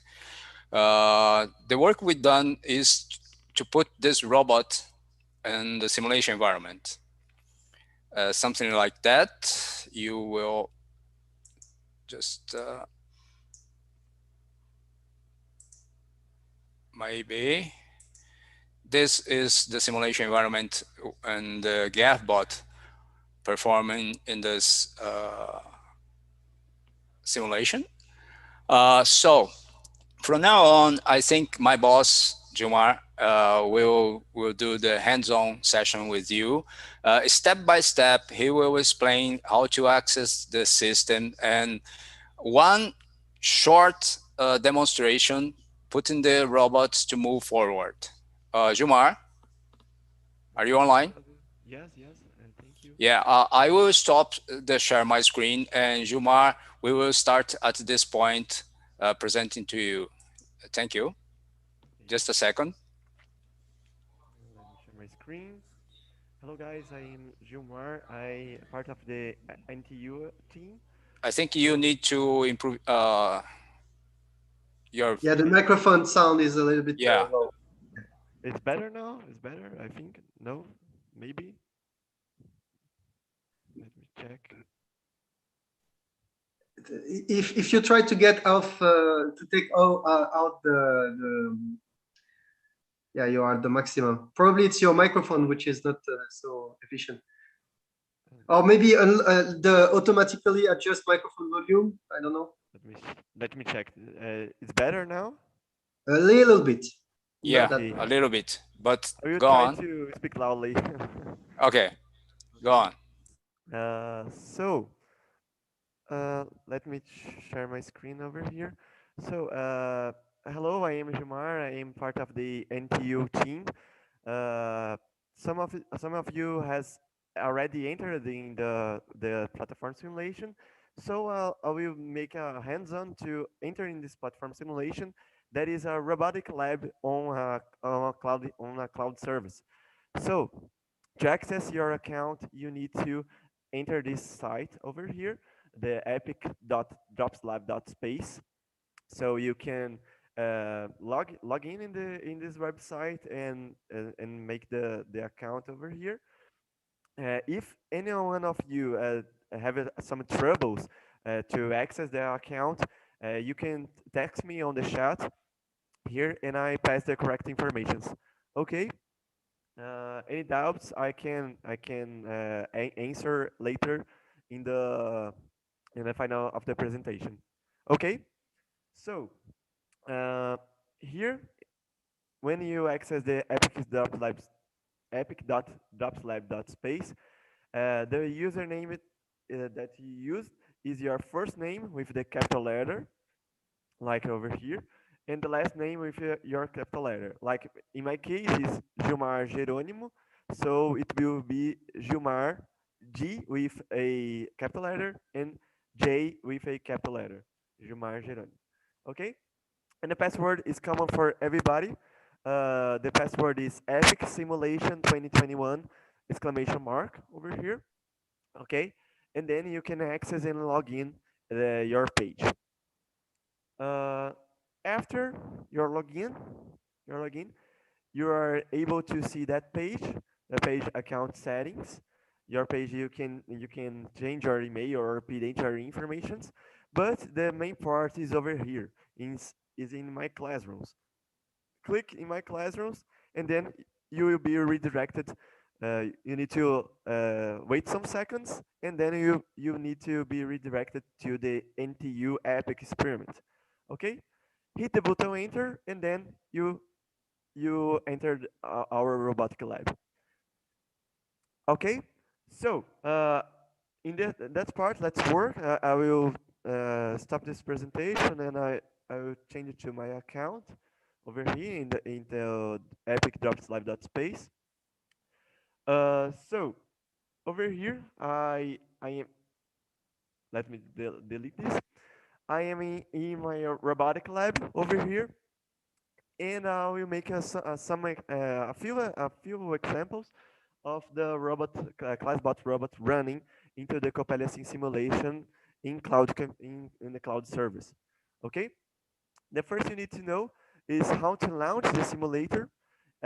This green button, you can click this green button and then launch the simulator tool, and then you will be redirected to the Coppelia simulation tool. Okay. After this part, the epic challenge this scene over here into the Coppelia scene. It can be showed over here, and then you can start programming and start seeing what the programming code do in the real simulation world. For example, this is the classbot over here, the classbot. This is the path. Okay, so the programming is quite simple. let me back over here, then the interrupts editor. So to start the configuration, to start the communication with the Coppelia scene, you need to hit the category, the Coppelia scene config.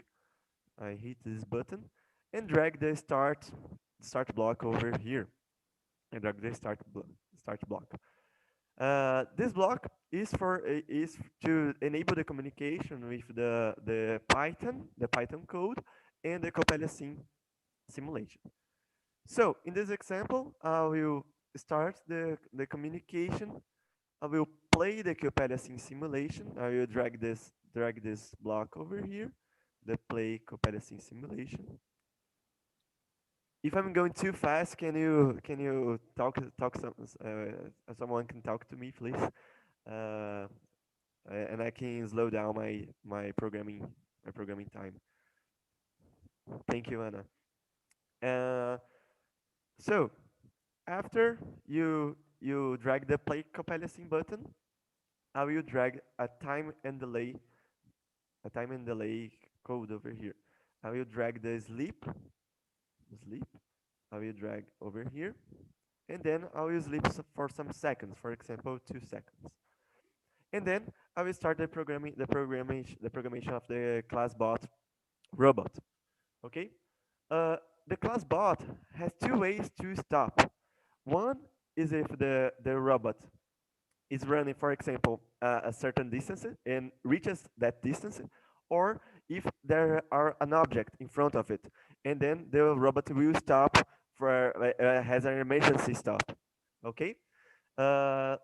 Let's use the sensor. We have a sensor over here that is a ultrasonic sensor. It's this sensor. Let us use this sensor, and then I will return into the block code, and then I will set the stop distance. Okay, so when the robot reaches a certain distance, the robot will stop until after colliding an object, for example. So I will, in the ClassBot basic, I will drag this block over here, set stop distance. I will drag this block over here, and can we set a distance for example to the robot to stop. I will put mine in centimeters, and I will stop my robot when the is closer to the wall 25 centimeters, for example. Okay, this is a set, only a set for the sensors, and then I will move forward the robot. In the ClassBot basic, I will click in this block over here, drag the move forward, and drag over here, for example. Okay, and then sorry, what was the block you used to put the distance of the 25 centimeters? I missed that. Sorry. It was in Mathematic. The math. Yes, in the math, you can drag this first one over here, and then edit the value. Thank you. You're welcome. The same you can do for the distance, for the move forward, and the linear velocity. I will drag 2 blocks of math blocks over here, for example, distance, and then a linear velocity. Okay, I will put a distance, for example, of 2 meters, and a linear velocity of 25 centimeters per second, for example. And then my robot will start moving. So to know if the robot has arrived or is moving in this function, we need to make a while loop. So to verify if the robot is moving or it has stopped. So I will drag this block over here, the loop block, for example, the loop, and then drag the while block. In that one, I can make a logic for the robot to repeat the while. The robot will repeat the while the robot is moving. Okay, so I will take the logic, for example, take the logic equal over here and drag over the while. And then in the ClassBot sensors, I will verify if the robot reached the desired position. Okay, and then drag this code over here. And I will verify if the robot in the ClassBot basic is moving. Okay, so just a few steps slow. So I drag the while in the loop over here. I drag the equal logic in this category over here, the logic equal. The reach a desired position block is over the ClassBot sensor, reach a desired position, and is moving. It's a parameter of the ClassBot robot that can be seen in the ClassBot basic. Okay, is moving. And then inside the while, I can print some console log on the Copilot. For this, I can, in the Copilot config, I can click over here and drag the print on Copilot, drag this code over here, and then I will cast integer to strings. So in the text category, I will take the second block. I will take that block over here. And then I will print it if the robot status, that is that variable over here, the reach a desired position. I will ClassBot sensor and reach a desired position. So every single time the robot is running, is moving, it will be print the desired position robot status over the Copilot console log. After the while stop, I can wait some seconds, for example, make a sleep. The robot will stop, a sleep, for example, 5 seconds or 10 seconds, you can choose. And if you want to stop the Copilot simulation, you can drag this block over here, the stop Copilot. I will not make this. So that is a code. That is a code to the robot move forward.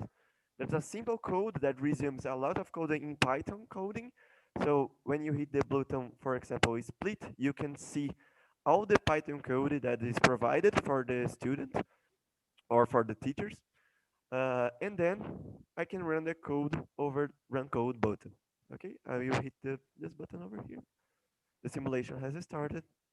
The robot start moving. The status is printed. The status is moving, and the robot will stop when it reaches my stop distance. And we will stop. I can stop the comparison simulation, and then I will stop the comparison. Okay. The block programming looks very simple, but and really is simple, and you can make it very complex. So I can drag this, for example, I can make a function with a name forward and compile all the codes for the move forward block in only one function. For example, I can drag it, for example, the function. I will drag this block over here. I will change the name, for example, move forward, sorry, move forward. And then I can drag all this code over here. Sleep not sleep. I will drag all this code over here. And then I can call this function every time I want to move forward. Okay, so in the function, I will call move forward over here. And then I can make a much complex coding or coding process. For example, print sensors data, or for example, move a pivot right, pivot left, and then reach the color sensor, for example. And I can run the code again, and the code will run in the same way. Yes, that is the coding process. Okay, I will back into the presentation. Okay, this is a short example over here. I can see some of you has sent me some chat. I will check it after this presentation. Jumar, Yes. proceed the presentation to the end, and I will talk. And when you go on the slides, please. And to log out the system, you just hit the logout button. Yes. And the next one is go on. Okay. You Yeah, can save the code. Yes. Yeah, you can save the code if you want, but we will explain is this the next step. Next slide is about tutorials. We provide some tutorials in the community, and then to access the community, you need to, next slide, please. You need to go to this link, access the community, and you in the community, you go to the next slide, please. In this link, you will have access to simulation environment tutorials and one set of instructions. And we will, Gilmar, Flavio, and Eric, we will help you to try to solve issues like a black screen. Sergio Lopez has a black screen issue, and we will try to solve these problems to have everyone has a good experience with the platform. Okay, so next is go to the next. And this is the end. Thank you, Charlie, for this opportunity. Thank you, guys. We'll take time to work with the simulation environment. Thank you. So much. Maybe now I can just complete a little bit about the simulation if you want to change the point of view and this kind of things. So NTU is making this interface to program easily the robot. Maybe I can, if I can share my screen. Where is it? Now I lost my. Jumar, you need to. Okay. Maybe not. Maybe I think it's just me doing the thing. Let me see here. Sharing the screen. I'm sorry. It's going to be quick anyway. Okay. So do you see my screen here? Yeah. Yes. Yes. Okay. So you can see that when you have when you are in the tab where you have let me open this scene. When you are in the tab where this is happening here, you basically see this thing, right? You see something like this. It's not exactly that. Okay, so if you want to move around a little bit, you have those two buttons here and here. That you see my mouse, the pointer is seen, right? You can see it, right?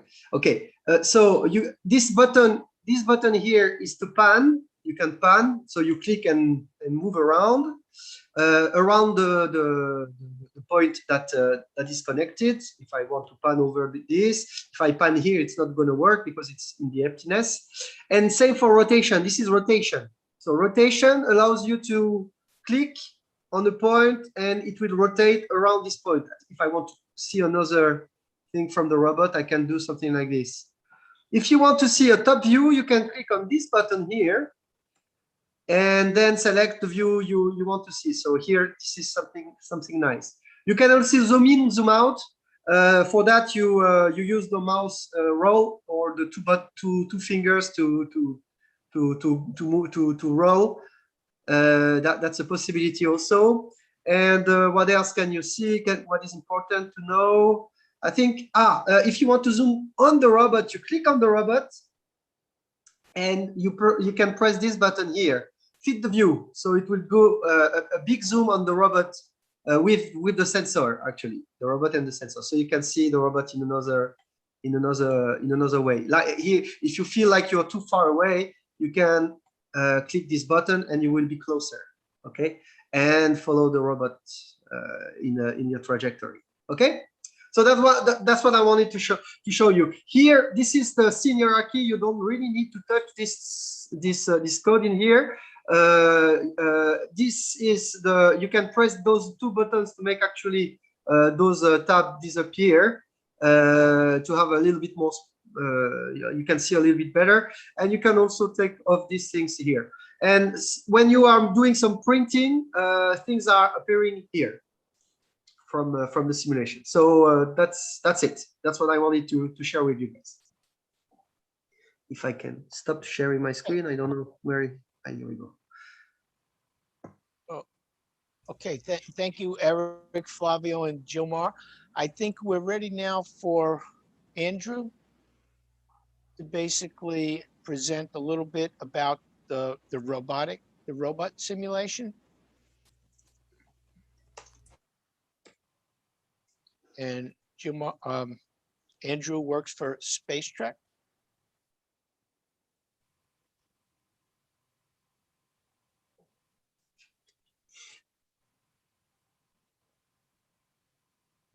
Anybody hear me?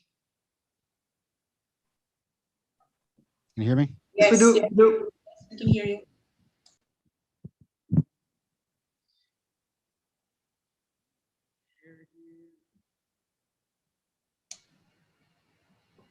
We heard you before, but not anymore. Now you're muted, Andrew.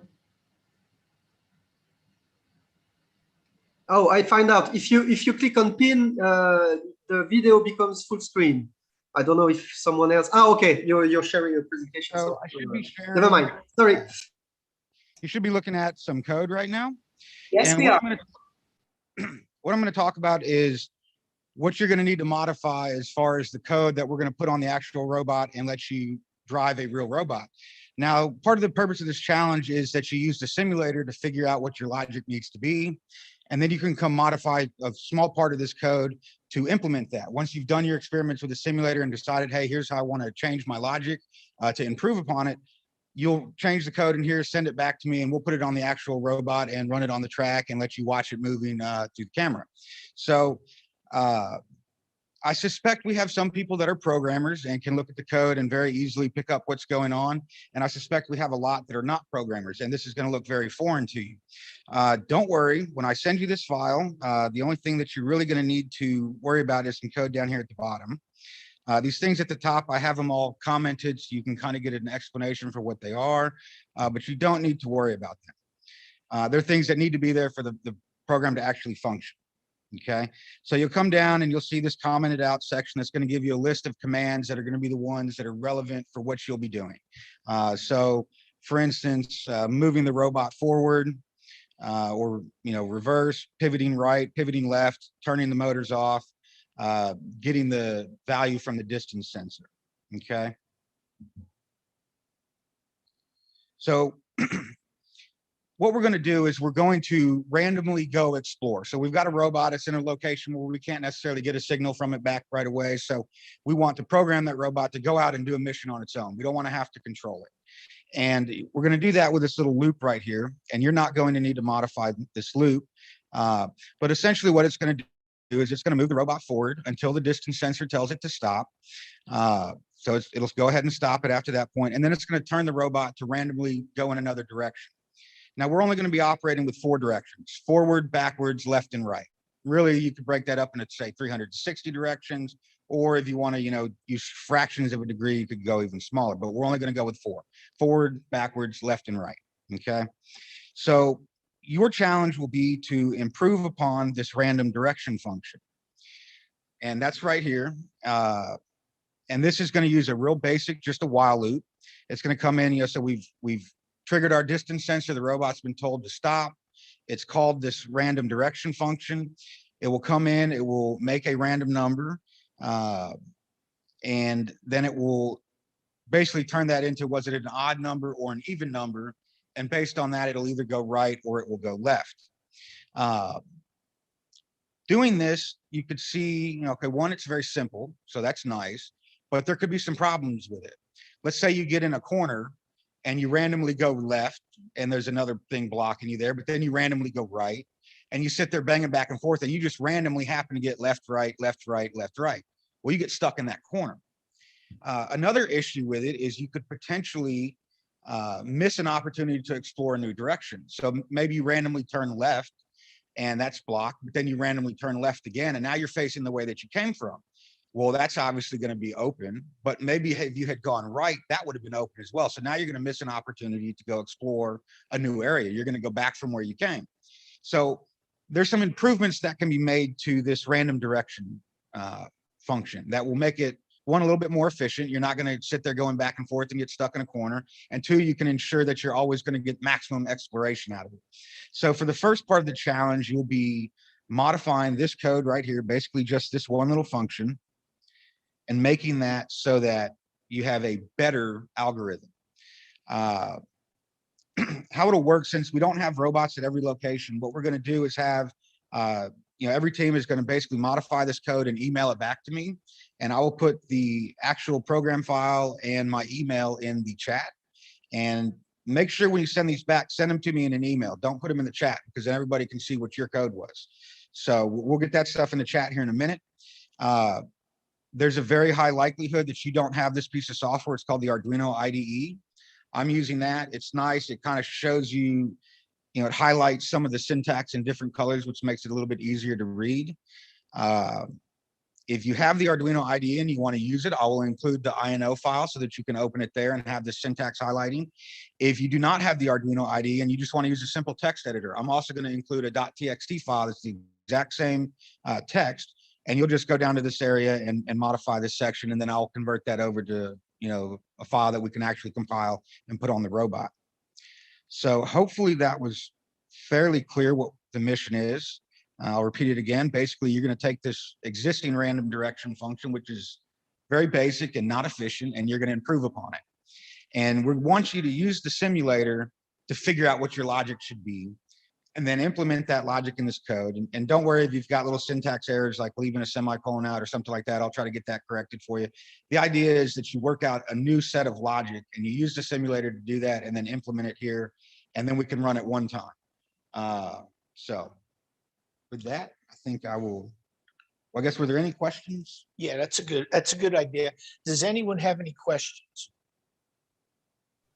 Can we see the robot running? I'm dying to see it. That's my question. They want to see the robot running.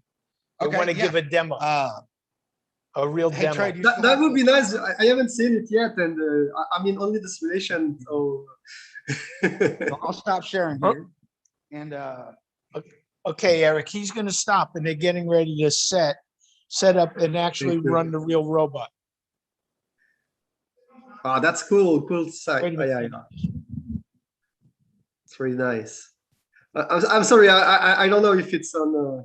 If it was. So right now I have the program on this robot is the final challenge, which is what you guys will do tomorrow. But we'll go ahead and run it and just kind of show you what goes on here. It's going to go out and it's going to use that random motion function that's been improved, and it's going to look for water, which is this blue patch over here. And then when it finds it, it will do a victory dance. So we'll just let this run for a minute and we'll see what happens. Wow, that's really cool to see it. Very smooth. And of course, the robot chose to randomly go the way that will make this longest, but that's okay.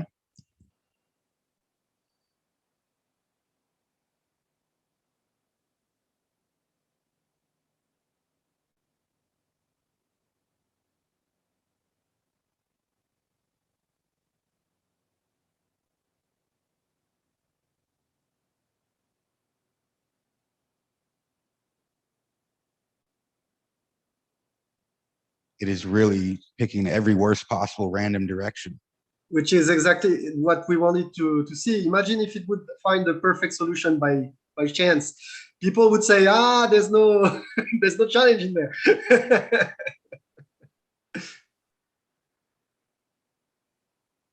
And one thing you'll notice is the robot's getting a little bit crooked here. And that's something that you have to deal with in real life with robots, is making them actually drive the way you want.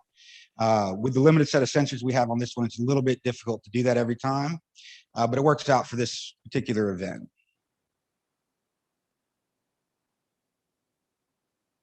And so you can see there, it's got into my victory dance routine. Really nice victory dance. Andrew, you need to put a speaker on the inside the robot to play some music also. Yeah, and so I think earlier Anna had mentioned that we're going to try to program this robot to go back home. So that would be programming it to come back here. Given the limited amount of time that we have and not necessarily everybody being a programming expert, we didn't want to have to leave a situation where you had to keep track of everywhere you had gone and then figure out how to come back here. This was particularly set up so that the random function won't ever get you back into this section. You're never going to have a place to tell you to stop where you would look to come into here. So we ended up making it where your final goal is to do a victory dance on top of the water. So there you go. That's the robot in action. And hopefully by tomorrow afternoon, you'll be able to get a program written that makes the robot do that. And you know, my limited understanding of robotics, right? We have the simulation, which is using block code, and then you have a random walk function algorithm program. And so I'm wondering, should the students, should the educators try to mimic the random walk function using the block coding as a first attempt, and then make perturbations to that, right? Exactly correct. So what we want you to do is set up the random algorithm. So you'll have the code, you can look at it, but set up that same random algorithm in the blocky code, and then experiment with that and see what you can do to that random algorithm to improve upon it. The one that I'm going to give you is essentially, it's got no additional intelligence other than just randomly turn left or right. Well, really, like I said, you've only got 4 directions that you want to go. And you know that once you've randomly turned left or right, you know, behind you originally was where you came from. So you're not getting anything new by exploring there. And originally in front of you was already blocked. So you know you really only have 2 choices. Do I go left or do I go right? If the first one you make is blocked, where's the other option you go? What happens is if everything is blocked, then you have to figure out how to go back from where you came. So we want you to improve that random search function so that it's not just, you know, blindly randomly turning. It actually, you know, can make a little bit better decision. And the intent is you use the blocky code to learn how to make that algorithm, and then you implement it here and we run it once and it does what it needs to do. Okay. Has everybody got that? Everybody has that. And thank you, Andrew. And now I'm gonna I'll put the code and my email address in chat right now. And again, make sure you send your program back to me to my email. Don't put it in chat, because then everybody will have what your answer is. Okay. That sounds good. And that's a good way to go. And that's an exercise they need to do. And I need to get my computer up here because I just realized that was Andrew's computer I was looking at. Okay. And now, Anna, how would you like to proceed for the rest of the afternoon, Anna, since we're at your disposal? You're up next. And what would you like to do? So what is now the time at your location? It's 3:50 at our location. So you have 2 more hours left, or how? For the room where you are? Theoretically, we have 2 more hours left. How are our folks doing in Brazil and in Mexico?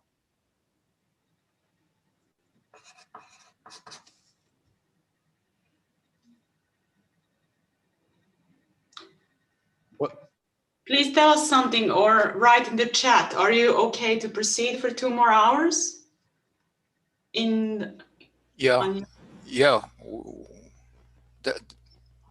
That's good.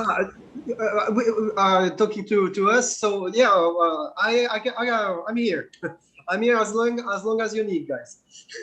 Personally, to help you out, if it is. Yeah, if you guys want to use the simulation environment, we will. May, Eric and Jumar, we are available to talk about, to show and solve some issues, maybe. So Charlie, then I would propose that we spend 30 minutes for the going through at least the. Well, I would like to go that we go through both. That we spend 30 minutes for the team learning and knowledge capture, and then 30 minutes for ideation. And then the remaining hour, the teams would spend on experimenting with the robots. So that is my proposal. So. Okay, so do you want to go ahead and pick up where you left off, Anna? Yes, that sounds good. And you want to run it from your computer? Yes, I could run it from my computer. Okay. Great. So how are our educators doing online? So please give me some reactions so I know that you are still there. It is 11 p.m. my time, so please give me some reactions, some thumbs up maybe or something. Anna needs a little motivation, guys. No motivation for Anna? Okay. Go Anna. Yes, great. Right. Thank you. Okay, so let me put us back in where we left off, because now probably you can see, all of you, that we have jumped quite many steps in the ICED methodology. Maybe you can notice, because we have already seen the ready concept, the ready robot in action, moving in the maze, right? But somehow we have to get there to this one concept that you will, then choose and experiment with in the final environment. So now we will spend this hour doing some activities that will show to you how you can get your students to get to this phase where they would have this one concept selected, ready to go in that maze, running the final tests with this maze. Okay? And I will share my screen. Just a second, I find where I left off. Yes, very good. So I have my slides, and then I will share my screen.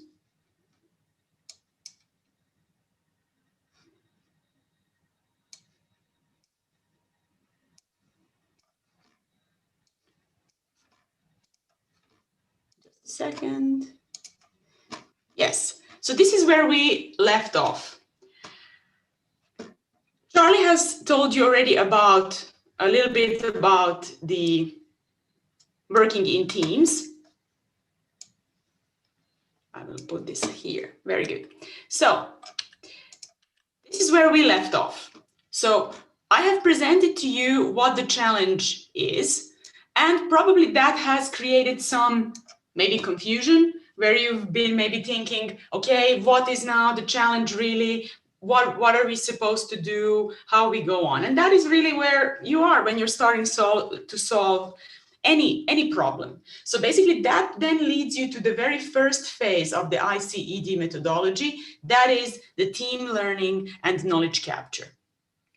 So when we are in this phase of the methodology, what we want our students and you in this workshop to be able to do is go through three very important phases. That is the team development, the problem immersion, and the problem definition.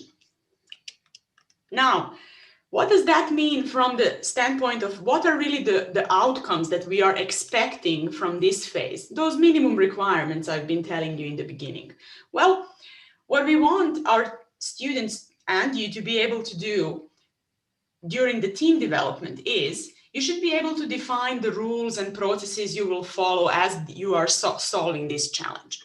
You should be able to divide the tasks and manage the progress of those tasks that you need to do in order to solve the challenge. You need to be able to execute those tasks and curate to your team everything, the results of your learning, the results of your experiment, basically everything that you're doing. And Charlie has talked about it quite much, what kind of a team atmosphere and that requires. Then, when we're talking about the problem immersion, that is the phase in which the outcome should be that the students should be able to identify what is it that they don't know, what are the knowledge gaps, and the uncertainties they have when it comes to their challenge, right? And then execute certain problem immersion actions that you will give them as an educator to close those gaps. So for example, that could be information searching, you know, like Sven also said, looking for getting that experience that they might not have at the beginning when they start solving this challenge. Searching for existing solutions, asking questions from experts, sharing information with others, and so on. And finally, in the problem definition phase of the ICD methodology, the students should really be able to state what their challenge is in their own words and explain what main parts it consists of. So the same way how I told you, we have this big challenge, and then we can kind of divide it into moving, observing, and identifying, and so on. So now in the remaining time that we have for this session, what we will do first together, we will attempt to do it, is the one activity for problem immersion. And then after we have done that exercise, the remaining time, I want to talk a little bit more about the problem definition. So now comes an exercise for you, so for your team. So for the, I try equally to give the tasks equally, and then you think how you will do them, at least the ones of you who are remote. But let's use 15 minutes to immerse ourselves into this problem that we are having. So use 5 minutes in your team to brainstorm about what is that you don't know regarding the challenge, and kind of make a list of those things. And then assign problem immersion activities to every team member. So I give you here examples what those could be. So one of you from the team could search for something you don't know online. Another one could maybe ask an expert in the room or in the chat, for example, how the robot operates, or how the virtual robot operates, how the simulation operates. So try to divide those tasks. And then after those 5 minutes, come back and share with your team what you have found. So again, very quick exercise. Let's try to do it. I'll stop sharing and I open the chat so I can also see you. So from now on, and on my clock, it is 11 p.m. So 11:15, we should be back.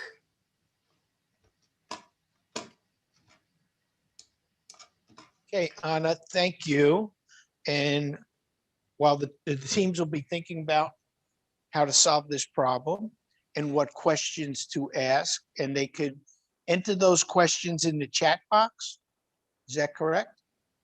Well, if the question is for some expert that is in this field, ask that. If the question is for maybe some expert that is there physically, so for example, if someone from Brazil has questions from Andrew, write it in the chat. If someone has there locally, ask Andrew on the spot. If you have some question about simulation, you can ask Flavio or whoever from the Brazilian team is here in the chat. Okay, thank you. We have 15 minutes. If you have questions for us, maybe you have some questions for me or for Charlie, you know, you can, we are all here. We are your experts on this, under your disposal now.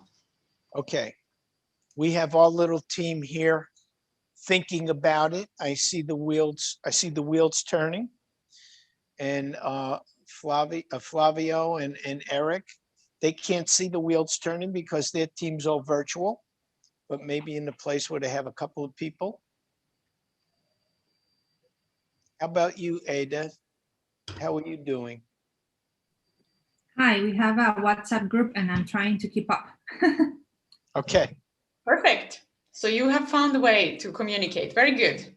Yes, because we're separated by 2,000 kilometers. I know, I know. So let's see how this workshop turns out. But, you know, it's okay if you have a lot of things you don't know at this moment. That was for everybody, basically. So don't be scared of having questions to ask.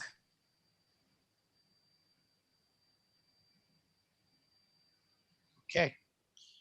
15 minutes. We'll be back.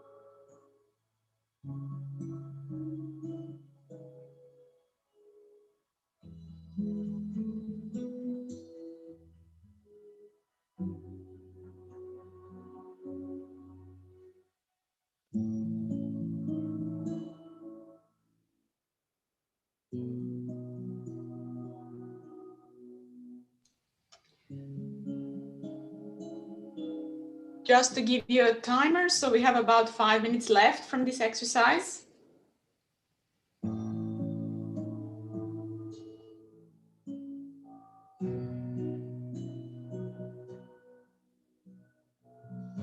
I don't know if you can hear me over the music actually, so. Yes, we can. Ah, okay, good. Thanks.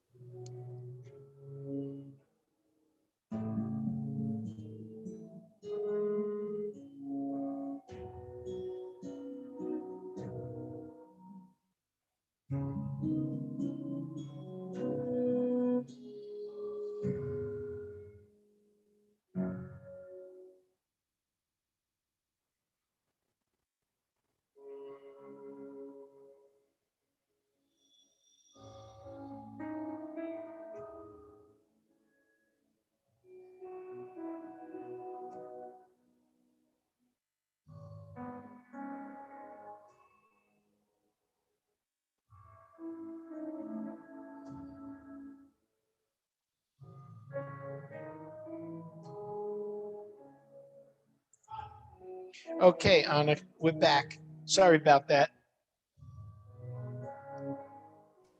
Can you hear me, Anna? I can. Are you ready there? Yes, we are ready. Okay. How about our other educators? How about our educators? Are you guys ready? They are ready. We are ready. Perfect. So hopefully, when you started doing this task, you realized that there was a lot of things you didn't know. And, you know, imagine how our students are feeling, right? They might, you know, many of our presenters before said that our students, they might even lack the experience that we have. So they need to somehow get that experience and start really learning about the problem. So it is really crucial that when you're designing this course, you instrument with inside of your design activities that will encourage them to go out there and search and understand or figure out what is it that they don't know, what is it that they know that they don't know, and then on the way they will figure out what is it that they don't know that they don't know. So here I just give you on the screen, I give you a few examples of activities that if you would be implementing this over a semester or a whole school year, what type of activities you could give to your students. So for example, 1 week they could spend brainstorming for questions. And notice, I was really happy to hear Sven's presentation saying that brainstorming for solutions, you know, usually comes from the inside and comes from the experience that you have. So if you're implementing brainstorming activities, I would suggest to tweak it a little bit. So for example, brainstorming for questions, brainstorming for what is it that we don't know becomes a bit, expands a little bit that box as well. So for example, that is one thing I would suggest as an activity. Or if there are different methods that you like to use, totally up to your creativity. Maybe you would like to encourage them to use topical sessions, maybe in the form of a concept map. So which concepts are the ones that they need to learn more about? Or maybe even, you know, the functional decomposition that was showing all those, you know, processes that we actually need to learn about, and so on. And this is, remember, this phase is a constant loop. So throughout the whole ICED methodology and the EPIC Challenge program, the students will be actually updating their knowledge as they are going. So remember to instrument that and to point that out to them. And then within this phase, we still have the problem definition part, or the problem definition phase.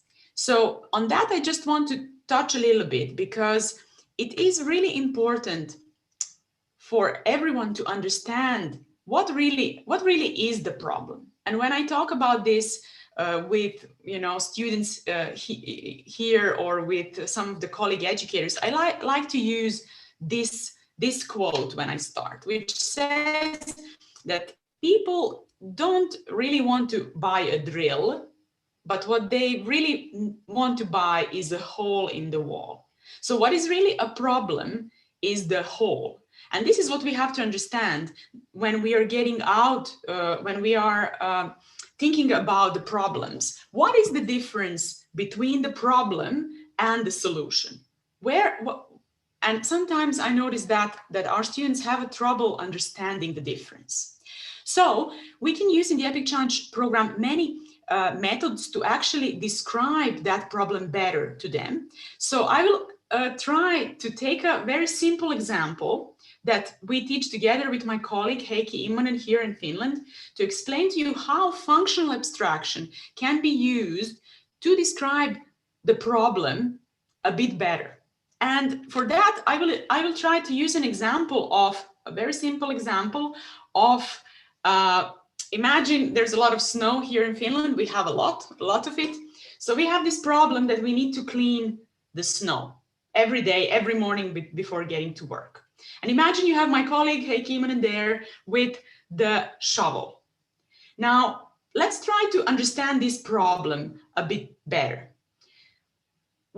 And try to abstract it, okay? So what really is the situation is that there is his front yard, and in this front yard, there's a lot of snow, right? So now he's pushing this snow, but actually what he's trying to do, he's trying to reduce the level of the snow in his front yard from bigger than 0 to 0, right? If we think very abstractly about that. So what he really is trying to do is not push the snow away, but he's trying to reduce the level of the snow from bigger than 0 to 0. So now the process he's actually doing is the snow level reducing process, right? So now this snow shovel then, what it becomes the snow level reducing system. This way, this problem we have turned into an abstract one, so we can really understand where the problem lies. So right, the shovel was the solution, but the problem was really that we need to reduce the level of the snow. So now once we understand the problem, we can totally remove this form of the shovel and think, okay, what else could be the solution to this snow level reducing problem, right? And one could be just wait for the summer so that it will melt. Okay, so by actually doing this abstraction of the problem, we can use it as a tool to really understand what the problem is, what the problem we try to solve is. And by detaching from the form, we can get creative. So we can use this even as a creativity method to think what else could be doing the same process or solving the same problem. So my colleague Heikki Immonen was very kind to make this functional abstraction model for us, for our particular challenge. So you can see here what we really are trying to do with this challenge. We are trying to change the color attribute from not knowing, not being identified to identified. And then in this process, we are actually, who is benefiting from this process is the human, and the requirements that we have are that it needs to operate with a short amount of time, and we need to avoid obstacles. So like this again, we are getting out of that form of the robot, right? That I used as a word to make it kind of more easier, more accessible for you. And now we see that is actually what we need. There is a identification system, but this is a high level model, right? Because we cannot start with we can realize that inside this process of identifying, there are more sub-processes. Exactly the same what Olli de Weck talked earlier to us. So if we now zoom into this identifying problem, what we notice that there's actually 3 sub-processes. There is the movement, so we need to somehow solve the process of moving this system. We need to solve the process of observing the environment, and finally we need to solve the process of identifying the color. So this is how I actually came up with this this graph that I showed you at the very beginning. Now, I know for some of you, this might be something very new that you haven't used in the past. And it was the same for me 6 years ago when I very first time started teaching the Epic Challenge course.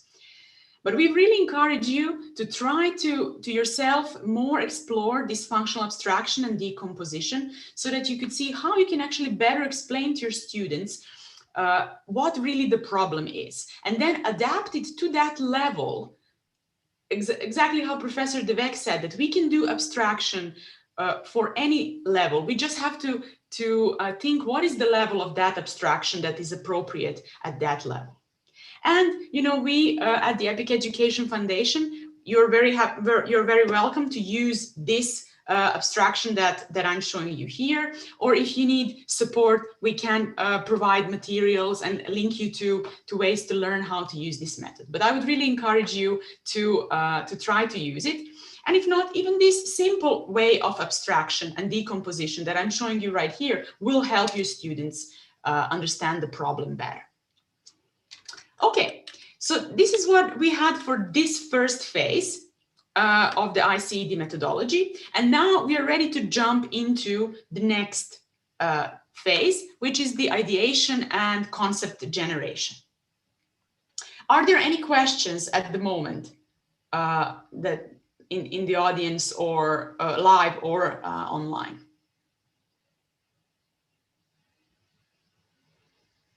No questions? We have been asking the experts, sorry. Okay. I noticed something pop up in the chat, but I didn't have time to read. Okay, so then we are ready to get to the ideation phase, I guess. And here we will do together one more exercise. So just to remind you where we are now in the Epic Challenge Program ICD methodology. So we have posed the challenge, right? This challenge has been fed to the teams. The teams have been very quickly learning about this challenge, right, in 15 minutes and, you know, throughout all the presentations that we had this day. So we have done some of the problem immersion. We have done some of the team activities, and we have also touched on problem definition. And now the next phase is to start generating concepts. And inside this phase, there are 3 sub-phases that we want our students to go through as they are solving the challenge. So we want to encourage creativity. We want them to generate ideas, and we want them to be able to evaluate these ideas. Because notice the diagram. After this creative concept generation phase, the students should have a preliminary set of concepts that they can start experimenting with, testing and analyzing. Okay. So what the key outcomes for our students should be, or we see that are beneficial to having a successful Epic Challenge program, is that students should be able to implement creativity techniques, because everybody can be creative. By using these techniques, that creativity really shows. So some of those techniques you have seen from Sven in the previous presentation. I just here note a few: biologically inspired design, biomimicry, morphological analysis, trees, fishbone diagram. He mentioned also the cards, the 365. There are many creativity techniques that you can choose from and really teach it to your students and then encourage them to use it. And then in the concept ideation phase, what the students should be doing is they should generate hundreds of ideas and concepts, really using those creativity methods that you have taught them or presented to them earlier. And then finally, at the concept evaluation phase, they should be able to apply evaluation tools, concept evaluation tools, to the generated concepts so that they can sub-select the set of ideas that will go to the next phase. So what I would like us to do today is use one creativity method together so that we can generate a lot of concepts. And then after that, we will stop with this phase and return to it tomorrow so that you can use the rest of the time to work with the actual robot. So the creativity method that I would like to try to do with you, we call morphological analysis. And the idea of this morphological analysis, for us, really, when we started teaching the EPIC Challenge program, we saw that our students might be struggling with starting this concept generation. So the idea of this morphological analysis is that we create for them a tool that can help them to create a lot of concepts very fast. Now, at this phase, we are not yet creating concepts that are, gonna solve the problem like, right away. Like, we are not yet judging the concepts. We are just using this method to get them to create as many different concepts as possible. Okay? So, for us to try to use this method together, I'm gonna choose a very simple problem, and then you will try to apply it on our specific challenge, on our problem. And I will use the problem of designing a vacation for a family. This is a very, very important problem we all have now during COVID times, probably, but let's try to tackle this challenge together.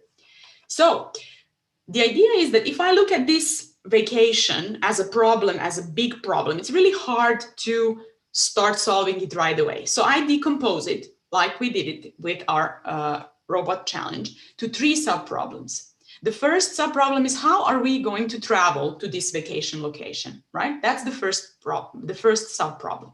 The second one is, for example, where we are going to stay during this vacation. And the third one is what we are going to do. Okay, so let's see, there could be a totally different decomposition of this problem, but let's go with these 3 for this exercise.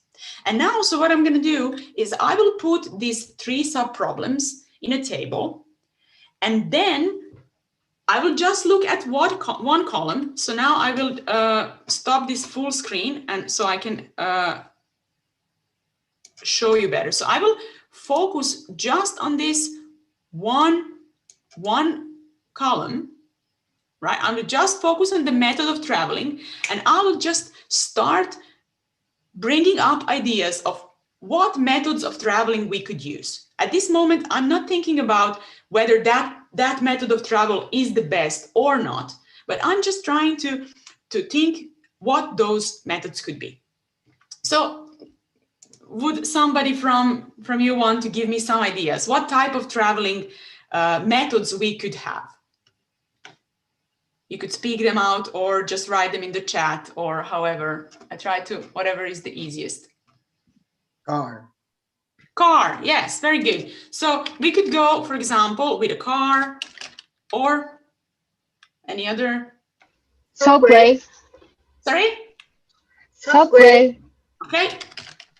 Subway. Yes. Plane. Train. Airplane. One more. Yeah, airplane. Airplane. Okay. You see, this list could go on, and you could go even crazy, right? And you could say, okay, Rocket. Rocket, yeah, or I could walk, right? I could walk. Yeah. Oh, that's crazy. Yeah, that's crazier than rocket. Yes. So now, let's say that we have now, imagine, they could now, there's no judgment here. So this list could be as long as, as your imagination goes. But let's try to think of you quickly about where we could stay in this vacation. Any ideas? Where we could sleep? Hotel. Yes, we could be in a hotel. Or Airbnb. Airbnb. Yes. Yeah, Airbnb. Charles one is good. ISS. ISS. Yes. How about a tent? Let's go low cost tent. How about we sleep in a tent? Very good. And then what we could do? Any ideas? That's the hardest part always, right? What we do, we could sleep. What was it? Sing? Swim. Swim. Yeah. Yes, we could swim. Yes. Take selfie in the ISS. It needs to be taking selfie with Yes, with the Earth behind you. We could maybe go shopping. Okay, so you could see we spent 2 minutes and there came so many different ideas. So this is great. These are all valid solutions to each of these sub problems. I had some just for, in case we don't come up with. But now, how do we create the solution to the big problem, which was the vacation? Well, could you see that if we kind of pair things together or put things together, for example, if we take a car and we sleep in a hostel and then we go to a museum, this is actually a full solution to the vacation problem. But equally, I could choose a different combination, right? We could go with a plane, sleep in a hotel, go to amusement parks. Or we could walk, sleep in a tent, and go sightseeing.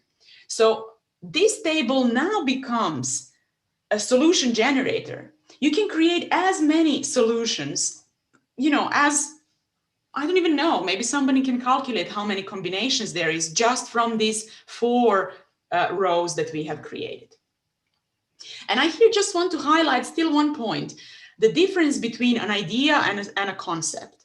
An idea here could be an idea that solves just a part of the problem, right? Just one sub-problem. But the concept is the one that solves the whole problem.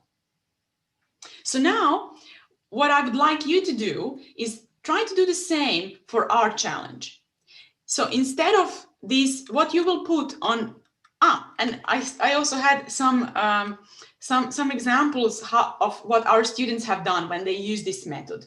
So you can really take to this table much more complex problems, right? And sometimes, just you cannot explain in one word what your solution really is. So it's always a good idea to draw it and have maybe a keyword explaining if it is a more technical solution.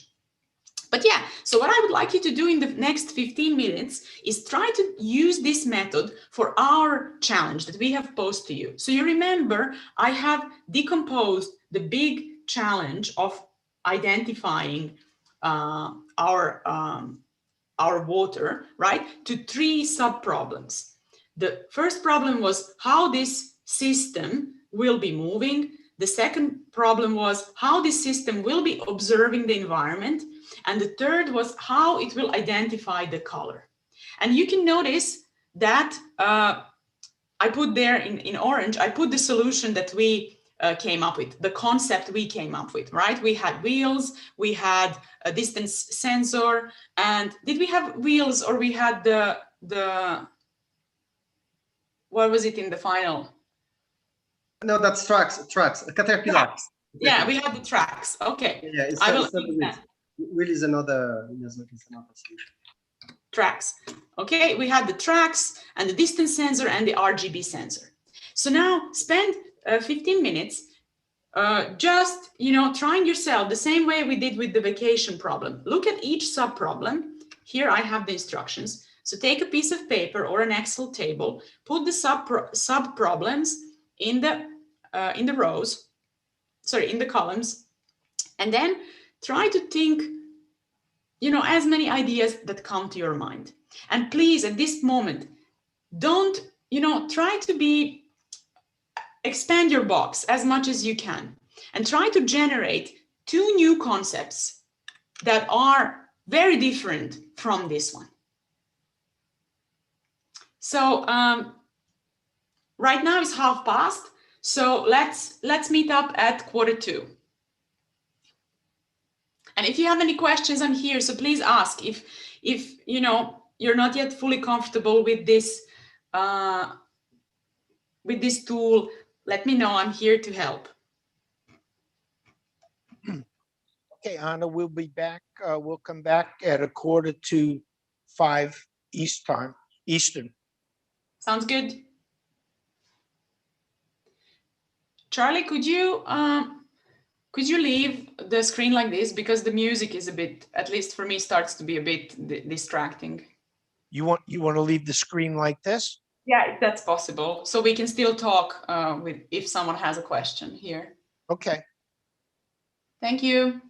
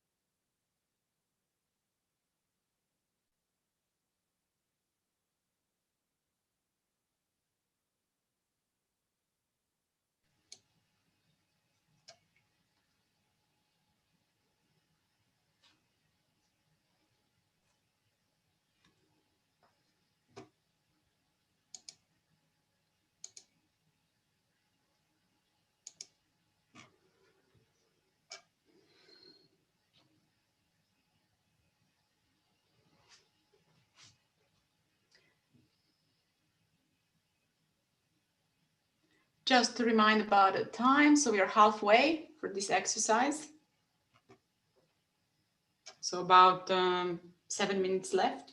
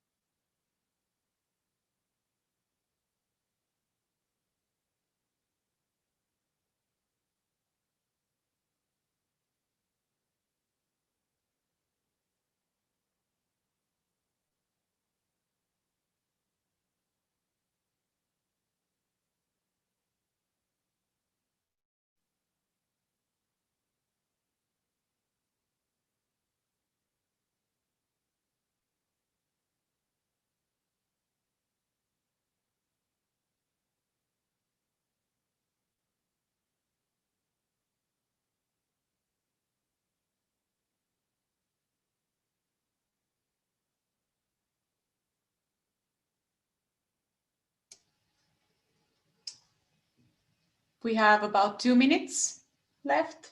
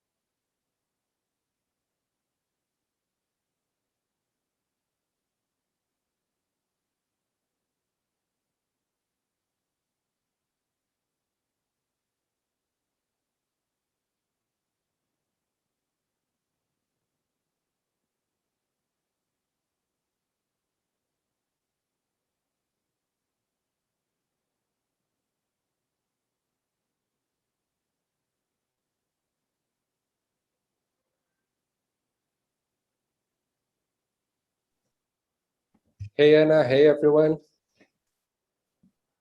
How are things going with our challenge? Hey, Dennis. We're space explorers for today, at least. I saw that. That's pretty cool, Dennis. Where'd you get that from? I want that overall also. Actually, Charlie sent us in hidden. Oh, Flavio is saying something over there. What is that? Nice. Okay. How many of those spacesuits do you have, Dennis? 3. We got 3 of them, just for the 3 of us. But it's just to say hi from Brazil. Well, hopefully soon we can be in same location. Yes, hopefully. But Oh, yeah, unfortunately, please. as we told you guys, we are in a several lockdown here in Brazil. Yeah. So yeah, I think that's. Please say. Right, Anna, you ready to get the results? Yes, I would really love to hear some concepts that have come out of this exercise, if anybody wants to share. You want to Well, put I don't know if I did it correctly, but and I'm by myself. It should be like some small group. I understand if I understood well, right? I try to be creative, but it's difficult without the the interaction. I came up with some few solutions. Maybe that will help people to get less shy with their own. So the first column was what was the name of it? I didn't write it. I wrote just to the result. Mobility or what was it? Moving. So yeah. I wrote jumping mechanism, something to jump. Then for observing, I was thinking of some kind of GPS. And of course, the easy solution for the first one was camera looking at the color, the camera, which is a little bit different than the RGB sensor, but not that much. My second one was flying. This is something that actually I stole the idea from an early presenter, but it's okay. To reapply, yeah. Yes, for the observing, some kind of observing fixed camera to see the robot, like being like, I don't know, a satellite that would look at the robot and know where the robot is. And for the color identification, I was thinking, I thought of the anaglyph 3D glasses, you know, where you put complementary color on your eyes to make transparent the thing, and then looking for transparency. So something like this, erasing the color. And the third one was for the moving. Okay, you want to write it up? You want me to say again? So jumping, GPS, some kind of GPS, and a camera looking at the color. But that was not really really good. The second one was flying. An overhead fixed camera to see the robot, so overhead fixed camera. Yeah, overhead camera. And here, something like anaglyph, complementary transparent layer. I think, yeah, maybe anaglyph would be enough to understand the idea. The last one would be not moving, but having a fixed base with a long manipulator. With a long some kind of a fishing rod, you know, that you could move around. Yeah. That would be and depending on the orientation of it, like with 2 encoders, you would be able to know where it's pointing down. So with encoders on the joints, encoders. So this is exactly a good example where, you know, a little drawing, like a little sketch Yes. of the Yeah, with something point, it would be a, you know, perfect. Yeah, a little drawing would be nice. Yeah, exactly. Something. Yeah, yeah. The idea is to have like somehow a manipulator that would reach far away to check down for around it at different locations. And you can observing would be looking at the if you have two joints like a pan and a tilt, you can know where where is the end effector X and Y position compared to the yeah, definitely a drawing would be better.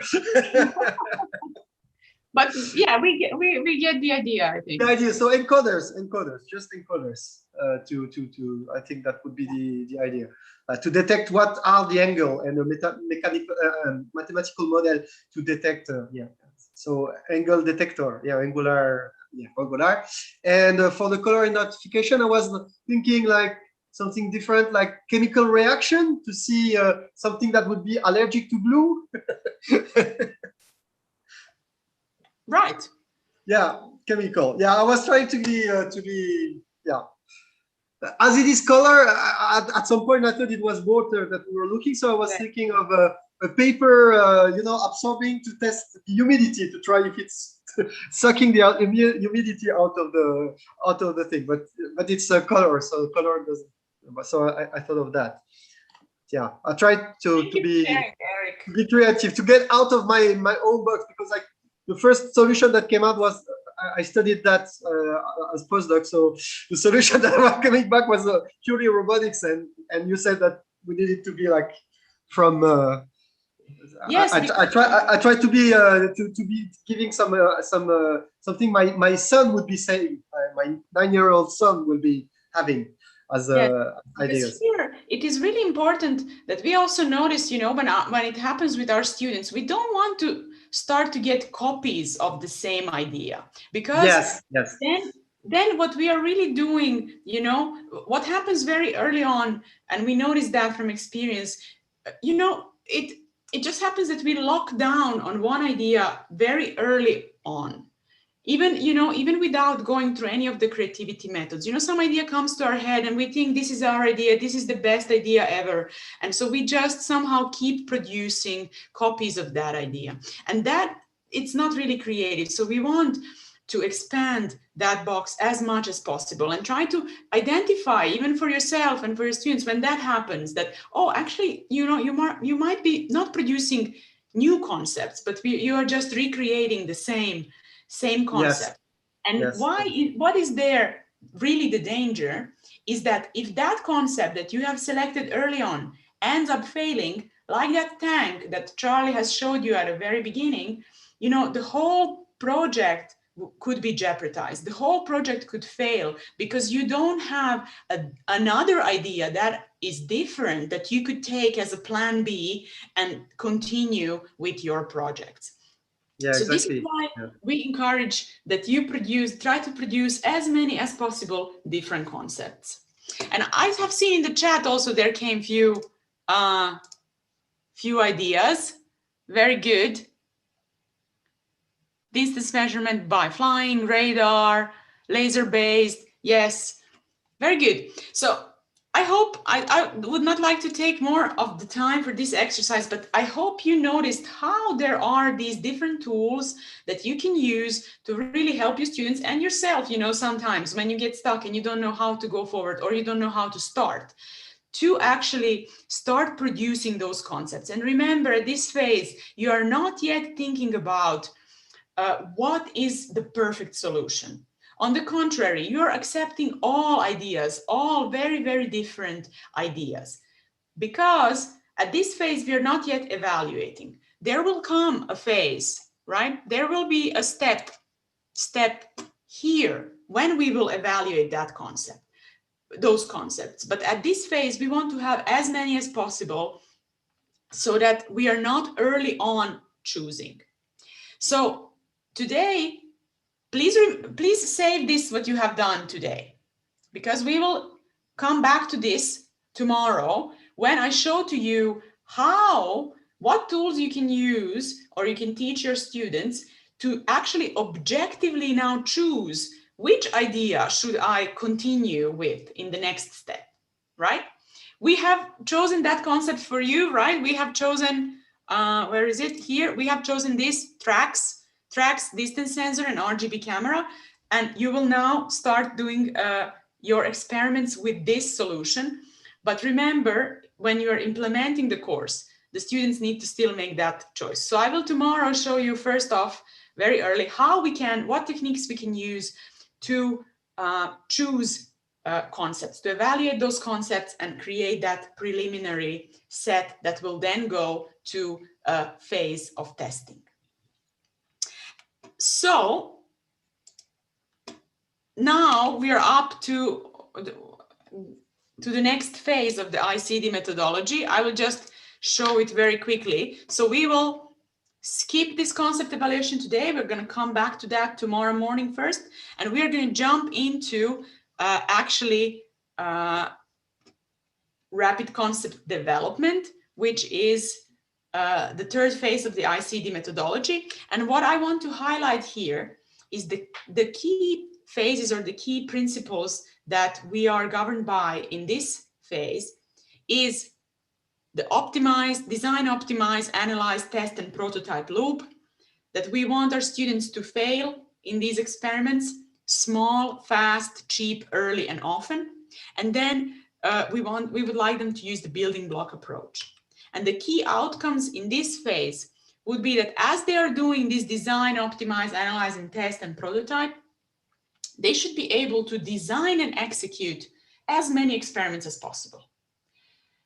Because, and then, of course, report on those experiments, share that with their team, the results, and see what is the relation between, you know, what their expectations were and what really happened when they performed an experiment. Then, as they are failing, what we want them to do is really think how they could design a smart experiment that could fail, that would fail, how to push that experiment so that it would fail.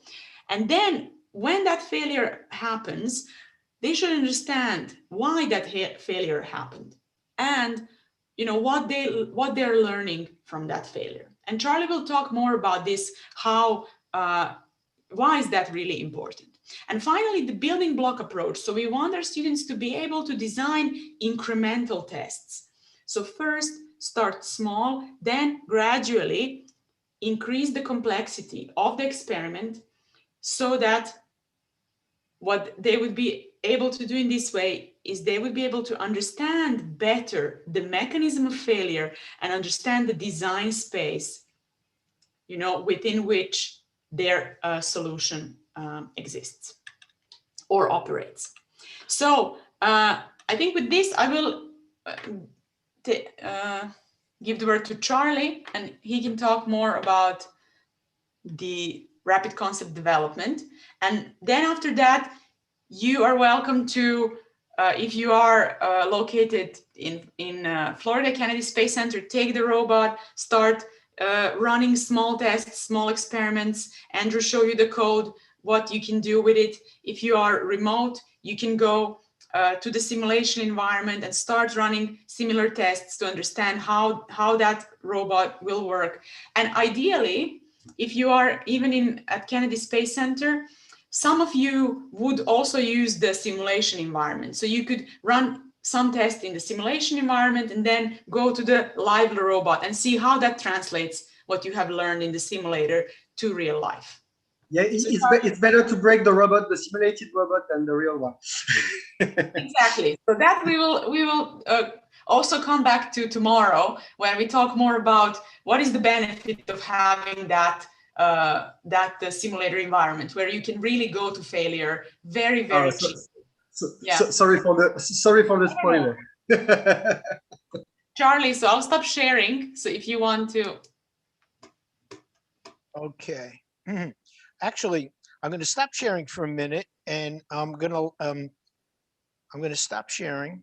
And what I want to do is ask folks, how are they feeling right now? Because this is, you know, I tend to overwork people, and we had a very short amount of time. And so I know everyone's heads might be spinning that's online virtually in New Jersey, Brazil, and Mexico. Does anyone want to take a break, or would they like me to go through it? A real quick description of intelligent fast failure or rapid concept development. But you have to remember that we really don't have time. Kind of like all the presenters, as you've heard from Ali Devek to Sven, I'm really compressing these presentations into very small amounts of time. And it really takes much longer to elaborate and teach this to students and to educators and give them a chance to experiment it and apply what they're learning. What does everyone want to do? Does everyone want to take a break and push it till tomorrow?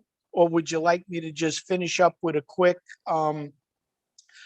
review of rapid concept development? And or would you rather ask questions? Does anyone online have any questions? I leave it up to you.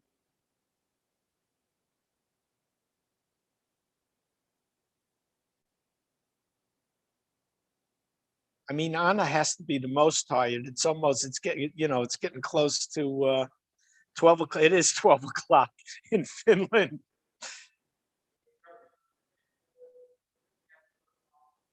Okay, so we're going to lose the team in New Jersey. Okay, so that's what we're hearing. So how about if we pick this up tomorrow? Is that okay? And so we'll save everything for tomorrow. I'll go through rapid concept development quick. Anna will go through techniques for evaluation.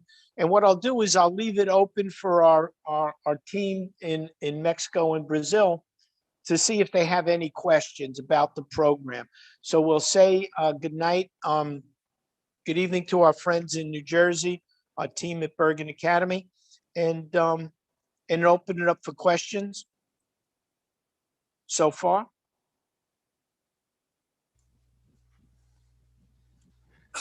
I have a question about the simulation environment. This is a kind of solution. The platform will fully function during the night. If you have any question about, please send us email and we will quick return to you. And also in the community, probably will be posting some stuff on the inside the community to help out. For instance, there is something that it's going to be difficult for people to guess about how to use the color sensor and these kind of things. I'm working with Gilma in parallel to help people out. So in the community, I think the best is to use the feed from the community site to post some help in there for you guys to have the minimum amount of things, not to try out to realize, but having some help, not losing too much time with some things that should be documented better from our point. Okay, you want to? We'll take a break. We'll call it a day. Okay. Sounds good. And we'll resume 10:30 tomorrow. Okay. Yeah, okay. Hello, Pepper. All right. Thanks, guys. Hi, Pepper. Pepper is the name of the robot over there. Yeah. Look at Bye, that. Pepper. Look at that. I like it. I love it. Yeah, Dennis, it's not a Japanese robot, it's a French one. Yeah. The Japanese, they bought the company and they kick out Bruno Massonnier, the CEO of the thing. But it's a French robot, it's not a Japanese one. Surely talks in Japanese.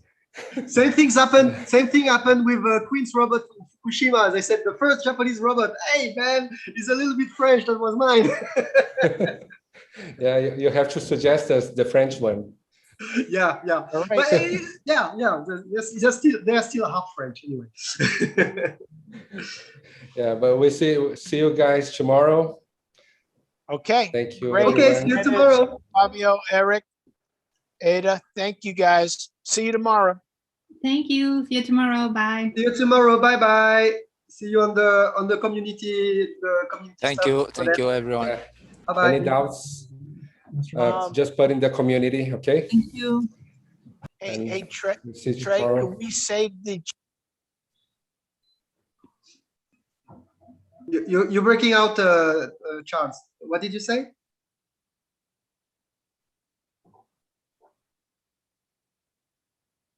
Oh, okay. I think he left already. Okay. See you guys. We're See you gonna save tomorrow. the chat. Oh no, here we go. Here we go. Yeah, you're back. You were breaking out for a few seconds. You want to save the chat? Is that what you? Yeah, saving the chat before leaving.